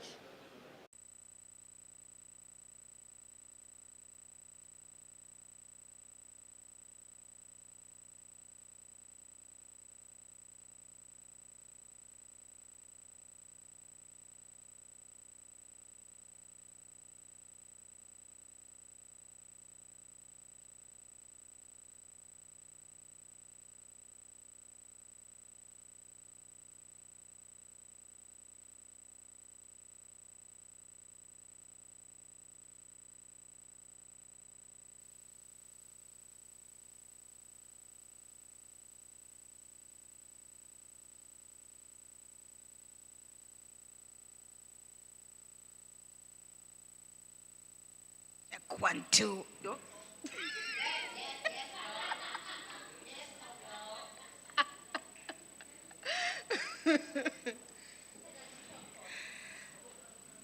Good afternoon, everyone. This is the last session for the day. I propose that we start. The time now is 3:45. As promised, that we'll start at 4:45. But before we start, I'd like to check if is Dr. Nongo here. Is Dr. Nongo present? Okay. Dr. Carlo and Dr. Mpu present? Just checking. Nceba zakhe, Mr. Nceba zakhe, Mkhohlisa. Ayini. Nceba zakhe Mkhohlisa, Mr. Nceba zakhe Mkhohlisa. Not here? Okay.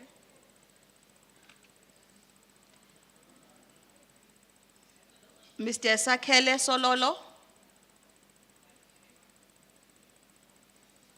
Not here. Mr. Lindokuhle Mpoco? He's outside. Can you please call him for me, please? Thank you.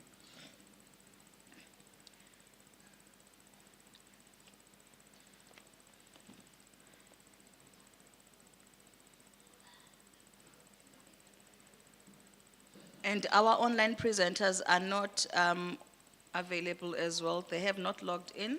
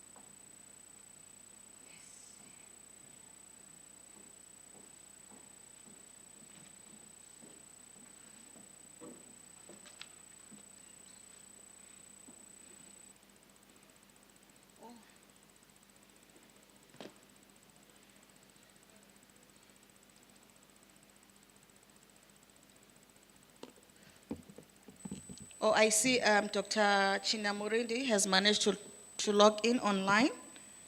So we only have 3 presenters present at the moment. So I propose that we start with the online one.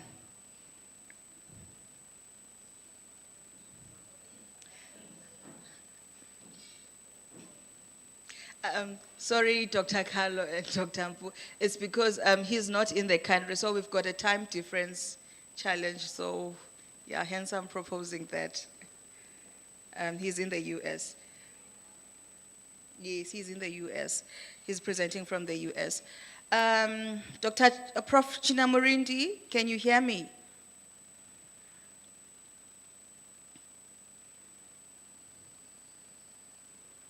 Prof Willie?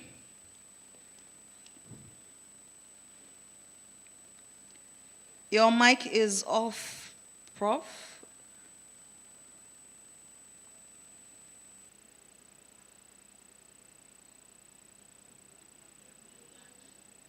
We can see you, but we can't hear you.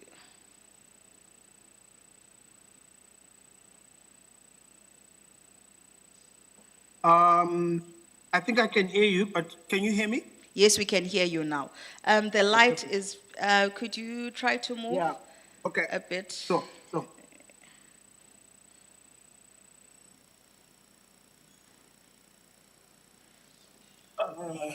Thank you.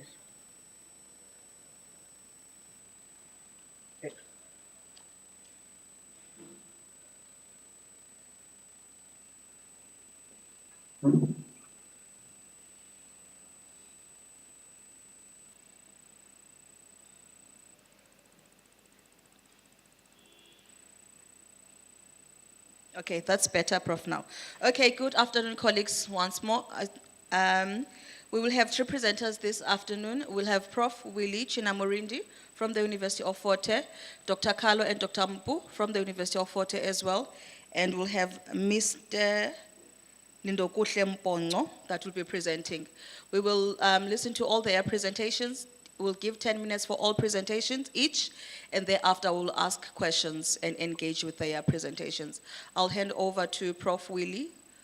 Kindly fly to your presentation, Prof. Okay.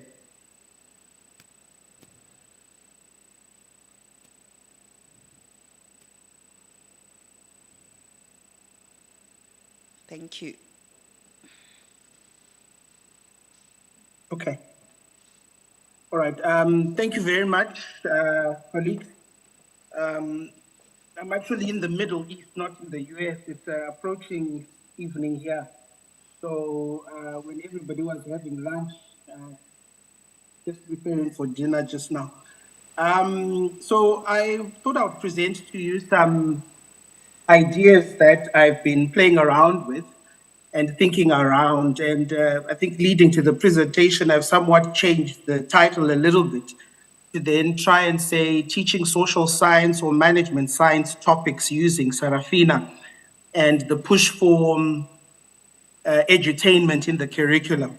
And I think the fusion of here is between the usage of trying to use education and what we would describe in some circles as mainstream entertainment for the value of conveying a message. Now, in the current work that I'm doing this side, I found it quite interesting when people ask me questions about so-called issues related to the continent, and it gets me thinking to actually say, how much do people already know about what we are about as Africans?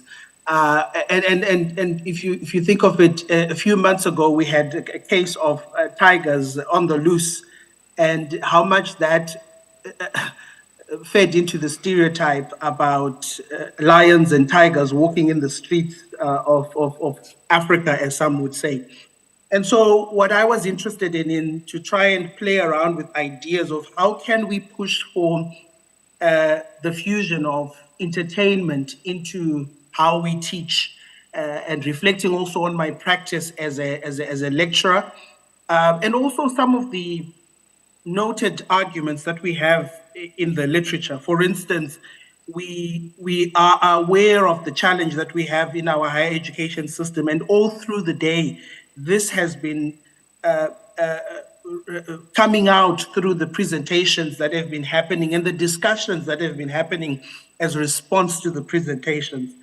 But there's also a call, and I think we must take this call seriously, and this is a call to self-correct and learn, in that whatever it is that we are teaching our students, it has come from also a place where the power, and Prof Duku spoke about this, and Prof Mavuso, the dynamic of power coming in, and this comes in very nicely as lecturers. We do have power in prescribing the sections students must learn at a narrow level, but also the direction and the pace at which that learning should happen. So from a social justice point of view, there's also a call that we must also give audience to other voices. And I love that idea of giving audience to other voices, because it simply reminds us to say, no one voice is superior than the other. So all our voices have a state of equality. And the problem has come when one voice has probably become more magnified than the other. And so this has led to issues around curriculum reform. There's also talk about being radical in changing the system. And I think the call for free education was one of the most radical steps that we could ever take as a country, which has had wide resonance on the ground, but also has affected even the future of higher education. So our students are also important stakeholders to this process, and we must address how culture, the way of life in our experiences as individuals should manifest in the experience of higher education. And so I've been working as an academic for the past 10 years in South Africa, with also some international stints in Ireland and the UK. And what I've enjoyed working with in the last, especially from a South African context, because the institution where I've been based mostly is the University of Fort Hare. The label historically disadvantaged. And I know there's been wide discussion, even as far as our own VC, disputing how we shouldn't be using that word, predominantly as a way of just trying to not position ourselves in a future stance. So we mustn't get locked up in the past, but also try to say there is a university called the University of Fort Hare where these great things, A, B, C, D, are happening. And so in my work, I decided to use, courtesy of the exposure to Professor Matabo from the Nelson Mandela University, a technique called self-study, which is really a reflective aid and the call to be self-reflective in how I see the way I teach. By doing so, I know within teaching there are rules, principles, and values. We've got a whole dedicated teaching and learning center at the University of Fort Hare that reminds us of these rules, principles, and values. But also there's necessity to deviate and take the road not so often traveled. And by this, it attests to the radical nature of the call that has been made by some scholars in the South African context, even widely quoted today, Jonathan Jansen, around the necessity of seeking to find ways to disrupt the pattern, not for the purpose of disruption only as a negative part, but to also find ways of inclusivity, the word going back to the issue of voices, to try and make sure that voices are equal and they get an equal attention as per the literature that we are reading.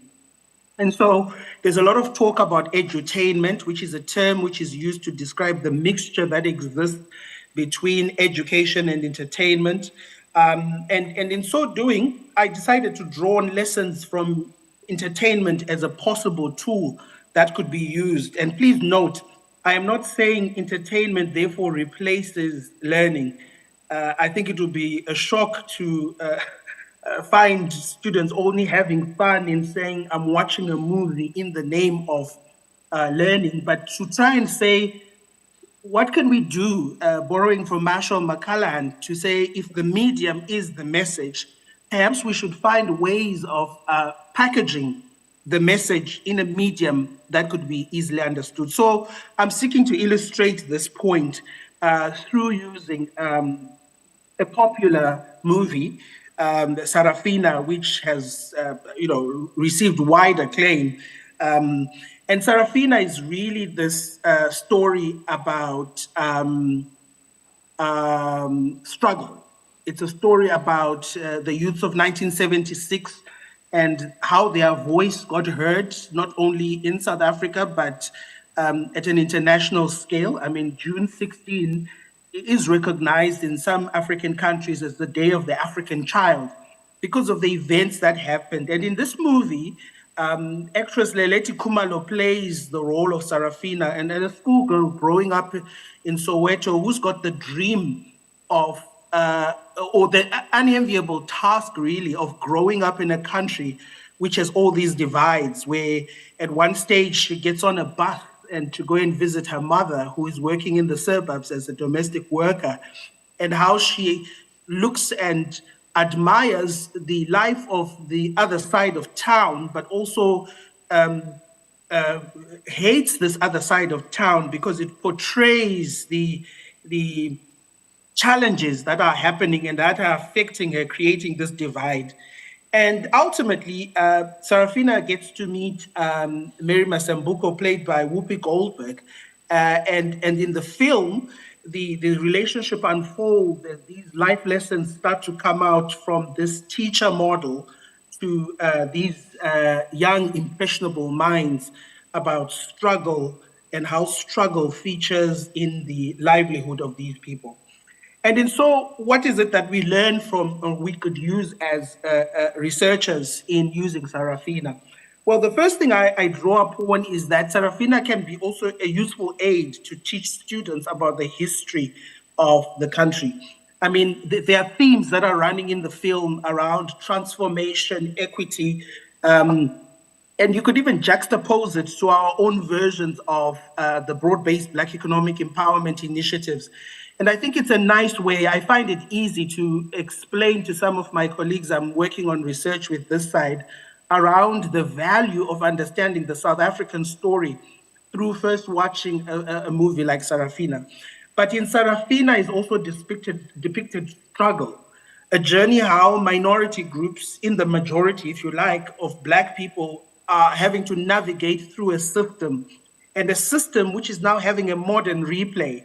I see the same system as manifest in the struggles that some of my students go through in trying to tap into a labor market with a degree from the University of Fort Hare, and still have to do the extra work on my part to try and remind my students that they are as equally as important contributors to the economy of this country, just as somebody who has a qualification from Stellenbosch or from the University of Pretoria.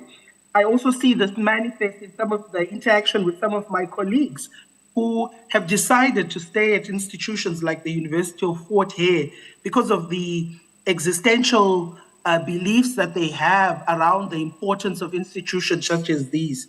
The other day, I was conversing with somebody who works at Howard University, the largest progressive Black university in America, and which is, if you like, a mirror reflection of what the University of Fort Hare could be to the African continent, and how they have been lured to go and join prestigious institutions, but they still remain at such an institution because of this existential aspect. If you were to set out an assignment using this way of teaching and learning, you could even propose, how does history shape management and economic systems?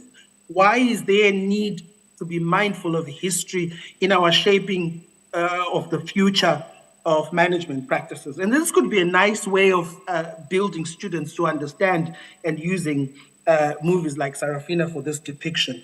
Number two, Sarafina can be used as an aid to teach students difficult topics. Now, I'm from an organizational psychology, organizational behavior point of view. Some of the most difficult chapters that we teach are around power and politics, topics around violence, and the foreground is really the story of struggle. In Sarafina is depicted aspects of power and politics and how these are influenced by macro events, what was happening in South Africa at that particular time, and how they then manifest as micro dynamics in society. So students can be made aware of these issues and use them to frame an understanding based on the movie around how this has resonance, particularly in an organizational context. If I were to prepare an assignment around this, I would say using the tactics of influence, particularly rational persuasion, inspirational appeals, consultation, ingratiation, personal appeal, exchange, and pressure. Explore how these feature in the movie and then how they can be juxtaposed to a contemporary organization. So we are now moving from students watching a movie and then going and using some of the material that they are watching to try and frame them in an organizational context. In Sarafina, we can also use students to adopt transformative behaviors. And I think that's what learning, the work that we do as academics is all about. We are here to assist our students to adopt these transformative behaviors. Take, for instance, in OB, the theme of violence as a chapter that we teach students. And now it's getting very interesting because we not only talk about physical violence, but we talk about psychological violence. So we need to assist students to moving to understand challenges of the necessity for disruptive action. When is a protest action important and when is it not important? And I think that's a debate from the last week's event about the EFF's call for protest. So Sarafina has those themes of violence. And I think what we shouldn't be doing as academics is denying our students the agentic power to be able to decide for themselves how some of these things manifest. And this is not really what the movie Sarafina is about. It is not about violence. It is about how transformation comes about through a theme of violence, unnecessarily, but it then became a cause of the wider challenges that were happening. So it became a symbol. It became a symbol right at the end when Mrs. Masambuka throws the gun at the end of the movie to say there was a need when this gun had reason to be used, but now it is no longer needed. And that's part of this transformative behavior. So Sarafina then feels guilty when the policeman was burned. From the torture that she went through while in jail, she realizes that violence is not the answer. And this comes important, as Prof Mncube has mentioned, there's a book being launched around violence in schools. She also realizes that by having this gun, she's also putting herself and her family in jeopardy. So what we are now showing and illustrating is this transformative behavior and how it manifests in informing these actions. So lecturers, researchers can use the characters in the movie, can use the quotes in the movie, can use the very soundtrack, and they can use role play and critique in trying to bring out fresh ideas in their classroom. Instead of just standing inside the classroom and admiring Richard Branson's book, How I Lost My Virginity, we need to actually start using tools and techniques that can assist our students to be able to tap into the things that they can relate with in their context. So in conclusion, I think we need as Africans to take pride in the stories of our experience, and each of us has those stories, and these ensure and must have a safe passageway into the classroom. Many our stories die before they make it into the classroom because of an inferiority complex often that characterizes what we do. So our education system, including what we teach, needs to be aligned to the context. And this is also a useful launchpad to the promotion of African scholarship, and that it has the same potency in making a contribution to the global arena. Now, we are not calling for a pushing aside of so-called Western schools of thought in the classroom. We're just simply saying voices must be equal. Our knowledge systems on the continent are also as equally important as those of the other. And these must find resonance in the classrooms that we're in. Number two, we also need to address what I call the publishing cartels that are stifling African voices and reducing them to be as mediocre. Many a times, research done by African scholars fails to make it in international publisher journals because often the perception it could be there's no scholarship or there's no contribution that we can deduce that can be a useful resonance here. And the dominant logic is therefore then housed in tools and techniques which are dominated by global North perspectives. And there is no chance whatsoever in the promotion of African scholarship when these publishers intentionally are indifferent to our own work. Finally, there is no better place where African ideas can be promoted than the African university. If we as African universities are not teaching African ideas, and the African ideas concept is borrowed from Juluka, Johnny Clegg and Juluka, where they talk about African ideas, the neutering of these African ideas in the African classroom, next to the fees must fall, next to roads must fall, must also fall. Thank you.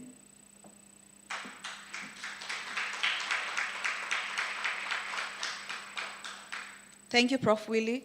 I'll request that you remain online for the Q&A after the other presenters.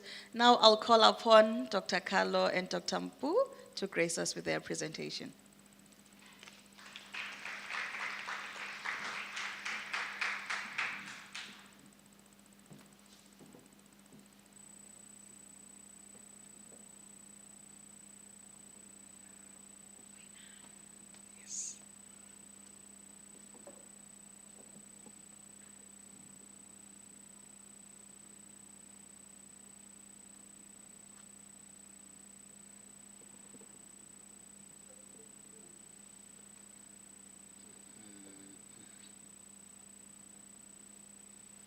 Good afternoon, colleagues.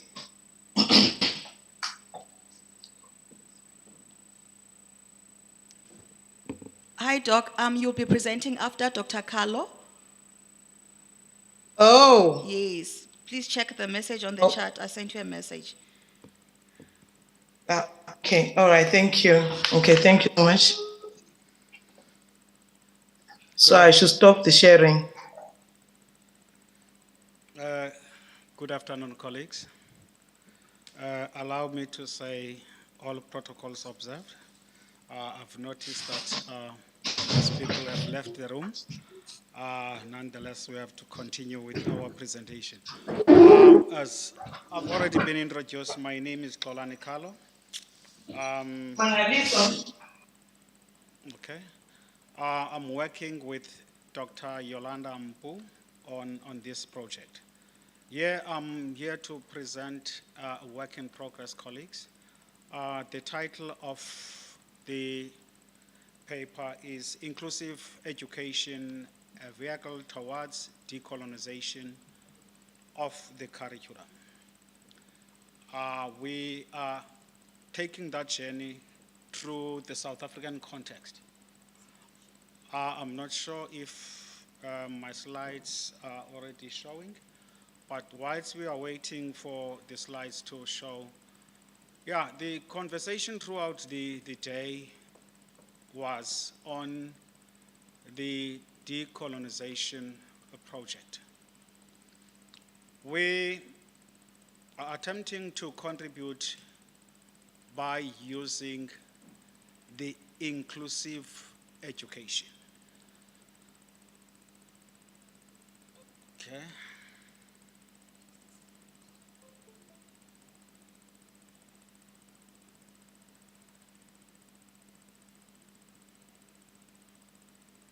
In actual fact, I was happy to proceed without the slideshow. Yeah. Oh, perfect. I was saying the title of the paper is Inclusive Education, a Vehicle Towards Decolonization of the Curriculum in the South African context. Allow me to touch on the decolonization. I know it has been a buzzword throughout the day. Everyone was talking about decolonization. We are viewing the decolonization as the process of undoing the colonial practices. We all see a need to confront, to challenge colonial practices that were influencing our education in the past. The colonial practices, they will include imposing of foreign education, the language to the local population. In the previous presentation, we may have noticed that we've mentioned quite a number of issues, some relating to the acknowledgement of the indigenous knowledge, which is our knowledge. The kind of education that is imposed to us, it is foreign to us. So we see a need that we look into the inclusive education. Inclusive education in its nature, it seeks to address issues of uniqueness. We are all aware of the fact that an individual is unique. Issues of inclusivity as well as the diversity. If I can take you back to neocolonialism, we would mention the economic imperialism, globalization, cultural imperialism, and conditional aid that is aimed at influencing and controlling developing countries.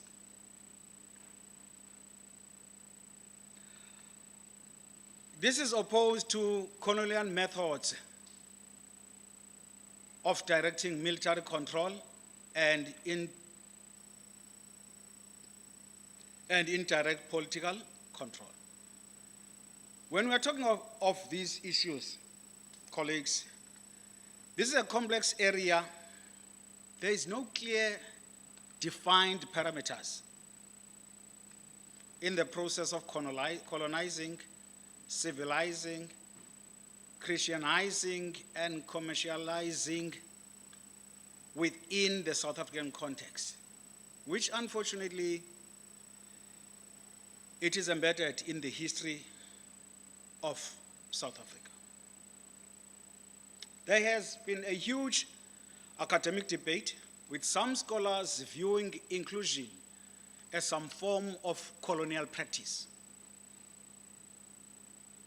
Yes, others, they view it as a form of decolonizing our education, but others, they view it as some form of colonial practice, where a country is expected to fund a model of inclusion, the inclusion that has been developed by resource-rich global north, where schools, or let me say education institutions,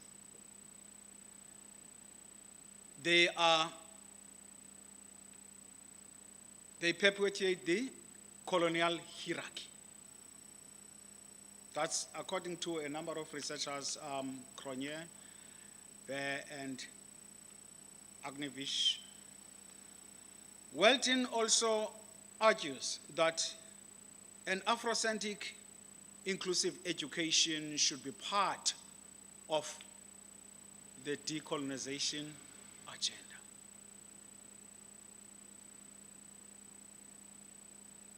The origin of the inclusive education, or if I may say, inclusivity in education, it has been a product of the Salamanca Statement, which endorsed inclusive education, stating that those with special education needs must have access to regular schools, which should accommodate them within a child-centered pedagogy capable of meeting these needs. We then take it further and say,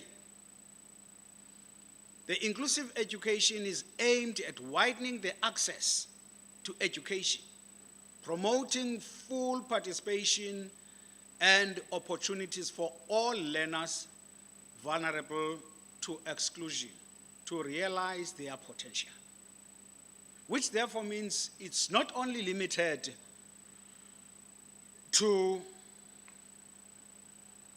children with special needs. If you've heard me earlier on, I indicated that it is widely embedded on the issues of uniqueness, diversity, and the inclusion. In the previous presentation, we've enjoyed a rich history where there was a mention of the student unrest in 1976. It was not just a protest. You may understand it as a protest against use of Afrikaans as a language of instruction. But it was not only about that. The students were protesting against the imposed curriculum, which was not based on African values and culture. We view inclusive education as a relevant vehicle to address such issues.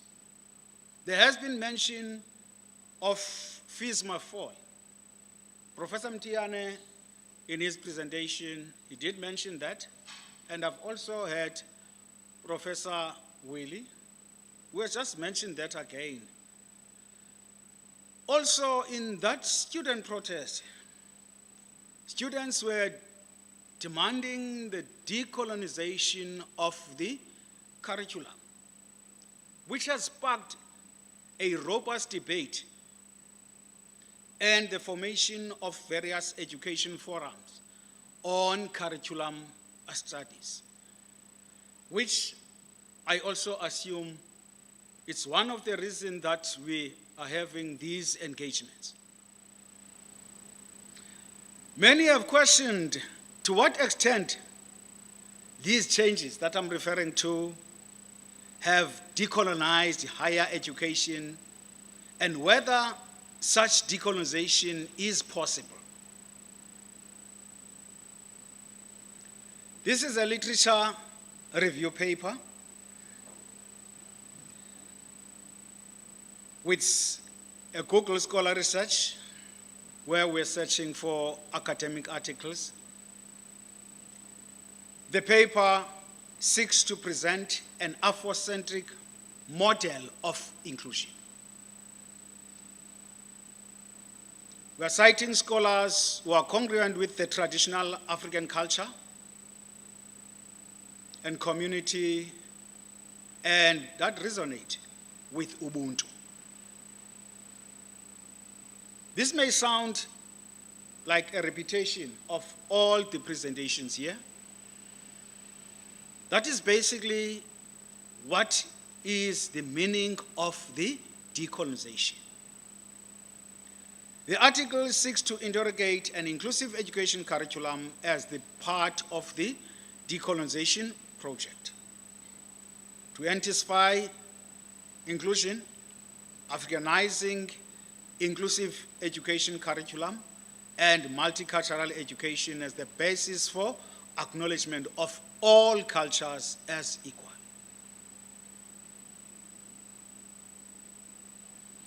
I want us to look at the inclusive education curriculum as a decolonial project to intensify inclusion. When we talk of inclusion,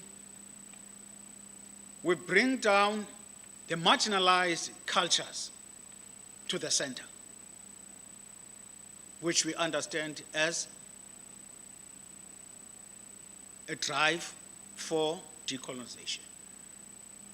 We address issues of inclusion which are associated with democratic participation and global partnership, but need to move beyond democracy as the political rhetoric and should be part of the values with which we want to shape our lives. Higher education institutions have played a key role in grounding systems of knowledge production, disciplines, institutions, formation of professionals in each of the disciplines, perpetuating coloniality. Africanizing inclusive education curriculum. Welton states that to Africanize the inclusive education curriculum, we need to respond to the following questions. Does the curriculum reflect the African identity?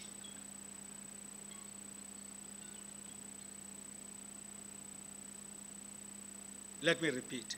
Does the curriculum reflect the African identity? That's the question that we need to ask. Does it suggest social issues such as humanization?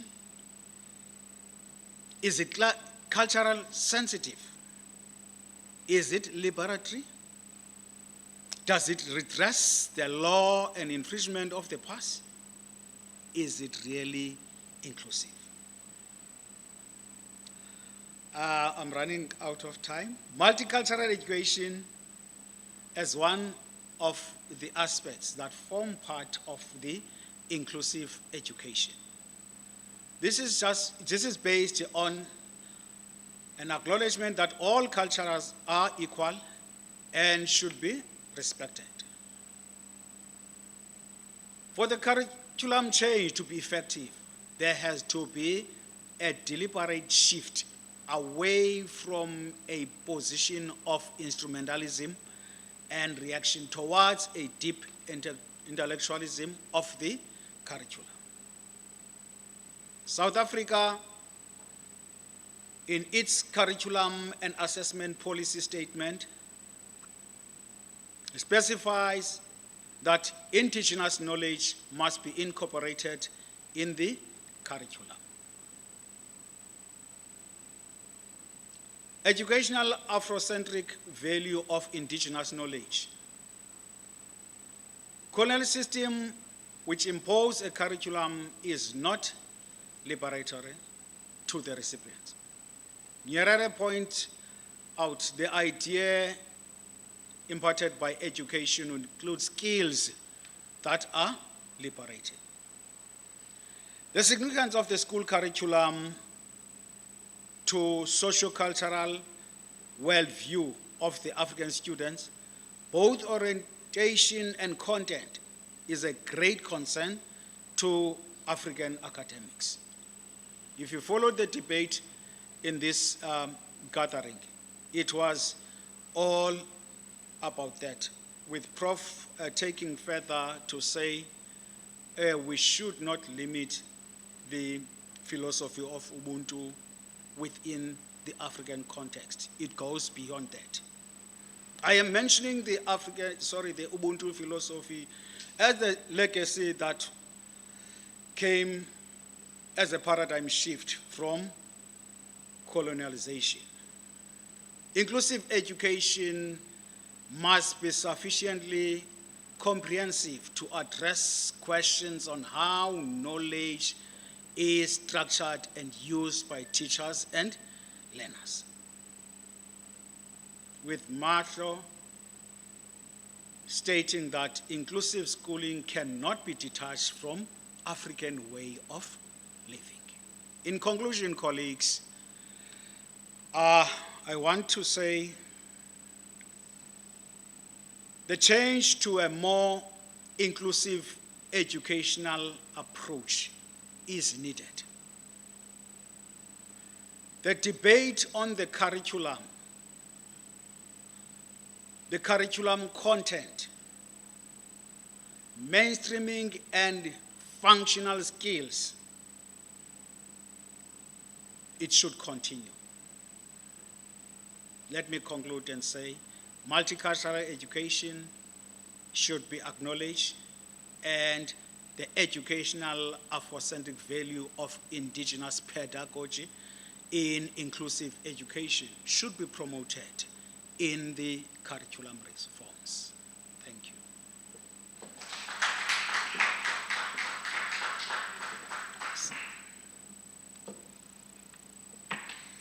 Thank you, Dr. Kalo, for your presentation.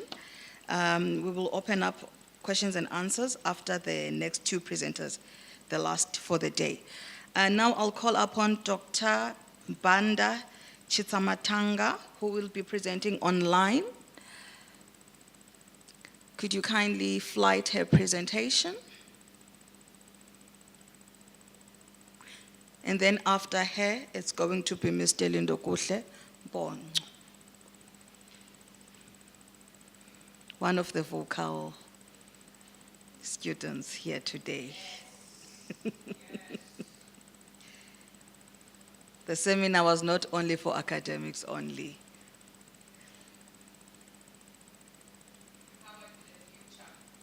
Amandla.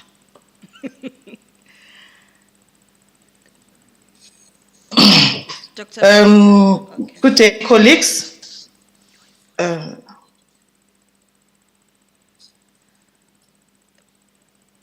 Please share your video as well as the slides. Good day, colleagues. Can you hear me? Can you see me? We can't see you, but we can hear you, Doc. Now we can see you. Okay, okay. I thought I shared. Let me see. Let me go back. Okay. And kindly move a bit further from the screen because we only see half of your face. Okay.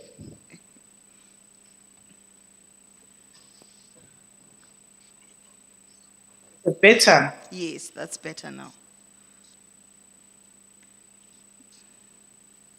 Okay. I think you can see the screen. I think I've shared. Am I correct? Yes, you've shared the screen. Kindly put it on slideshow.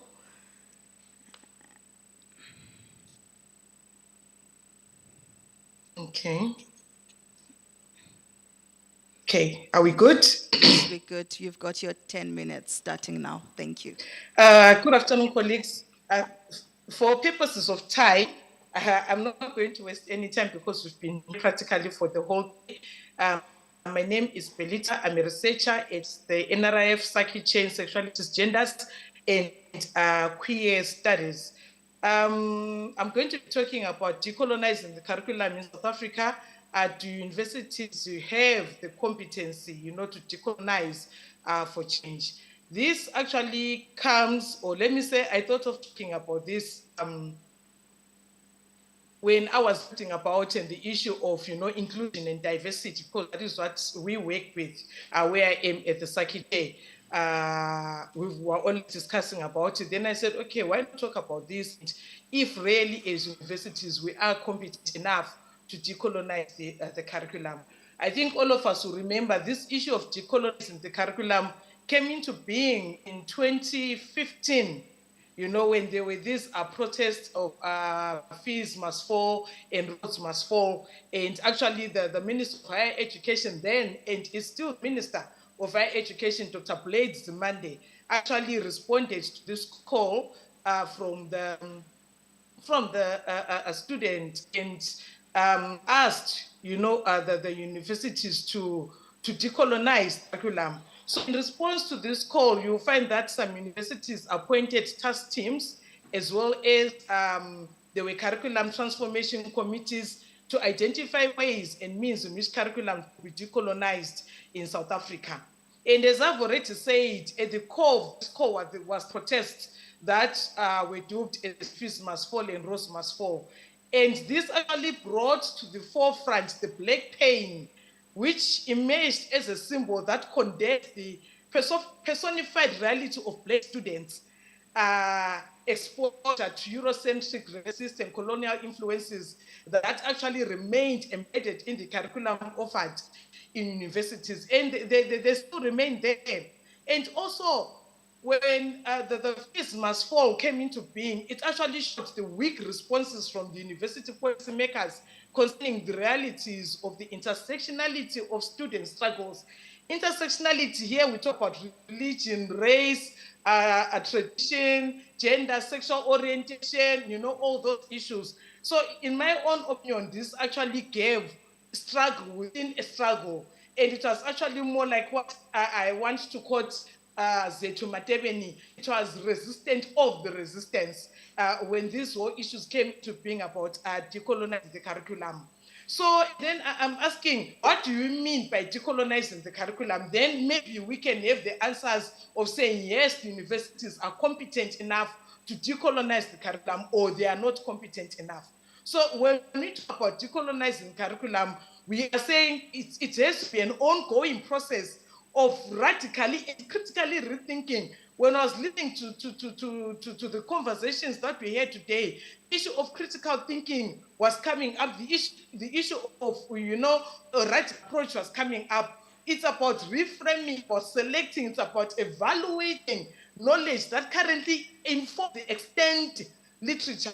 And then from there, we actually have to go and revisit, re-evaluate those issues. So in universities, it means divorcing maybe ourselves from that colonial epistemic hegemony and, the epistemic injustices that support the erasure of inclusion, diversity, and, that do not support the issue of course, social justice and human rights, not only of students, but of course of staff.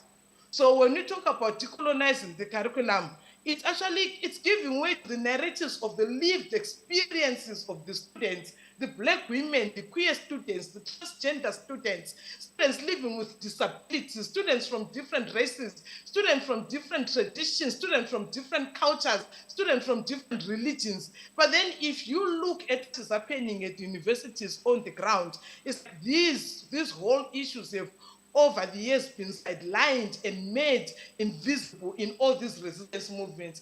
Hence now the students came powerful to say, let's decolonize the curriculum and let's see what is going to happen. But funny enough, this call comes after South Africa has actually gained democracy. I think it was it not maybe after 20 years plus? And then one is bound to ask, why were we not looking at these issues of decolonizing the curriculum soon after the democratic era? And also remember, by then already, there was the policy in higher education and training of 1997, which was actually, it was done in a thorough manner, to reshape and to make sure that institutions of higher learning were in line with the new democratic era.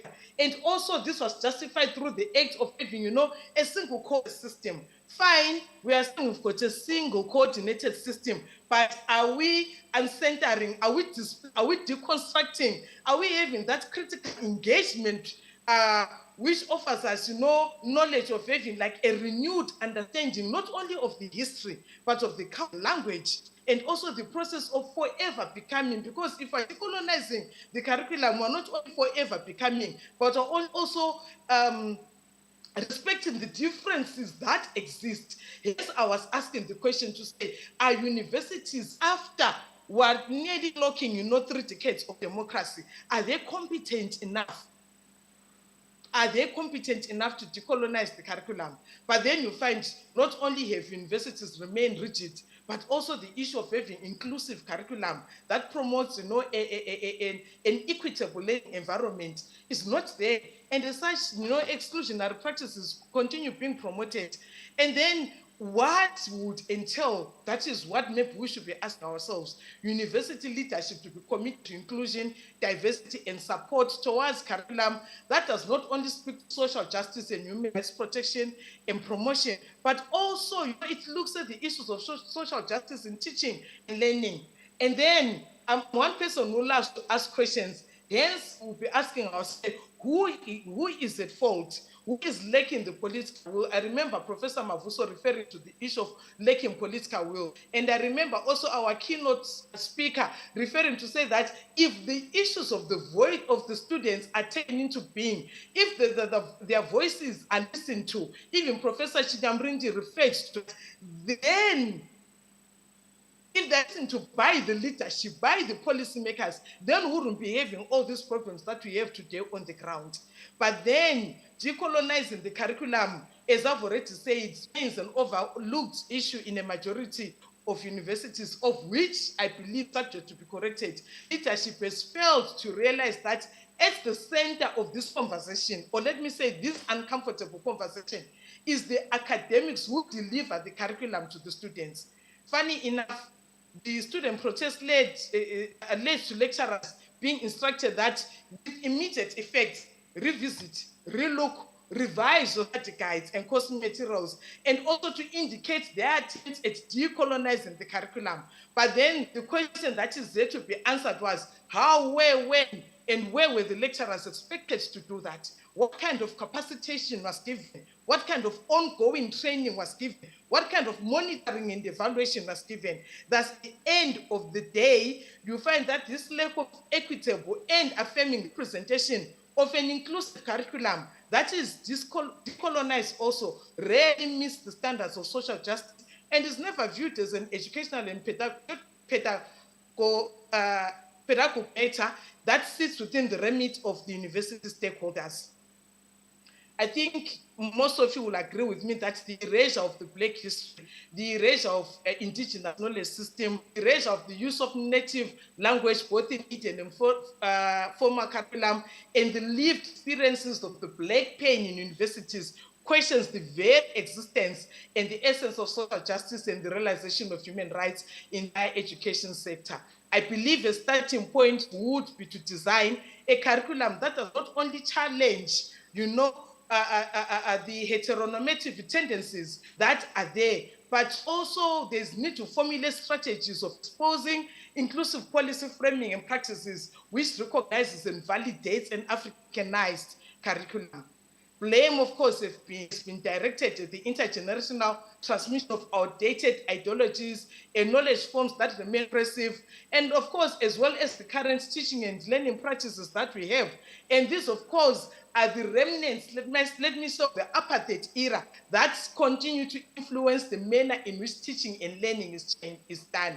And of course, there's the issue of saying that of resistance to change, to say, I just want to stick to the teaching and learning methods that I've been using over the years. So curriculum must begin with decolonization of the individual. The individual here, we're talking about the policymakers, we're talking about the university stakeholders. But of course, as I've already said, due to the resistance to change, it means even after 8 years since the debate decolonizing the curriculum started, the issue of rollout plans remain invisible on which strategies are ideal to promote inclusive teaching and learning, and that is not superficial but intersectional.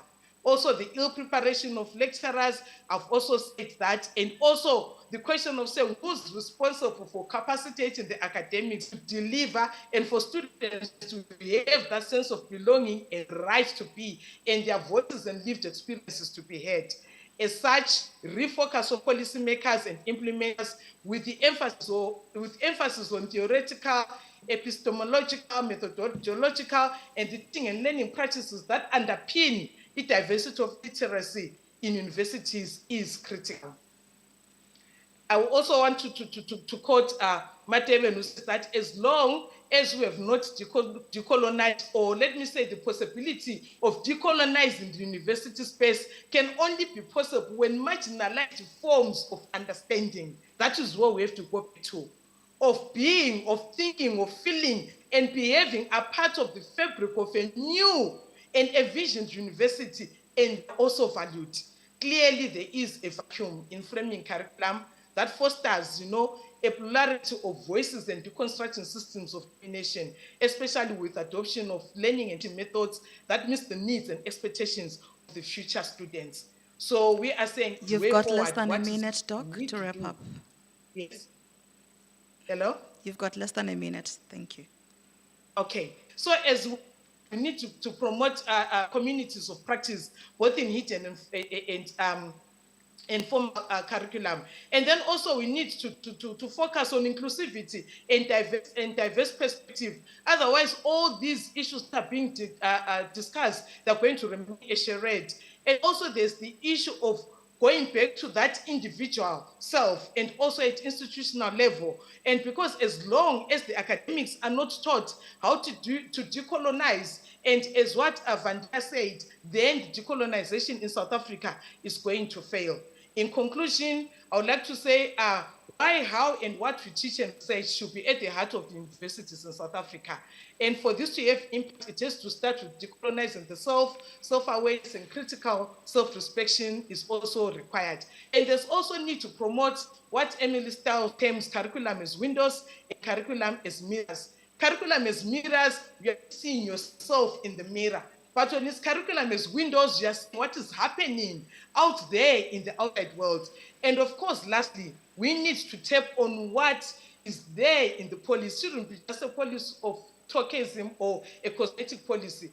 Because the policy for higher education in 1997 talks to the issues of scholarship and research. It talks to the issues of redress of exclusionary practices. It talks about the issue of equal access, academic freedom, and tolerance of ideas. Once we are able to do that, then we can be able to answer the question if universities are indeed capable or they are competent enough to decolonize the curriculum. Thank you. Thank you so much for your presentation. Now I'll call upon our last presenter for the day so that we wrap up. Mr. Mpongo, over to you, sir.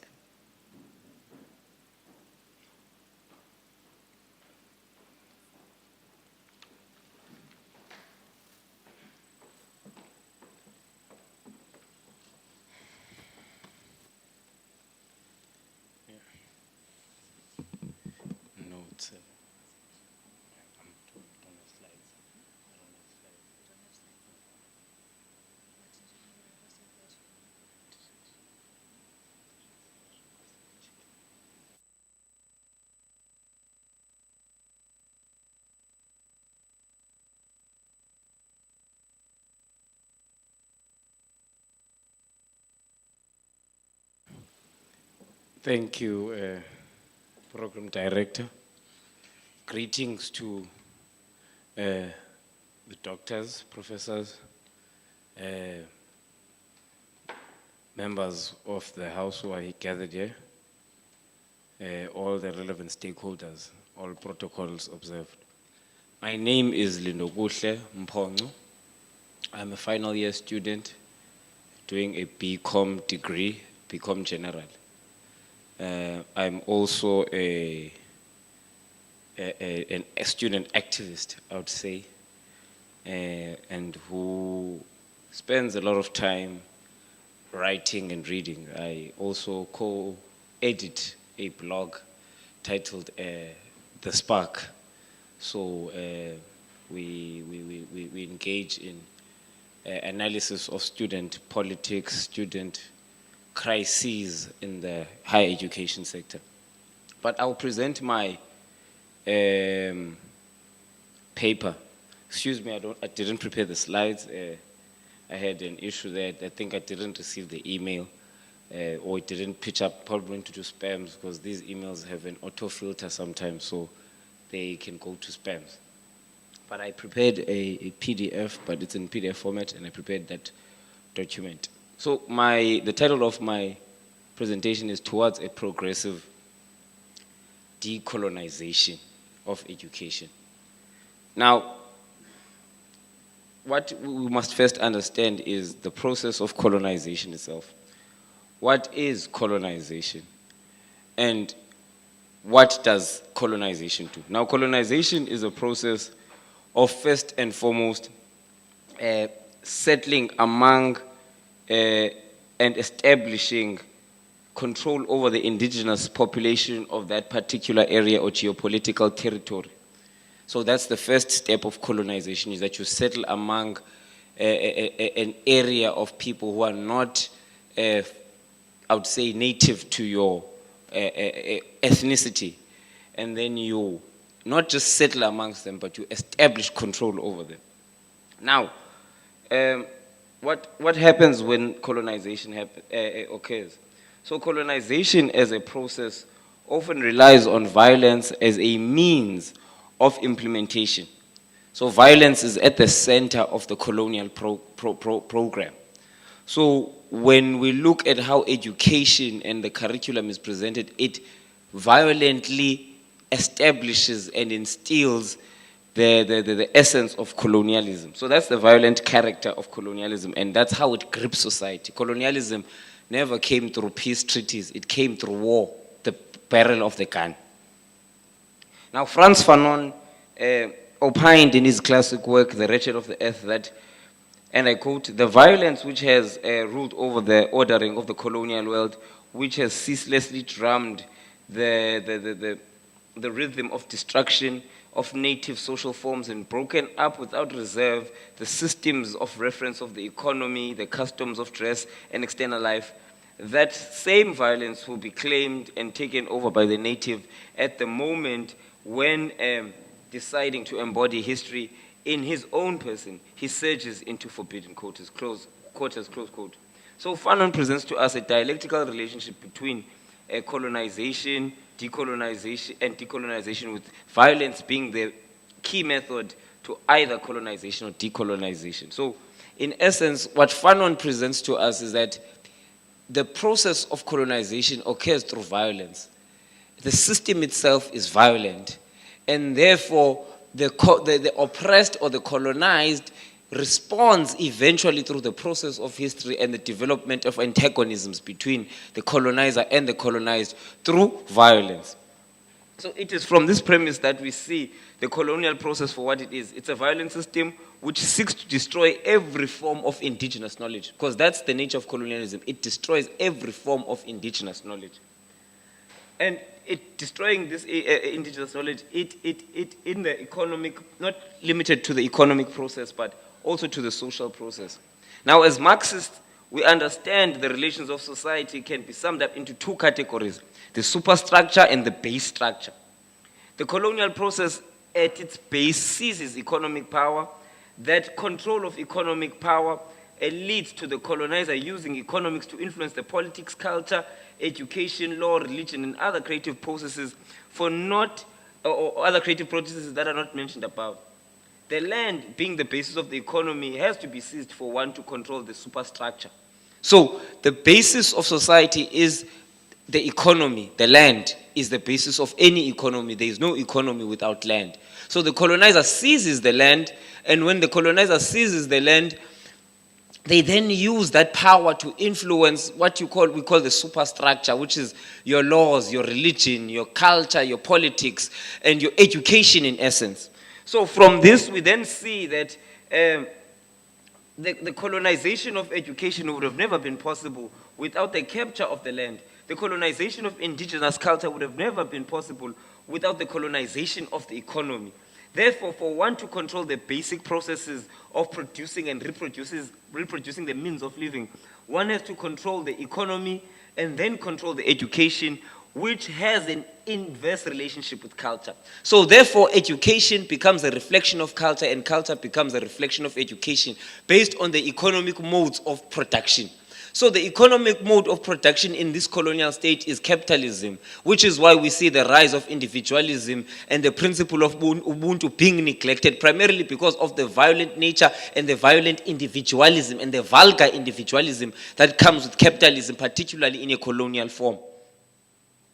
So, with that being said, the weak education system leads to a weak culture leads to a weak economy.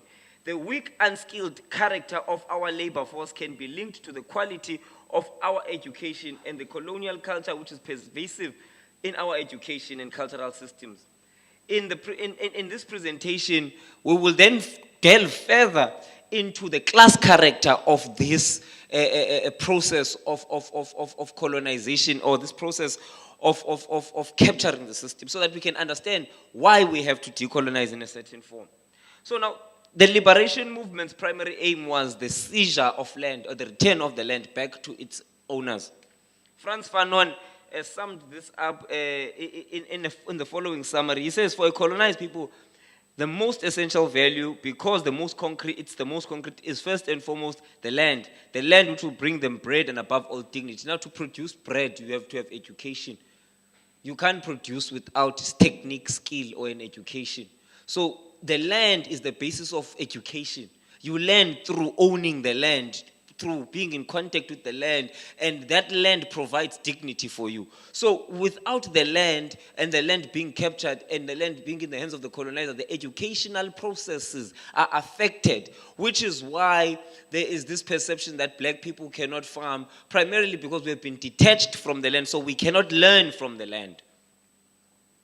So now we see that the liberation movement, which is the ANC, which was then called the South African National Native Congress, in its founding manifesto, it clearly and clearly said that their struggle was for the educated elite to get the same rights as colonial settlers, and for them to have land ownership rights equal to the colonial settlers. So the South African National Native Congress was founded with the means to just assimilate into colonial culture. So in the essence of the ANC's original mission, it was never in its plan to decolonize. Now we'll get to understand why we get to the question of 1994 and the class character of 1994. Now, the class character of 1994 presents itself in the form of a negotiated settlement between the colonizer and the colonized. Now, the colonizer and the colonized negotiate and come to what Ronnie Kasrils, a former Central Committee South African Communist Party member and ANC NEC member, called a Faustian Pact, based on the story of Faust, the German story, where Faust sold his soul to the devil for a few silver coins. So the Faustian Pact of 1994, as Ronnie Kasrils describes it, is the pact which sees the colonial character of society being reconciled with the oppressed. Therefore, the ANC's mission is not to decolonize, but to reconcile the colonizer and the colonized, make them live in harmony in this society which is violent in character, which is why South Africa is the only country which is not at war to have a murder rate which is higher than in some territories that have war. So we see that the colonial system here is violent, and this colonial system being violent is characterized by the hegemony or the marriage of the Anglo-Dutch arrangement. The Anglo-Dutch arrangement secures its hegemony by ensuring that the language of the courts, the language of instruction, the language basically of societal processes is in English or in Afrikaans. And this Anglo-Dutch hegemony, contradictorily so, gains protection through Section 185, where they get some form of rights which protect them. And in this basis, we see that this vulgar equalization that Chris Hani tried to condemn does not seek to equalize equitably so, but it maintains the same structure. Essentially, African languages are handicapped, and therefore the colonial process has stalled. So the state's attempt to decolonize was neither here nor there. Even Blade Nzimande in 2017 said it's impractical. And that's the Minister of Higher Education. Natim Tetwa in 2017 said they are beginning a process to decolonize the history curriculum, but they never did anything. 6 years later, we're still waiting. So what is to be done? This is where we get to understand dialectical materialism in practice, which helps us to analyze these relationships between these antagonistic classes or antagonistic social groupings. What is to be done? Fanon clearly states that whether we like it or not, the course of history drives us to a process whereby there is a violent confrontation between the colonized and the colonized. We must not be duped into thinking that 1994 was a bloodless, peaceful, stainless process. Thousands, if not hundreds of thousands of people were killed. There was internally a civil war, in essence, in KZN between black people. So even this 1994 settlement came through bloodshed. So what is the essence? The essence means that we must seek a revolutionary seizure of the means of production to control the base structure so that we can influence the superstructure. Establish structures of control, workers' control, students' control, and the people's control so that we direct the process of decolonization and take it away from the hands of capitalists. Thank you.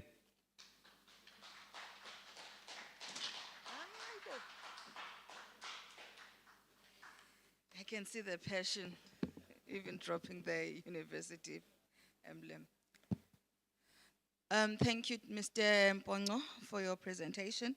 Now I'll give to everyone on the floor as well as online for questions and comments to the 4 presentations that we had in our afternoon session.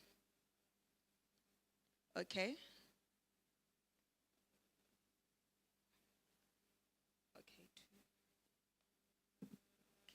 Okay, Gary, can you give the mic? We've got 2 hands. No, thank you very much. I hope I didn't dig. No, we came here to discuss.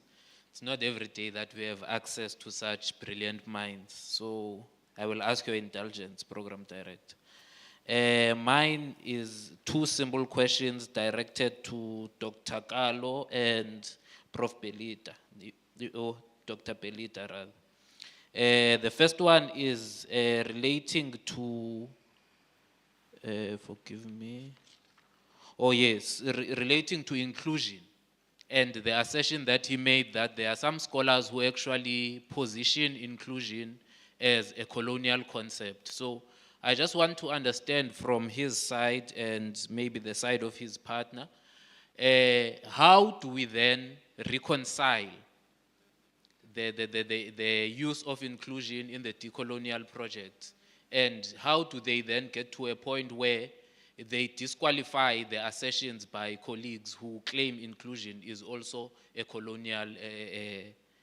phenomenon? I hope that question is clear. And then the last question that I have is to Doc, and it relates to intersectionality and actually building an intersectional curriculum that is decolonized in nature. So we know that our decolonial project is not really intersectional. There are a lot of dominant groupings that are within the Chimurenga, that is the Chimurenga. So how do we then make sure that as we move forward, our decolonial project maintains an intersectional character and doesn't essentially lose people along the way on the basis of their ethnicity, their sexual orientation, and any other identity. Thank you very much. Thank you. Next question.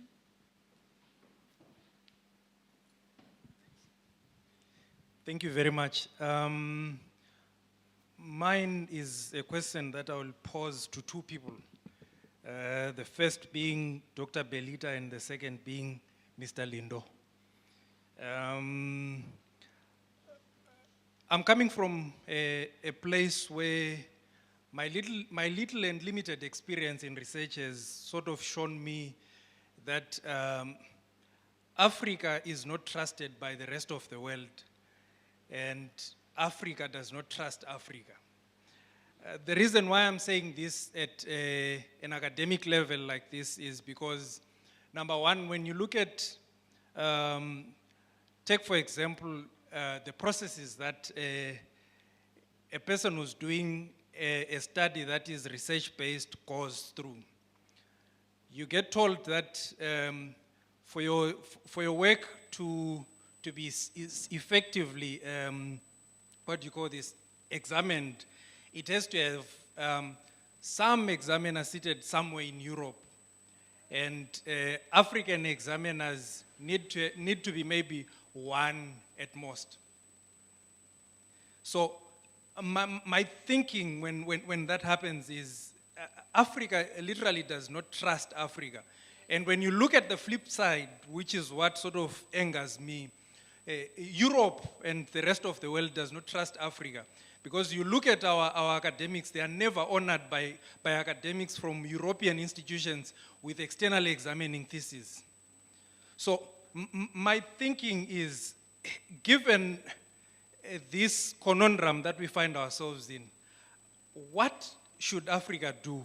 What should I do as an African, as an emerging academic in Africa who sees that Africa is not trusted? Wherever you go, you're second guessed.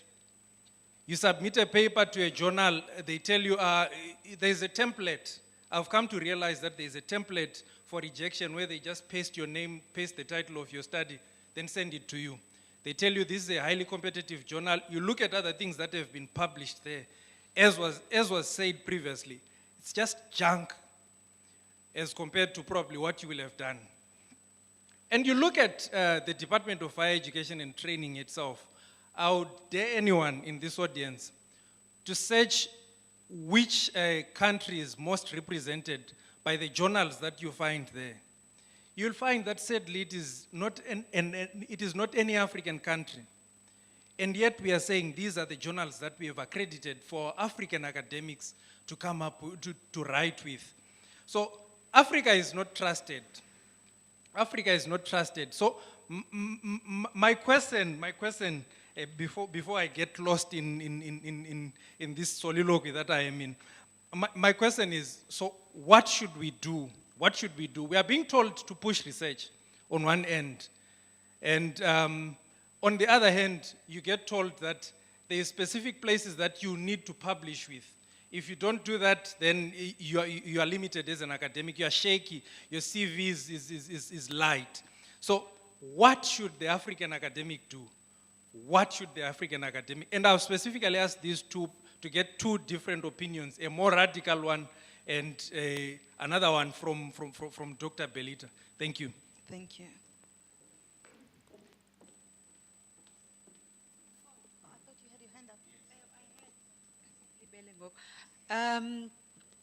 Thank you, Chair. Mine is for Dr. Banda Chitsamatanga. Yes. I think in questioning the issue of decolonization of the curriculum, amongst the assumptions that I picked up was the issue of the power issue, particularly between the students and the lecturers. For instance, she seems to be saying, what can the academics do? Can the academics, have they been capacitated? And I think in the process, to me, it seems as though she is rendering students as being passive participants, and which is more like the colonial perspective, which I think part of the purpose of today is to disrupt such hierarchical positions or positioning. Thanks. I think Prof Tuku has partially captured me. Maybe let me, mine is a comment which is directed to the last presenter. Let me commend Mr. Mpongo for his good presentation. Really, it was like a very good, one of the good and exciting presentations. And what I like about him, he is now, according to my, what I was listening to him, moving from a class struggle perspective, if not radical perspective, which I think this is what we are actually looking for. And in terms of us embarking on this decolonization of education project. Yeah, I think that's very important. Then, and I also like the question that you have posed, Bongosi. It's also very important. In fact, it's a very, very good question that you have asked.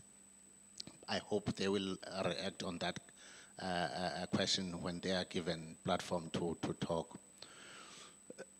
I think what here we are faced with as academics is the very same issue of trying to appease the what?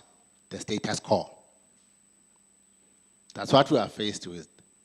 And you will recall that maybe one or two of the speakers have alluded to the fact that there is that power of the existing systems which are actually even strengthened by us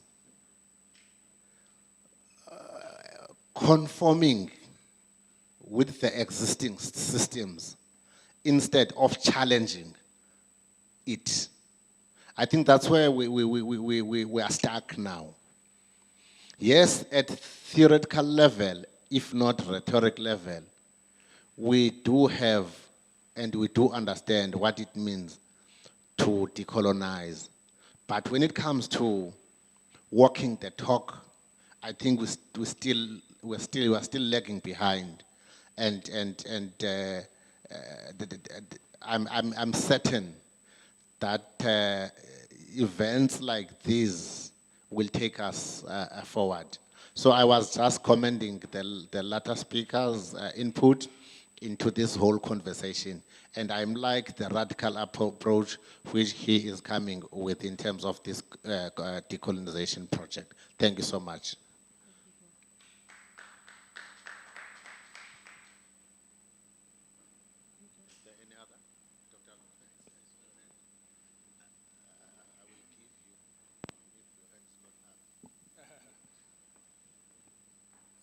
No, thank you. Thank you for the presentations, colleagues. Any one of you guys can take this one. I was just wondering, isn't there maybe a type of a hesitancy at policy, at the policy formulation stage to decolonize the curriculum? And isn't that the problem when it comes to the implementation stage? That's my question. Thank you very much. Thank you, Doc. Now I'll give to Dr. Carlo to respond to the question, to his question. Thank you, Program Director. Thank you, colleagues, for asking the questions. And thank you for all the presentation. I would like to believe that Prof Mavuso has partly covered some of the questions that were directed to me. But I also want to go back to my presentation. Yes, we did indicate that there is a huge debate, a scholarly debate, where others, they see this as part of the colonist agenda. I did also allude to the fact that they still have the power of funding. They have funds to drive the agenda. Unfortunately, that is one part that we are still lacking on. I also did indicate that the inclusive education is once again imposed to us by the superpowers, the global north. They are using their power with funding, so which basically means again the capitalists, they are now dominating this scene. Coming to what can we do, I believe this is not just the beginning, because the debate has been around the issues of decolonization, but these are the kinds of platforms that we are utilizing. Yes, we do understand these are scholarly debates, but it's time for action. I also would like to commend Mr. Mpongo. Yeah, this is the kind of the young blood that we are looking for. These kind of engagements, really, they are here to spark, to uncover, perhaps also support the radical approach in the process. Without taking much of your time, colleagues, I would also like to say it's high time that now we walk the talk, as Prof has already indicated, and we are moving towards that direction. We really have to free ourselves from the power of the money, which is definitely a challenge to us. Yeah, I think the one question that was directed to me, I've addressed. Thank you, Doc. The second question was directed, in fact, two questions were directed to Dr. Belita Panda, of which she has since disconnected online. So now I'll hand over to Mr. Mpongo to respond to the questions. Thank you. Thank you, Program Director, once again. I think the question, what should Africa do given the trust vacuum? You see, the trust vacuum with regards to Africa emanates from the colonial process itself. Remember, the colonizers saw Africans as subhumans. They saw them as animals at one point. Then they started saying they are children.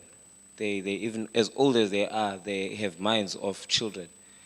And then when they realized that they needed labor, cheap labor, to develop capitalism, they said, let's make them hewers of wood and carriers of water for the white man. And the system that can do that is Bantu education. So, in essence, the colonizer has always adapted with the times.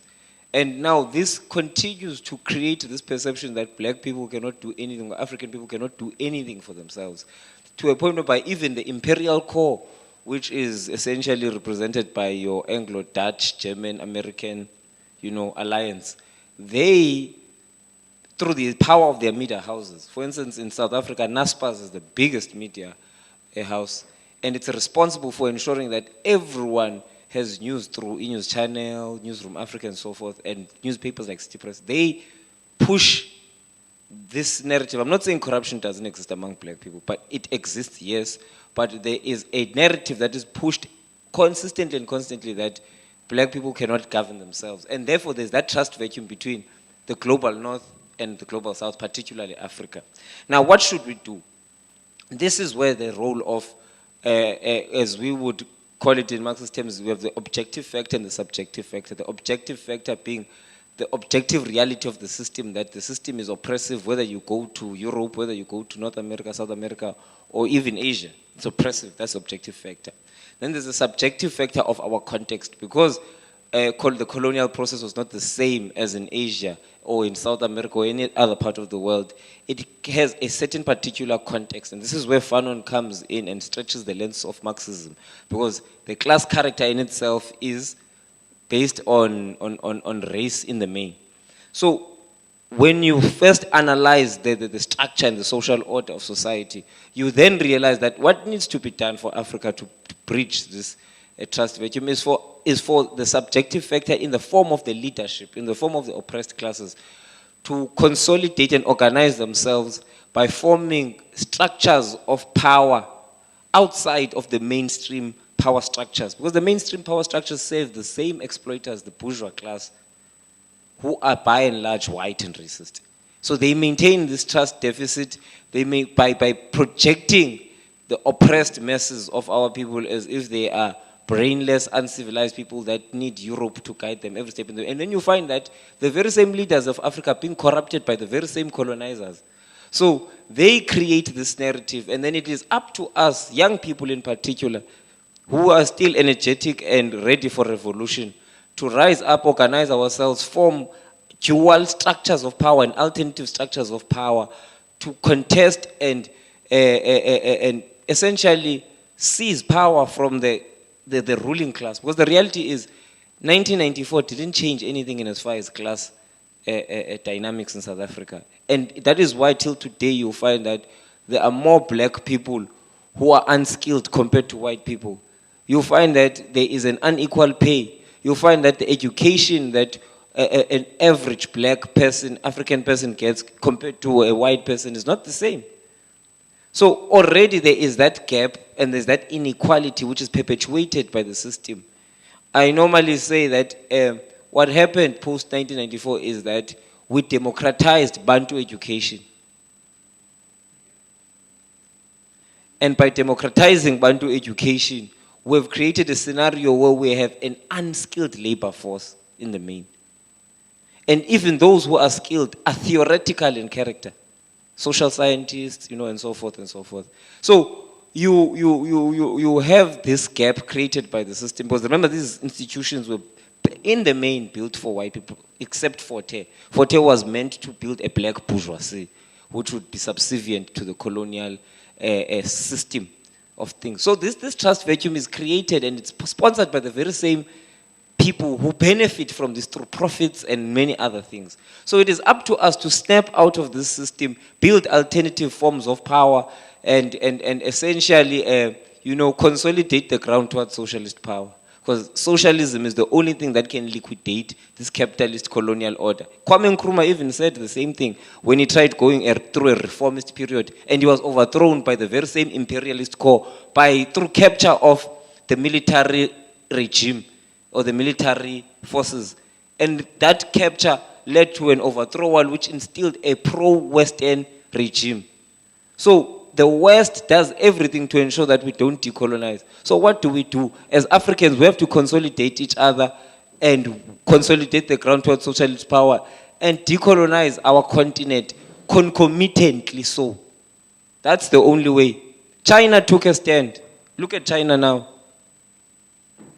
China is now a superpower because it refused to cave into Western demands. So we must also refuse. It won't hurt us. Every society that is great is built on that. And the reality is that we live in a class-based society, and the class struggle is permanent until we liquidate capitalism. Thank you. Thank you, Mr. Mpongo. Now we've reached the conclusion of our session, the end of our session. I'd like to thank you all for remaining and being part of the seminar. Now I'll hand over to Prof Duku to give the vote of thanks.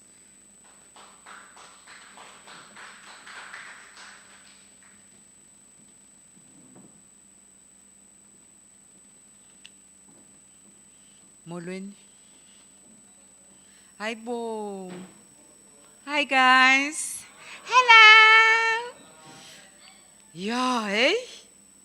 Yeah, we've done very well. We've done very well. Thank you. Colleagues, I think I was meant to provide a summary. That is the closing remarks, Prof. But I think due to time issues, I think I will just, first of all, let me thank everybody from the steering committee, Professor Mavuso, under your leadership. Well done. To the students and the colleagues at the TLC, the colleagues at the Faculty of Education. Thank you very much for this platform. And I think more than anything, colleagues, I'm seeing a community of intellectuals, a community of activists, that is up to us. Whether we say whatever that we have gained today, we leave it here, or we carry it forward. And the presenters, colleagues, as I was sitting down there, I had there's a quotation by Mother Teresa that it kept playing, on my mind, that if you cannot feed 100, just feed one. And from all the presentations here, I was like, sure, yeah, I think I am that one. The presenter had actually, promised him or herself, that he or she wants just to reach out to just a one. And I think I'm just that one, that has been touched in terms of my intellectual, my emotional, my spiritual, and etc. I wish to thank Professor Mavuso, Professor Adu, Professor Mncube, and Professor Mthiyane for setting the scene. And I think for me, really, what came from Professor Mthiyane, where he was talking about you know, the time for an African, you know, infused intelligentsia, the issue around activism, simvile uLindo Kuhle, simvile uBonginkosi, esithi guys, masivukeni emaqandeni. Let's, each and every one of us, be an activist. And I think as we because we've been problematizing the issue of decolonization, I was reminded, I think I will give you the name, Banda Mankadza, who says decolonization is a war for tomorrow. And as the issues, for instance, that were raised by uLindo Kuhle, the issues that were raised by you, Bonginkosi, about the walking the talk, so to speak, and as well as the fact that we are in a democratic space in universities, but in practical, this is still a very hierarchical space, where, you know, sometimes there are voices that get silenced. And especially when it comes to the issues that you have raised, Dr. Hendricks, Professor Mavuso, Dr. Kome, I'm not going to talk about people that are not here, and myself as well. The issue around external examiners, we raised them. And we raise them, you know, within the context of decolonization. But then again, I think it comes back to uLindo Kuhle. The flip side of the coin is the fact that even Africa, and South Africa in particular, is not a homogeneous space. For instance, Dr. Hendricks would actually attest to that. Professor Mavuso would attest to that, that the majority of resubmissions from external examiners are coming from South Africa. And from the Big Five, whatever it is. Okay, so in other words, even us, as Africa, as South Africa, you know, this is a beautiful platform, colleagues, that I'm hoping that we won't lose touch with you, Lindo Kuhle. We won't lose touch with you, Bonginkosi, and the colleagues. Professor Mthiyane is already our friend and the academic friend. And really the issue around ethical leadership and authentic leadership, which I think at some point we need to unpack and say ethical and authentic from whose lenses or from which lenses. So thank you very much, colleagues. And I think all the presentations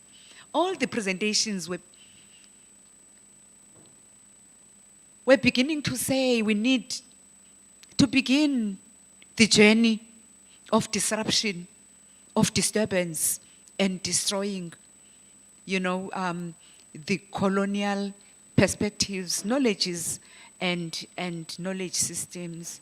Lindo Kuhle, some of us even apologized today that when we're talking about disrupting, we're not talking disrupting, you know, being disruptive negatively, but, you know, and we need the, you know, more of these discussions on who and what we are and where are we going. But singobani, that is Europe, and tina sithi singobani. Do we agree with them? Because by not walking the talk, we do agree with them that the quality is with them. The maturity in all levels is with them. Thank you very much, colleagues. Siyabulela, siyabonga, Tamaku, thokozani.